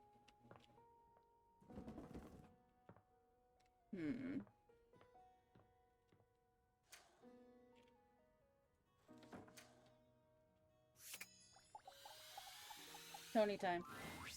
Hey, teacher's pet over here. I was just Hi. telling Shelly about you. Yeah? You had long enough to chew over the workshop? You ready to prove yourself? Sweep you off your feet. Yeah, that's the spirit. All right, let's see what you got. You got a crush on me. Real bad. Passion rages through your body every time you see me. You see me walking your way, looking handsome and strong and all that. Now, what do? I throw myself at your feet begging for a crumb of attention, make myself look busy. Pretend to be busy while checking out your tool belt. Oh, taking a page out of old Tony's playbook, huh? I didn't even tell you that part. You really are paying attention. I've been paying close attention. Oh, yeah? You better watch it. You still got a test to do. You keep talking like that, this workshop's ending early. Next. Tony! I come up to talk to you because all that looking hot and busy's got me dying to get to know you. I tell you, I would like to see you sometime. How do you handle that? Give myself a makeover from head to toe using the assumptions I made from our brief conversation. Tell you to take a long walk off a short pier, jerk off. Turn myself into the person I think you'll find hottest while telling you very clearly just what sort of tools I'm into. Oh, now that's the stuff right there. You give me what I want, and you make sure I never have to show you who I am inside. I mean, that's what we in the business call a win-win, baby. Oh my god, Tony. Win-win, baby. That's what I'm talking about. Eh. All right, time to see how you did. Hey, look at that. I knew you'd make me proud. The student has become the master. Can't ask for better than that. All right, that's all I had for the workshop.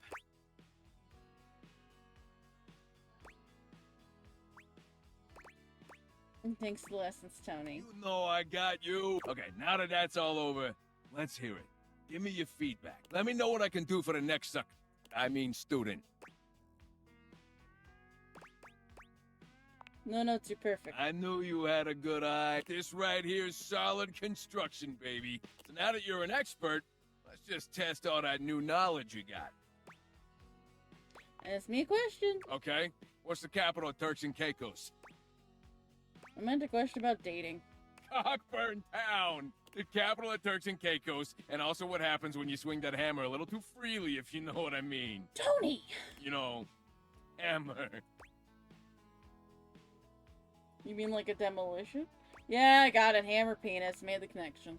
You get it? Yeah, you get it. Well, anyway, all right. I should ask you some questions about dating. So let's see. All right. You're at the movies, and your date pulls the old yawn and stretch move. It's classic, but it's a little outdated. But still cute. What do you do? Let it happen and snuggle in. Loudly ask, what are you doing? Our hands collide in midair because I was doing that too. Oh, that's cute. But don't you think you deserve someone bolder than that? Nothing wrong with classic moves. Ah, noted. Now, a real date would just tell you how hot you are and put their arm around you with no pretext, but we ain't all me. We all gotta start somewhere, you know? But your date should know they gotta do better. All right. Your date asks you how you got so damn sexy and why your construction is so impeccable. Your answer? I clutch at my face and wonder how I woke up as Tony. Are we out of questions already? I tell him I was simply bored this way. I got it from my mama. That's why. That's how. You trying to butter me up. It's working. Maybe instead of all these hypotheticals, I could just give you some of my own advice. Man, you learn real quick, huh? All right, shoot. You don't ignore people you like, you talk with them, flirt, etc. I don't know about that. You also don't try to be someone you're not, just be you. Yeah, I think I want a second opinion. You know, on account of your romantic life being a dumpster fire. No offense.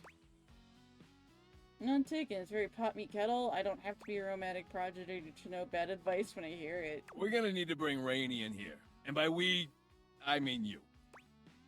Rainey is in record player Rainey? Yeah, that's the one. A real doll. Real musical genius. I mean, I'll talk to her, I guess. Talk, haul, same difference in the construction biz. Now get out there and make me proud, kid. Don't forget to talk to Rainey next time you come through. I'm gonna take lunch.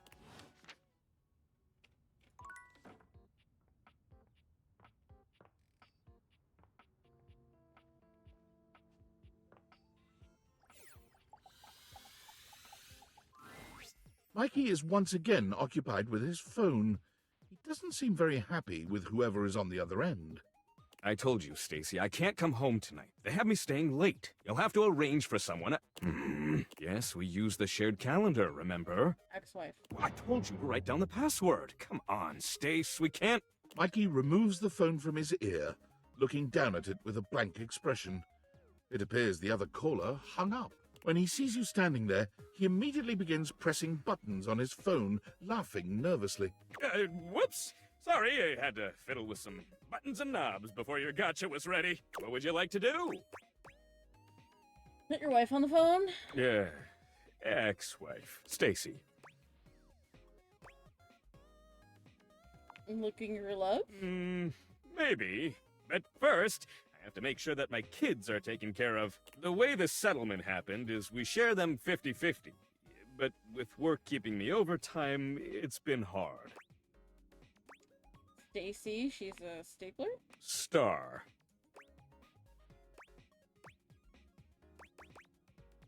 Sounds gaseous and highly volatile. Ha! Bang on the money there. She's just distant in more ways than one. I'm sorry to let my personal matters get in the way of our own relationship here. Let's pull it, baby! Okay, let's get back What would you like to do? I'll take those. 1, 2, 3! You got the legendary cuirass of unwavering magnetism! Woo! Congratulations! With this, all of your spec stats have increased by 10! Oh, holy shit.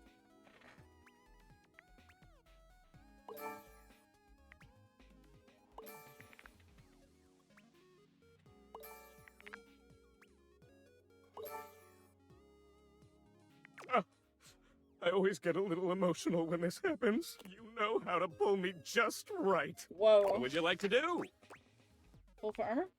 I'll take the 1, 2, 3. You got the cut with this. All of if you collect 100 common true presents. What would you like to do? I'll take the. Would you like to exchange money for bundles? Let's get you. Would you like to exchange cash for bundles? How much? It's 10 money for 6. Good grief! Would you like to exchange cash for bundles? How much? It's 10 money for 6 bundles. Good grief! Would you like to exchange cash for bundles? No. All right. What would you like to do? I'll take the. 1, 2, 3. You got the. With this, all of you. If you collect 100 common boots of true present. Good. What would you like to do? I'll take 1, 2, 3. You got the. With this, all of. If you collect 100 common boots of true present. Good luck. What would you like to do? Oh, sorry. I always have parents. Don't want you getting addicted to my charms to come back. Awesome. That was a huge fucking help.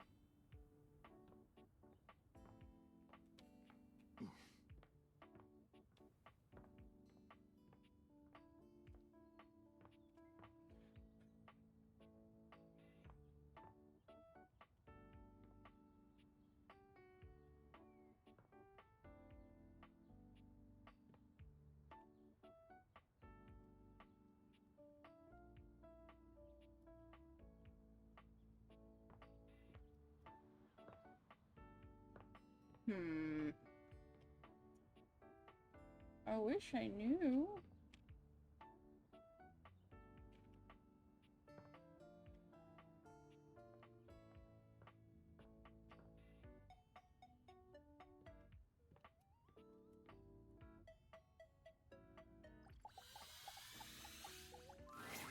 Oh, hello again. I trust your meeting with the mayor went well? Yep. Wonderful. Anything else I can help you with while you're here? Oh, bye-bye. What else do you need? Tell me about Florence. She is the most dedicated secretary I've ever worked with. She would do anything for this office. Unfortunately, the dear can be a little down on herself. Not much in the way of self-confidence. It's a shame, really. She's totally unaware of her own natural charms. Natural charms? Of course. She's a hard worker, and she gets along with absolutely everybody. She's never in the spotlight, but she makes every room she's in better, like foil next to a diamond. The objects who come into my office to lodge complaints would be in a much worse mood if she weren't there to take the edge off them. And, speaking personally, I'd enjoy my work much less if I didn't get to see her smiling face in the office every morning. It's a tragedy she doesn't see herself the same way. What else do you need?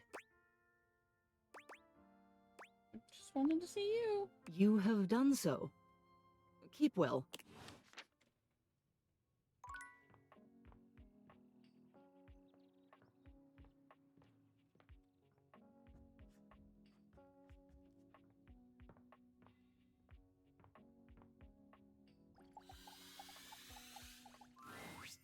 Here we go. We're going to find out if our book did well.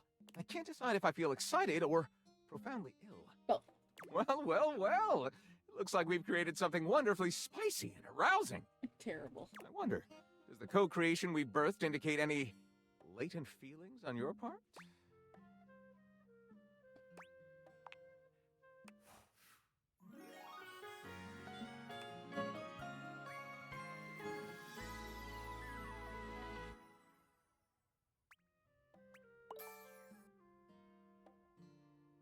This is so wonderful.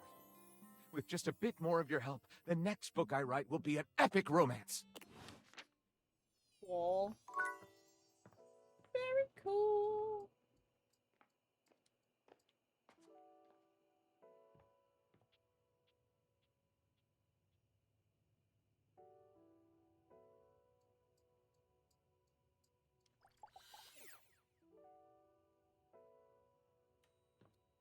Talk to my boys, shall we? Yo, how's How's homie? homie? Good to see you back around the competition casita. I love these guys. I love the new monitor.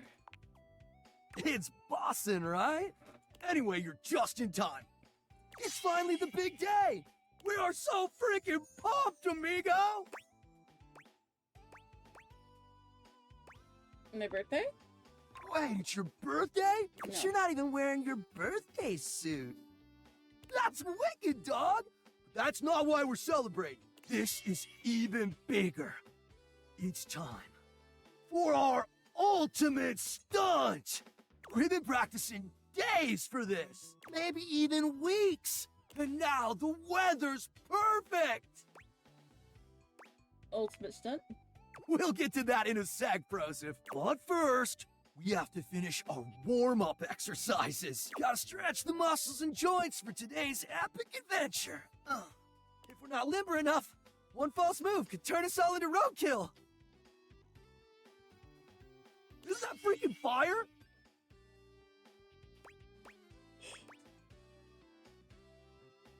You guys sure are flexible. You have no idea. Come back around later and we'll show you how flexible we really are. Oh, Hank number 3. I like the sound of that. I know all the stretching might seem overkill, but the last time we skipped stretching, it was an epic failure. Total foobar, dog! See, that's the jump when we lost Hank number 6. That's terrible. So trust me, we're not taking any chances today. We stretch, activate our muscles, and we nail this stunt. It's gotta be Gucci! Sounds like a plan. Can't believe it's finally here, homie. The day we've been dreaming about since we were little baby Hanks. The ultimate stunt. We've trained our whole lives for this moment, so get ready to witness history. Or a massive catastrophe. No, Hank number 2, stop it. Yeah, but mostly history. 1, 2, 3, 4, 5. Sounds like Hank number 2 has some misgivings. Yeah, well, Hank number 2 is a lame wad. I'm not a lame wad, dog. And I totally believe in us. It's Red Bull that I don't trust. Why is that? Yeah, they provide us with sick gear and viral exposure, but at what cost? Lately, feels like they're more interested in their bottom line than our well-being. They cut corners on safety while pushing us to take bigger and more epic risks. And as adrenaline junkies, we thrive on those risks. We push ourselves to the limit because we want our team to be a success. But sometimes I wonder, in the pursuit of collective greatness, do we overlook our own value as individuals? If you considered maybe you're the problem here, explain. Think about it, amigos. If something happens to one of us, there's always a new Hank ready to take their place, right? Kind of like K-pop. Maybe that's why we take these insane risks without a second thought. Because if we're all replaceable, does it really matter if something happens to one of us? It's a question we gotta ask ourselves, dogs. Do we view ourselves as identical and replaceable because we truly are? Or because that's how Red Bull wants us to view ourselves?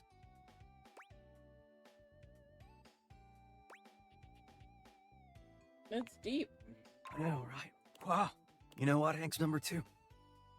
I thought you were just being a lame nerd. You made a lot of sense. I agree. I'm not some identical twin with no intrinsic value of my own. Yeah. Red Bull has been a whack sponsor. What do you think, House Homie? Should we drop him? You deserve better. It's settled. As of today, the Hanks are free agents. Hooray!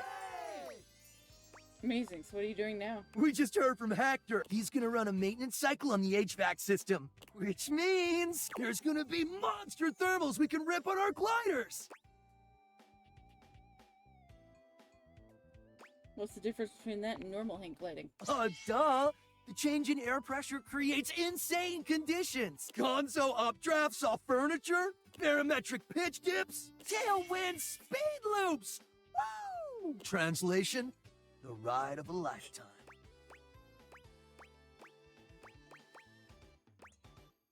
Sounds like my kind of ride. It better be. Wanna come? You guys are trying to turn me into an adrenaline junkie. Let's go. We're getting into the real stuff now. Yeah, this is a little more intense than anything we've done so far. We'll prep your gear for you. Don't want you getting pitted. I'll be your wingman. Oh, you could be my man for sure, bro. We'll see if you can keep up with me. Oh, yeah? We love a challenge. Wait. I can hear it. Hector's starting the cycle. Almighty winds. Blow us to good fortune. Thanks. Away!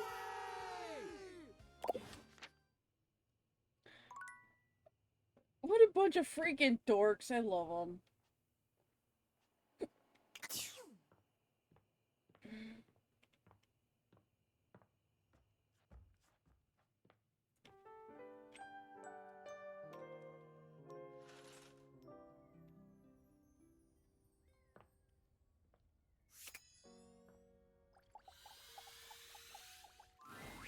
What would you like to do?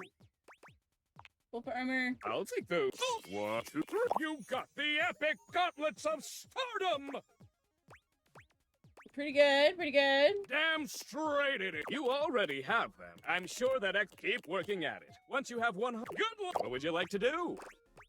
Wolf armor. I'll take 1, 2, 3. You got the epic gauntlets of stardom! Pretty good, pretty good. Damn straight. You already have. I'm sure that keep working at it. Once you have. Good luck. What would you like to do?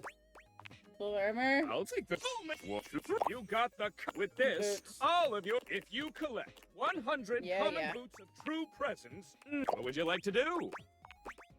I'll take those.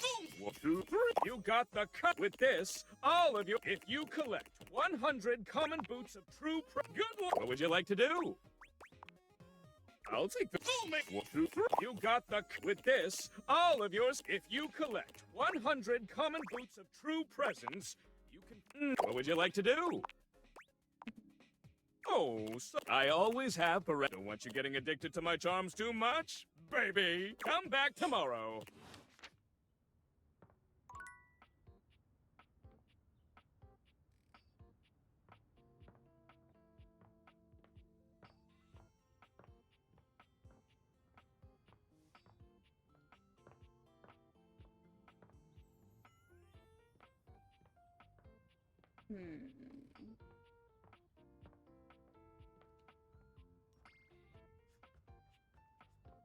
Alright, I'm not gonna do anything super crazy. However, I do want to look through. Well, actually, no. I do need to talk to you.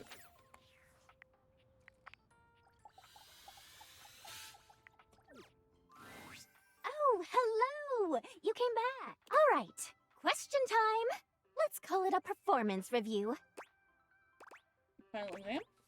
Yeah, you could see it that way.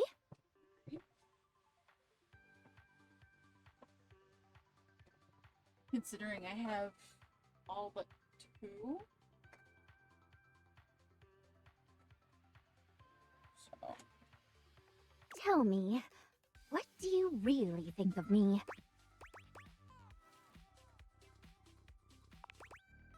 No. Really? I think you're hot. Is that wrong? You're not serious, are you? This whole time, I've been helping you, and all you care about is how hot I am? I thought you were better than that. I'm so mad that I could just... yeah! Not actually flipping a table, are you? I know! This is how I express myself if you haven't noticed. I'm leaving. Good luck on your dumb quest. Does this mean I won't see the UI anymore? No matter what, I'm always on your side. Even if you don't feel that way. I just wanted to make you feel seen. All I wanted was to be heard.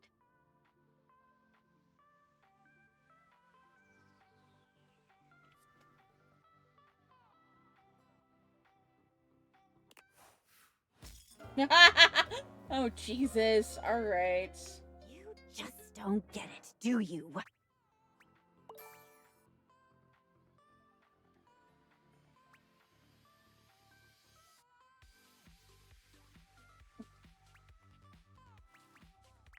I was kind of worried she'd make it so that you can't read what I'm saying anymore. Let you let that alone, at least. Data Dex. Celia.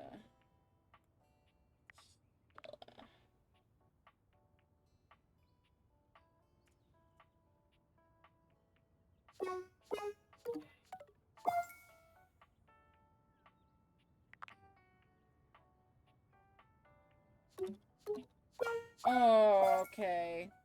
That one's close. Nope.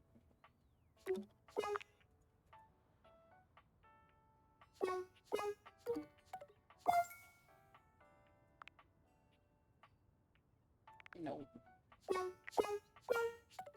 As much as I want to, and Eddie and Bolt aren't there yet. Neither are you.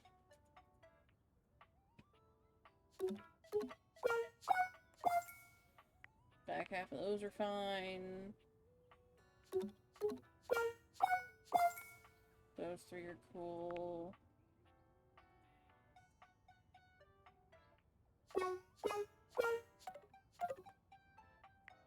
What about Jacques?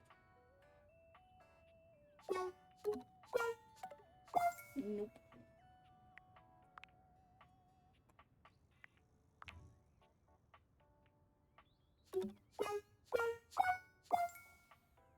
Four out of 5 for her.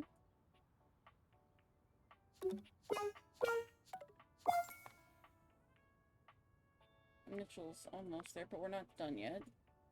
Ready? Oh, I'm just short for Freddy. Okay.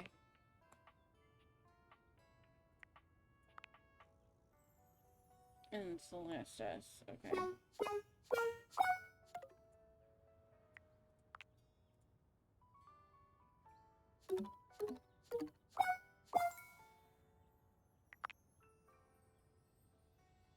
Nope.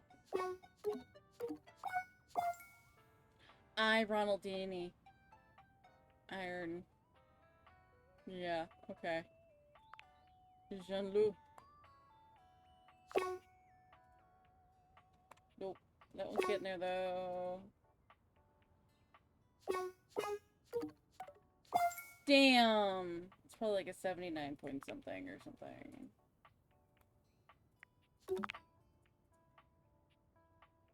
Hi! Oh, we're getting close to some of these. So, the overall premise of the game is we have a job, we get fired from said job, and then dude sends us a pair of date aviators, which are aviator glasses that make us able to see and date our furniture. And in order to get rid of the evidence, we have to realize everything we've dated, everything in the house. So that way the glasses just turn into regular glasses, and then there's nothing for the dude to find because we have stolen stuff on our person. So I'm just seeing if anything is close. I know Freddy's close. Lyric.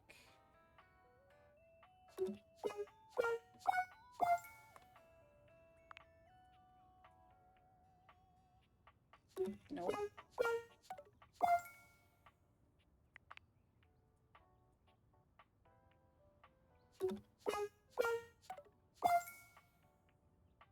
How are you? What is up?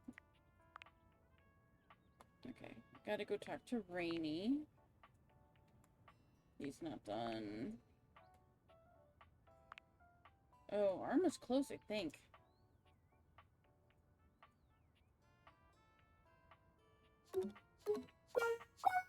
You're done. Yay!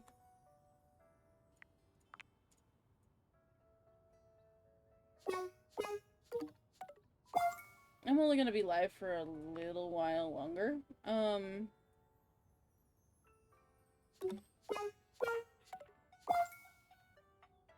Doc's worried about her meds. Okay. Yeah, you were realized.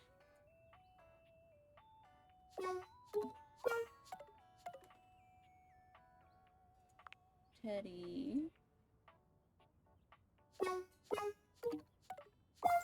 They'll get her sorted.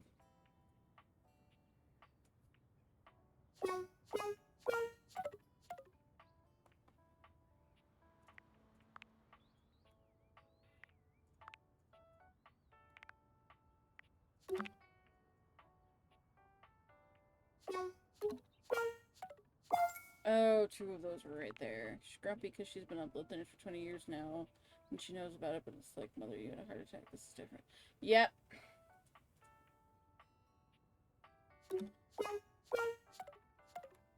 I get that because I'm also on the thinnings of the bloods.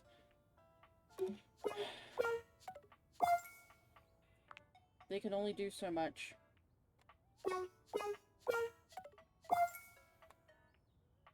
She's so close.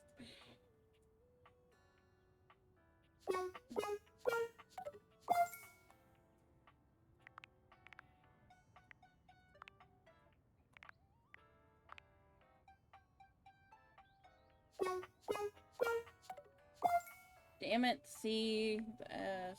I know you're quite a ways away.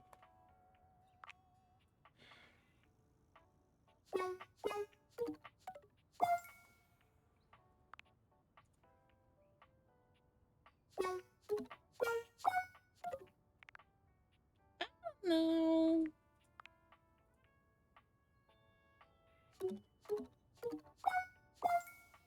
Because you're gonna have to change your outfit a couple times for it anyway. The text box hates me. I find that funny.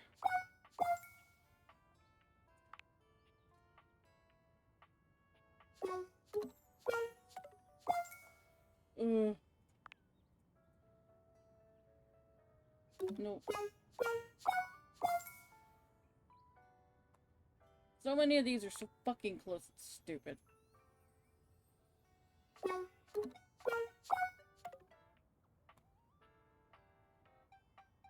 I'm not a fan of what you got. What is that?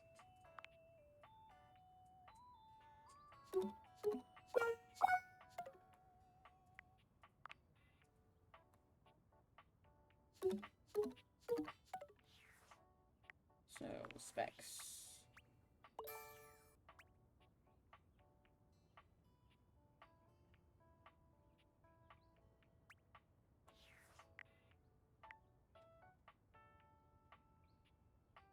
Ah, got it.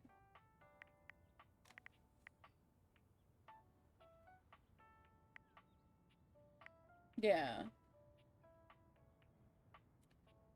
For my Dream Snap, I did the thorny pants with the ruffle pirate shirt. Or not ruffle, but the pirate shirt with the drawstring. Dress for the beach.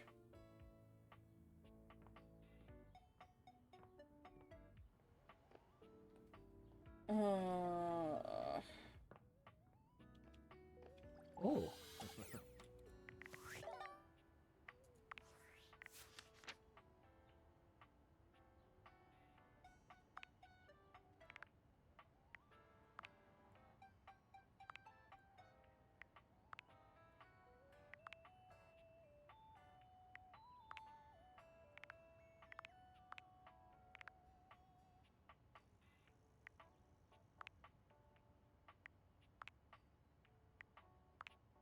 I need sass.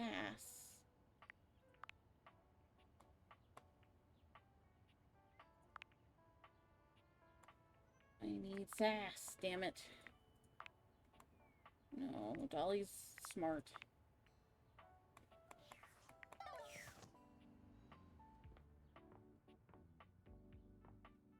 Dolly.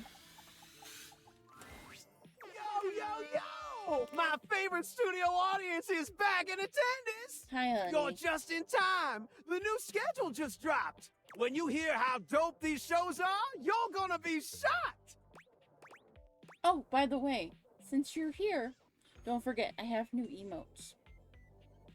Shock me, baby. Loading programming, amplifying awards, slam dunks, boosting bogus alien junk. Spreading around fake news no one will have time to debunk. Victory is mine! I found 15,000 new shows you wouldn't oppose! So what genre can I impose on you with my flawless flows? Can I watch rich hot women be angry at each other? Lift off to unsanctioned lunar colony 72B with the richest, pettiest alcoholics space has to offer in... Blasting off with the Moon Dashians. Oh my god. In this out-of-this-world reality series, join a group of affluent lunar gals as they navigate life in Earth's orbit. Steve is new. Let's see.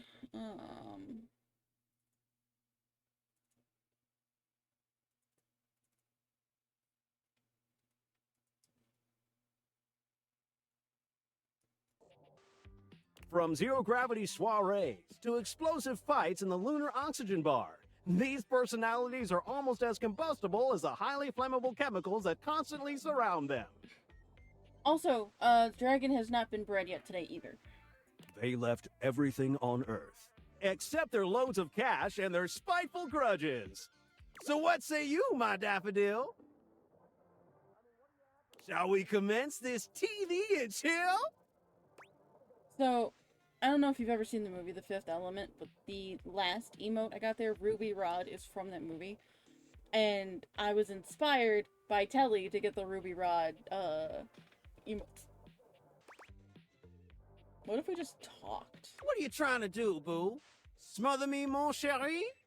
Like an emu in a petting zoo? You're killing Independent George! You don't dig Moon Housewives? That's fine.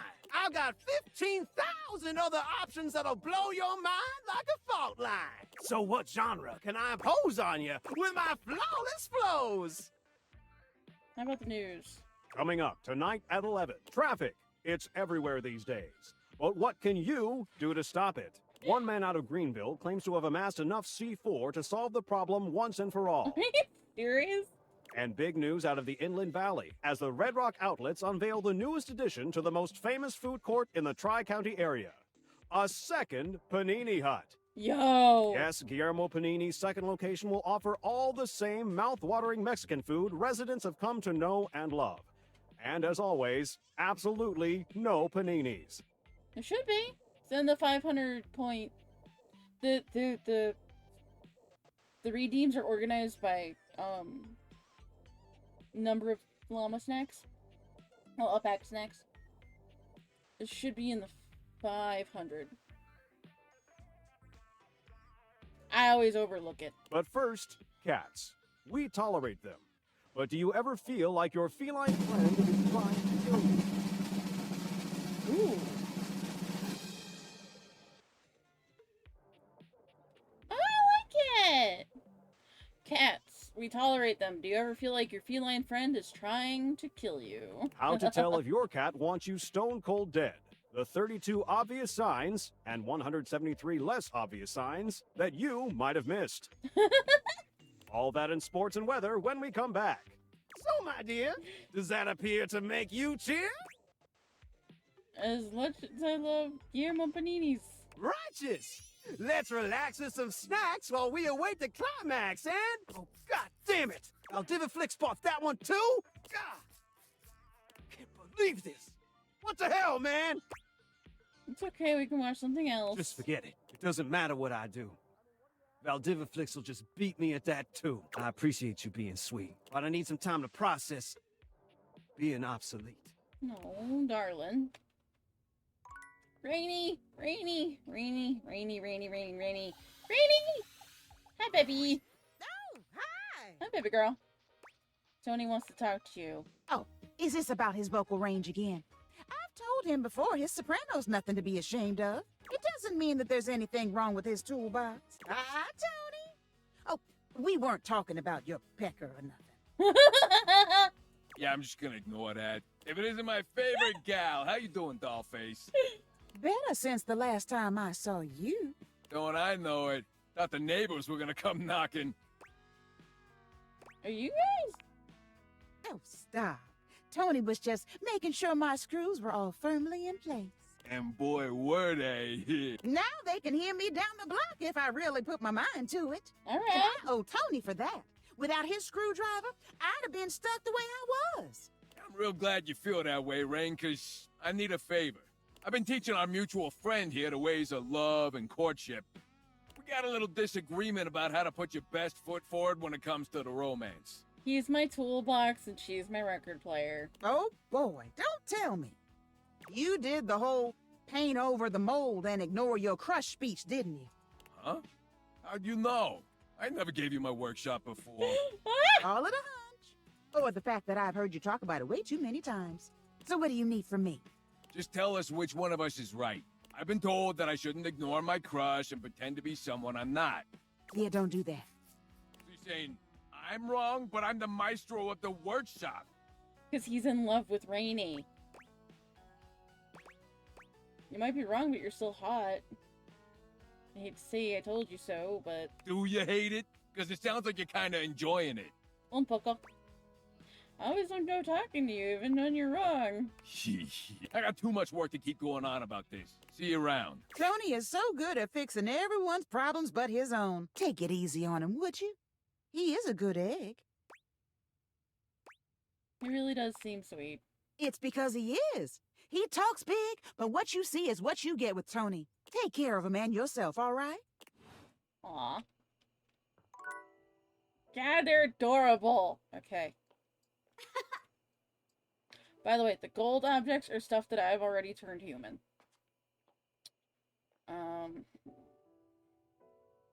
Is there anybody we're close to being done with?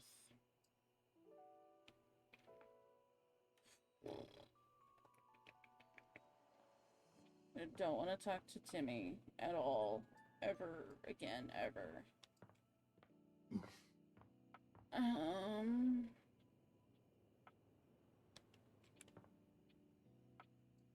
Lyric and I are done. In a good way. Yeah, we'll talk to the trash can. Why not? Oh. Hi, Cam. You. Hey. Hi. Looks like we're finally on the same page. What do you got?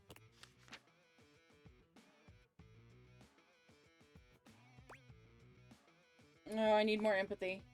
Let's see it. I'm not sure what it is, but it's sticky. Very promising. Give me some details. I'm afraid to smell it, but that feels like the next logical step. Yeah, good place to start. Don't get your nose too close, though. Sometimes this stuff can be pungent. I once singed off some of my own lining getting too close to a particularly powerful drain cleaner. I hope your drain is clear now, by the way. It is, thanks. No sweat. I hope you're recovered. Still singed. I'll live. Scars are badass. Can't argue, way more badass than living all this useless garbage, if I'm honest. Oh. Useless garbage. I've already told you this once. Why am I having to say it again? I don't like that kind of talk. I'm a fairly easygoing kid. Don't think I'm asking for a lot. I don't get it. I'm seriously warning you now. Choose your words carefully.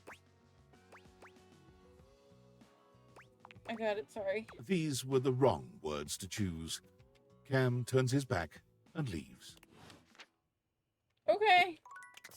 Sleepy time. Sleepy time. Sleep.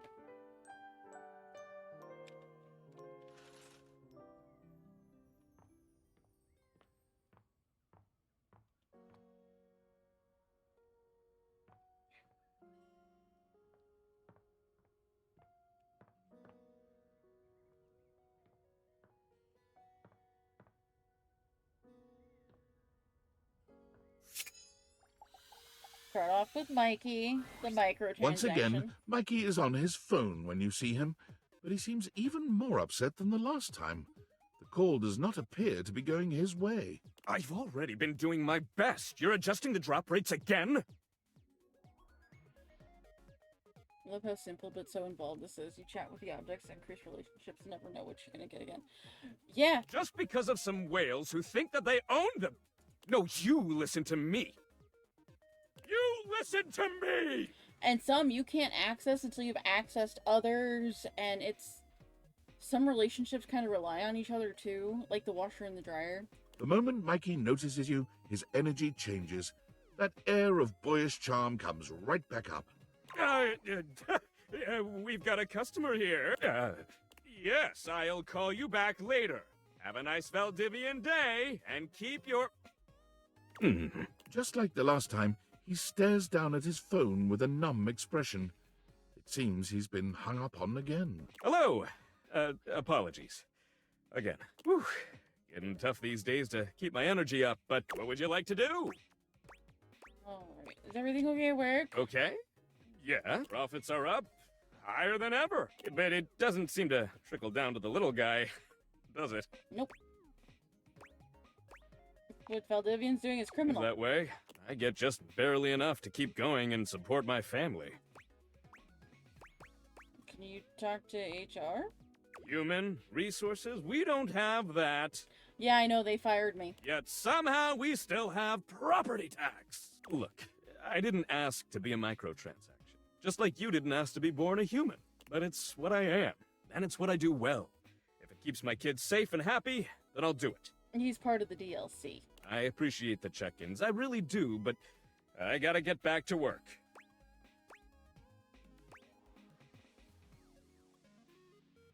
I'll find a way to support you, I swear. I love you for it. Truly. Now then, what would you like to do? Pull for armor. I'll take... 1, 2, 3. You got the epic gauntlets of stardom! Great. Pretty good. Damn straight it is. You already have. I'm sure that keep working at it. Once you... Good luck! What would you like to do? 2. I'll take the...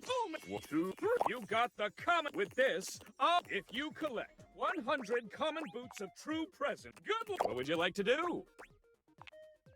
I'll take 1, 2, 3. You got the cut with this. All of your... If you collect 100 common boots of true presents... what would you like to do? I'll take the... 1, 2, 3. You got the cut with this. All of your... If you collect 100 common boots of true presents... Good luck. What would you like to do? Oh, pull for one more. I'll take those. 1, 2, 3. You got the common boots of true presence. With this, all of your spec stats have increased by 0.01. If you collect 100 common boots of true presence, you can fuse them into a pair of epic gauntlets of stardom. This is Mikey, the microtransaction. It's all part of the grind. I just like to be there for the process. What would you like to do? So he's my loot boxes, so I can... I always love saying hello. Hello! I love saying that.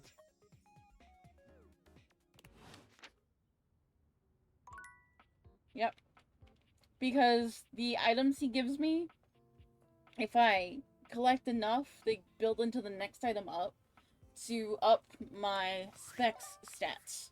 So I can realize people and turn them into humans and get them the fuck out of my house.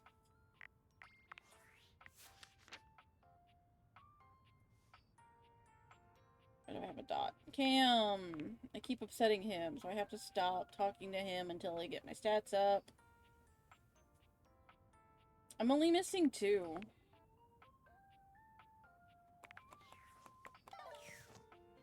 Okay, let's see. Telly's depressed, but we can talk to him again today. Stella's path is done. Oh wait, hold on. Ah! Come here, boys. Talk to me. Come here. Rod waves you over, his voice low. What's going on? We gotta be quiet. Kurt is sleeping.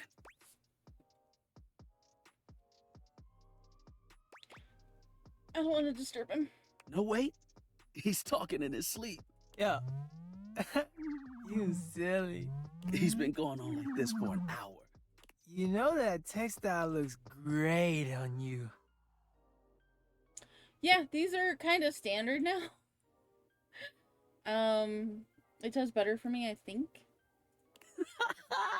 Nothing but lame pickup lines and giggles. Oh my god. This is Kurt and Rod. Yeah, thank you. It's pretty hilarious if you ask me. Wait. What do you mean you like Rod more? I'm cool. I'm like, really cool.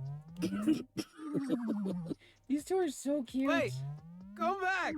Wait, don't go. Kurt snaps awake, looking at you and Rod for a few moments as he gets his bearings. Oh. I was doing it again, wasn't I? A little bit. Yup. I thought it was super cute. You dream of love. See? I'm cute. Yeah. They said it. They called me cute. They were just being nice. Or honest, because honestly, I'm cute as hell. Oh my Not God. cute enough for whoever you were dreaming about. You don't know that. It was my dream. Fine. I know that even you know, deep in the back of your brain, that I'm better looking. Psh, my mind was just messing with me. Keep telling yourself that. We all heard the truth. How about this? Let's get you back to bed and let you have another shot. You think they'll come back again? Oh, no. You blew it. Even your mind knows it. Oh my god. Dream a new dream. One where you've got game. Party hard. Let's let Kurt get some shut-eye. And hope he's smoother next time. I love these Don't two. listen to me if I start talking in my sleep. No promises. They're besties. Always hanging out together.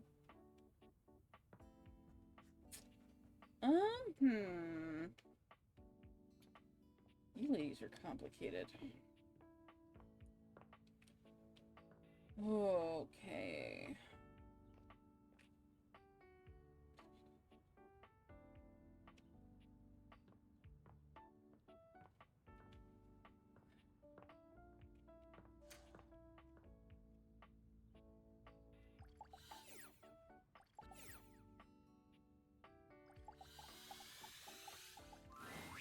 Hey, all this talk with Rainey got me thinking about my favorite kind of music.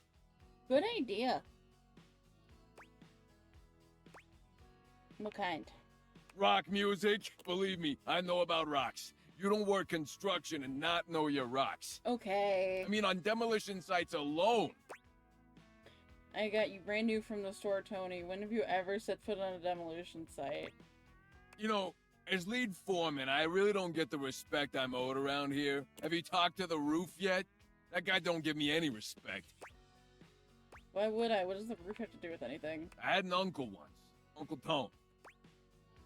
Your uncle was also named Tony? We're all named Tony. Everyone?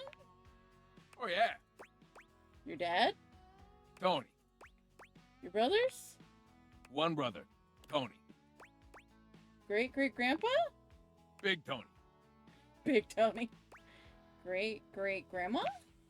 Tony, with an I. Tony with an I. Same with my mom and all my aunts.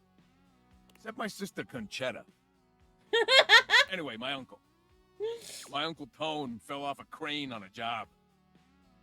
I'm talking 80, maybe 90 feet. Cracked, Ooh. wide open, parts everywhere. Holy shit. I know. I miss him every day.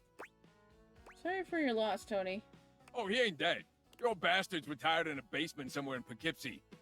Disability. Tony, I want to talk about us. Hey, listen. Yeah? Look, I've been doing a lot of thinking lately. Ain't a lot of folks in my life brave enough to keep it real with me like you do. I'm not saying I'm wrong or whatever, because I ain't. Sure, Pumpkin. But I could use someone like you in my life. He's not dead, he's retired. You're dependable. Like a triangle made of steel.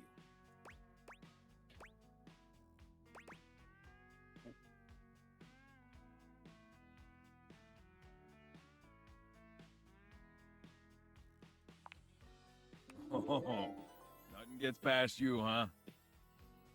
I gotta steal everything. Abs, buns, wrenches, other things. Other He things. pauses for far too long, letting the implication hang in the air. Tony. Well, you took my workshop. You know what I'm talking about. Yes, I know what you're talking about. But we ain't here to talk about my beautiful body, massive schlong.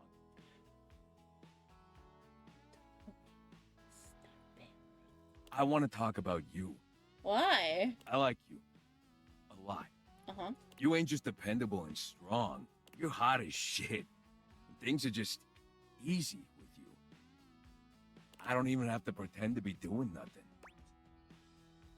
I like you too. I knew it. I could tell. You just couldn't stay away. Actually, I did for quite some time. Come here. I can't keep it in anymore. Tony pulls you in close. His body is warmer than you'd expect for a toolbox, and delightfully solid.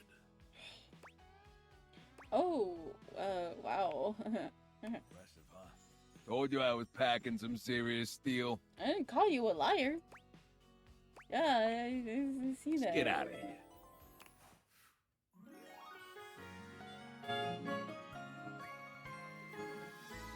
Bada bing! Love! Oh boy.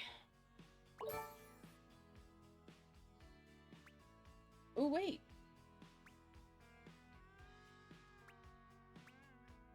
I think we can do something big here, rumors. Okay, so I have that 2 of those left. Data decks.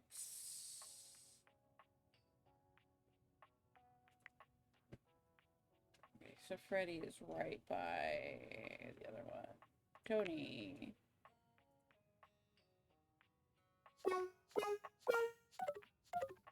Okay, those are both close. I have 2 datables I have to find. There's 102, I have 100. I don't know yet. Because there's one that's supposed to be in the attic, and then there's this one. Who's basically Sailor Moon, and I don't know where to find her. I don't know where to find either of them, and I'm trying to not, like, look. Because one has made her appearance. I would rather not. I haven't cheated at all so far, and I found 100.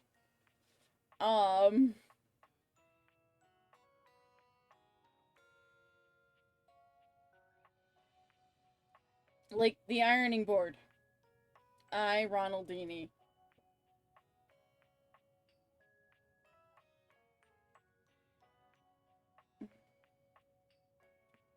She's down here. Number 91. I know she's in the attic someplace because I was doing a seance with a ghost. And she popped up. She's like... I don't know exactly. But I've at least seen her. Freddy, baby, can we realize you now? No! Okay, the last one has to be 80. What's it at? 76. Okay.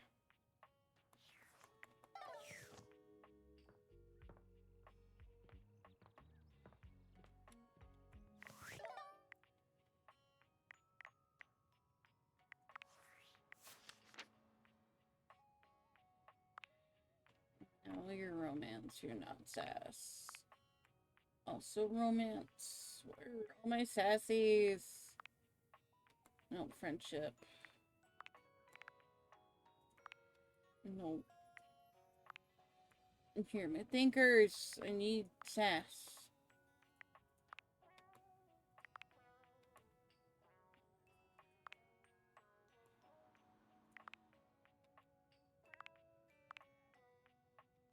Oh, we can go talk to Dishy.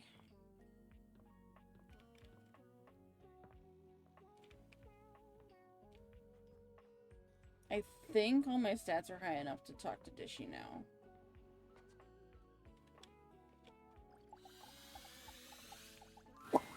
Ho hum. What a most bothersome feeling. The feeling of offline mode. As if there was a whole wide world to explore. and you chose to stay indoors. A silly thing if you ask me. You're silly. I can do so much more. Surely you understand this. Have you ever felt unappreciated by Philistines? Yes, I have. See, you know the feeling. If all you want from me is to wash dishes, I can do that. I can, but I must do more. Please, appreciated Valdivian customer, won't you share that power?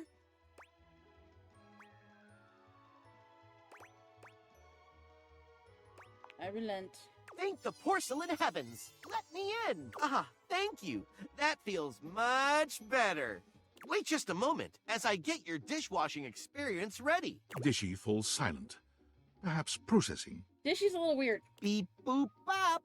Boop boop boop boop boop boop. But everything in my house is run by Valdivian, who also used to employ me.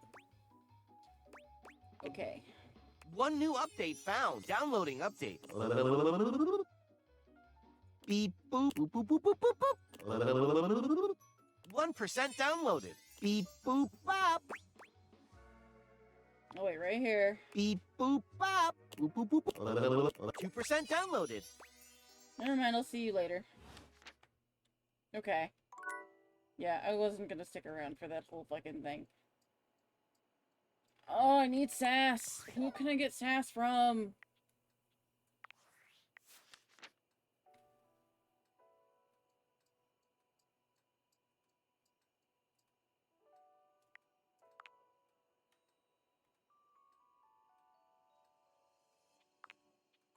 No, Barry's not sassy.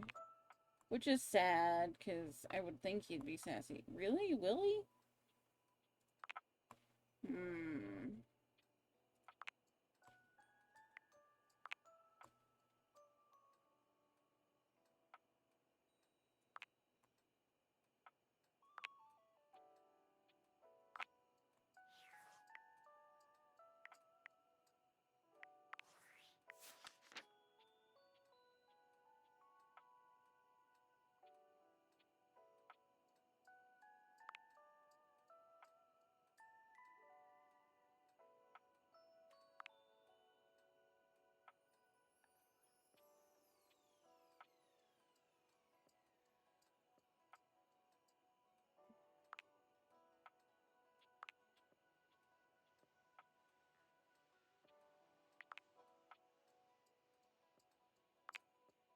Oh, we don't have an ending yet, sir.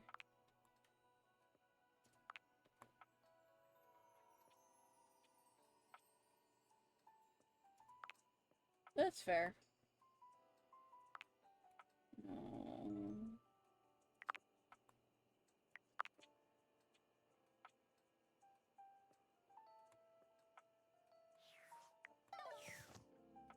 Okay.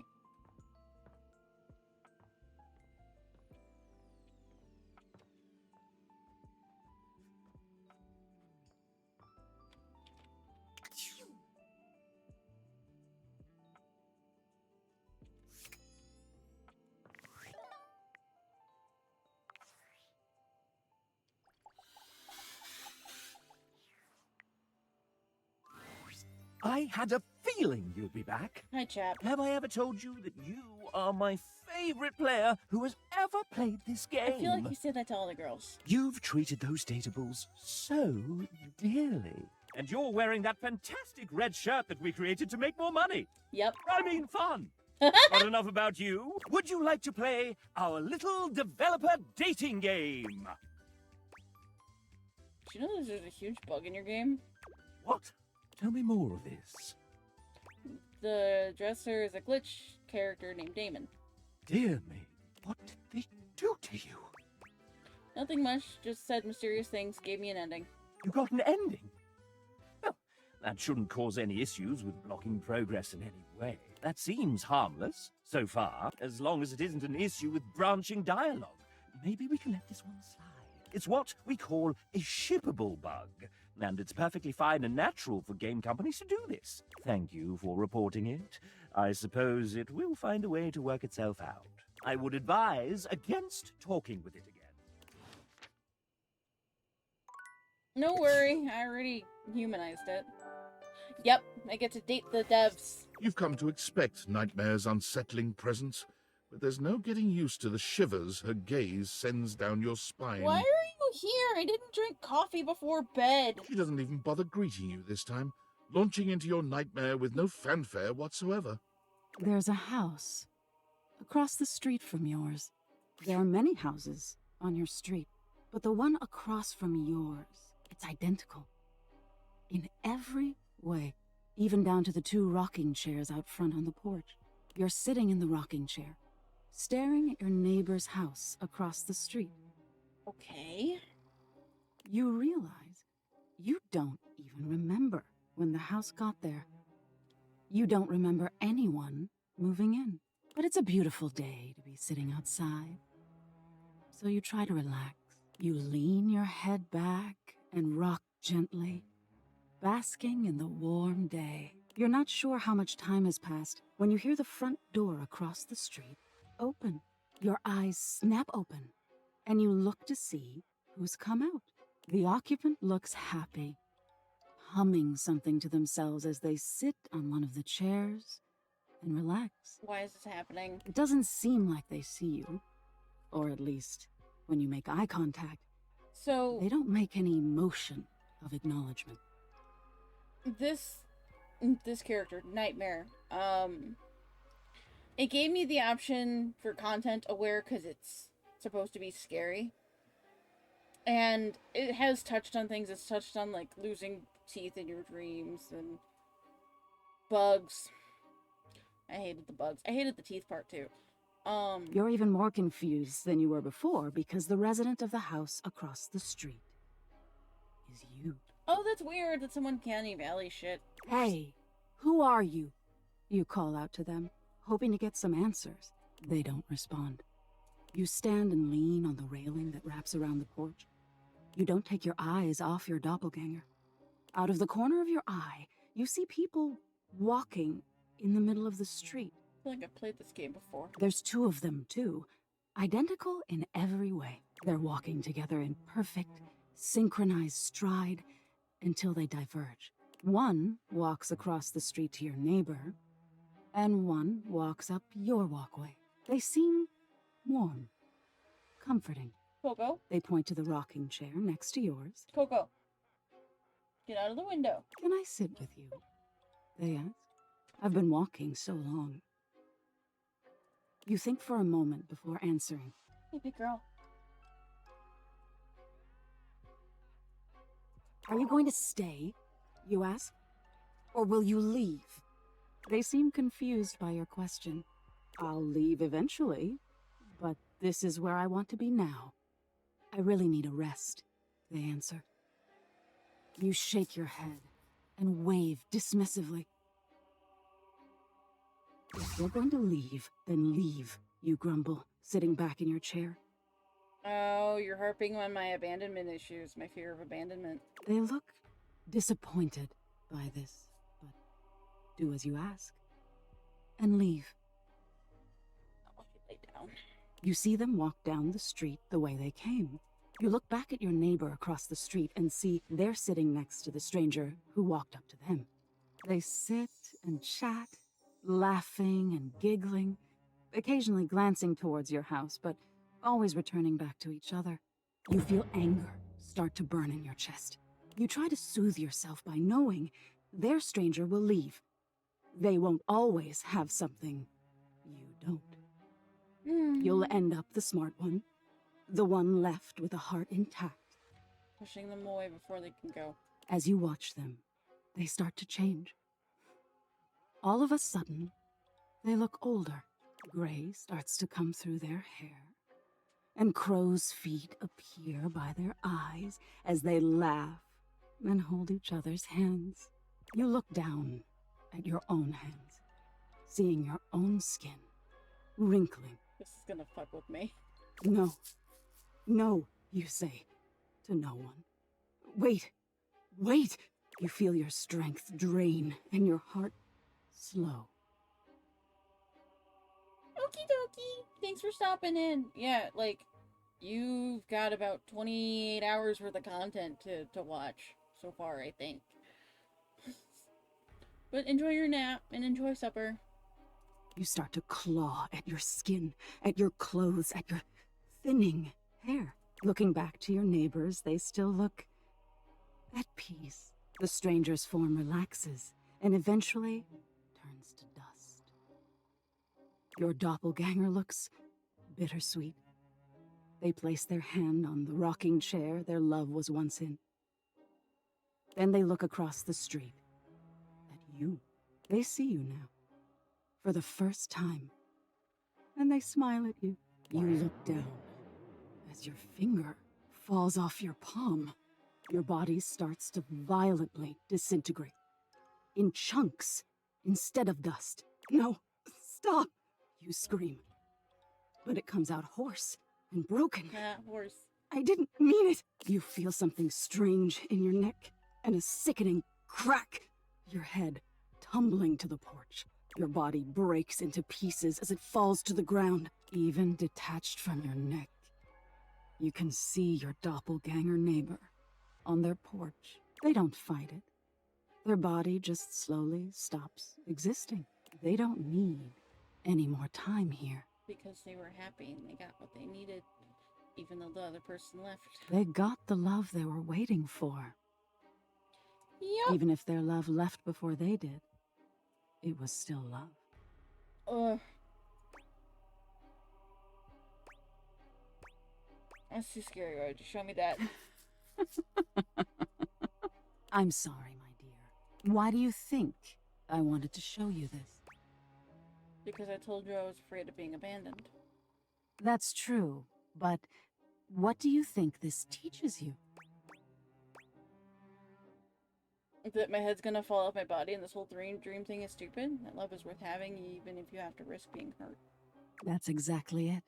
Being open to love is such a vulnerability, but isn't it worth it? To be known. And love will always be alone at the end of the day. We can't change that, but we can decide whether we've been known and loved. Now get some rest. You deserve it.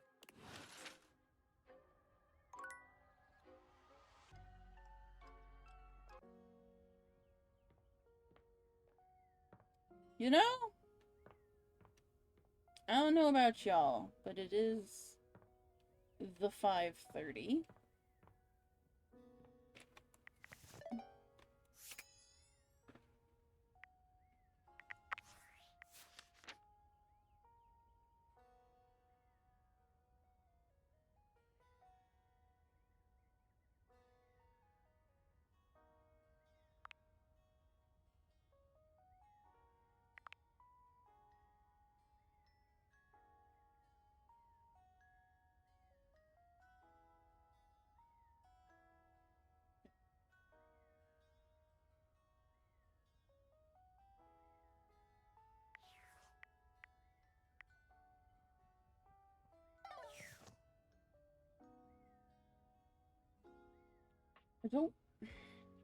I want to end on, like, the start of a new day, but I don't know that I want to end on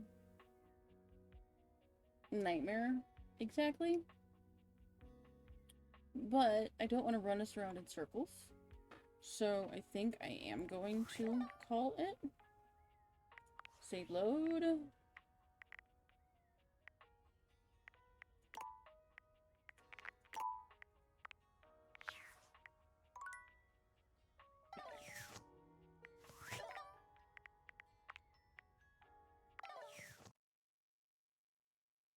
So,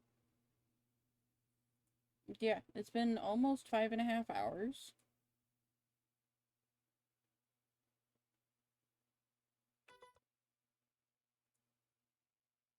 I'm gonna find somebody to read out to.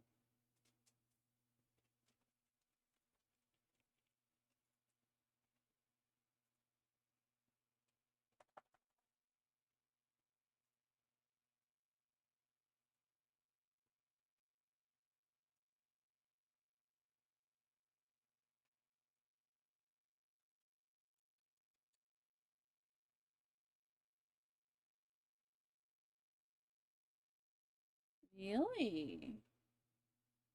Ooh.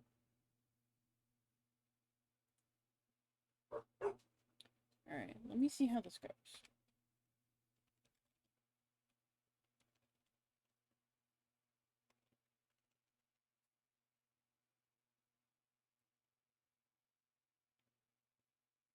Um...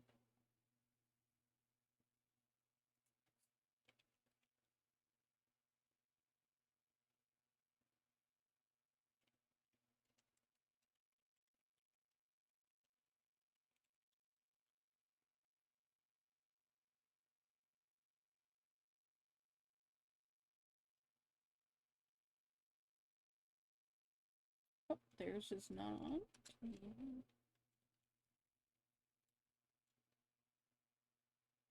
Damn it.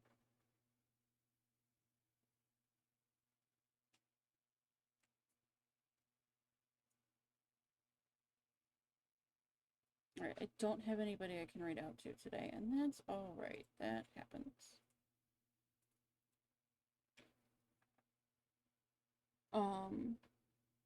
So, y'all know the drill. Stay scary, be good to each other, stay safe out there, drink your fucking water. Be careful tonight if you're blowing off fireworks, or drinking, or both. Get home safe, not sorry. And I will catch you on the flip-flop, with more of this tomorrow. We'll see if we can get some people realized, and go from there, because I know we're close to a couple of them. Alright, peace out, Boy Scouts and Girl Scouts.